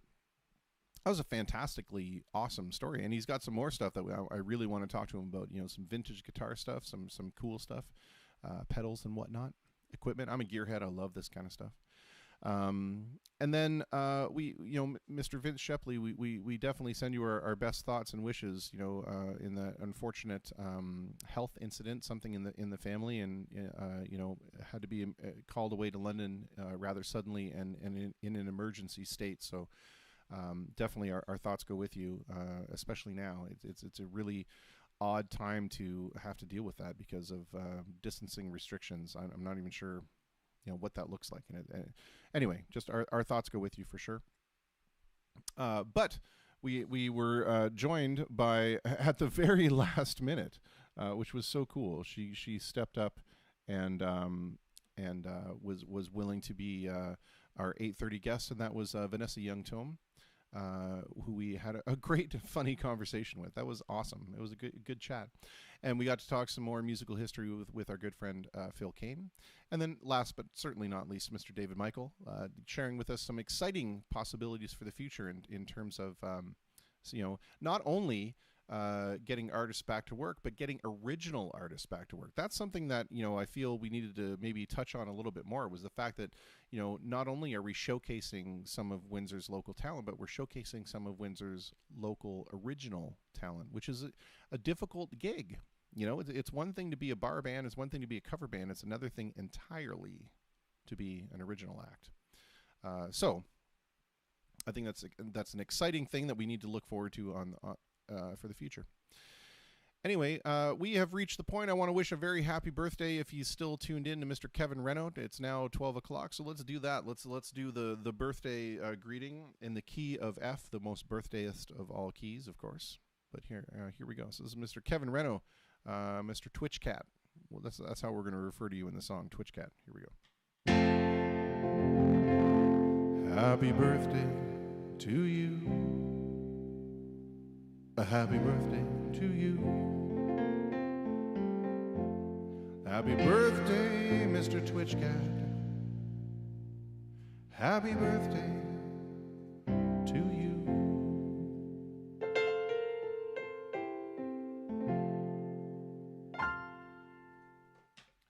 There we go. And to all the people that hung out and had some excellent comments for our guests and continue to make this more of a community feel, as it always is, fantastic. We are approaching 50,000 video views, which to me is just bizarre. We got to have some kind of cool thing that day. Anyway, I want to end the show again the way we end all the shows, and that is, be well, be good to each other, because it takes as Vanessa said, it takes no extra effort to be good and decent. It takes extraordinary effort to act otherwise. So, you know, what did we say at the beginning of this? It was Friday. I mean, now it's Saturday, but it was Forget About It Friday, right? So, you know what? You want thinking about being an ass? Forget about it. Thinking about being mean? Forget about it. I don't know. That's my advice. We'll see you all tomorrow for some jams and some good times. Until then, remember, nobody wins unless everybody wins. We'll see you tomorrow.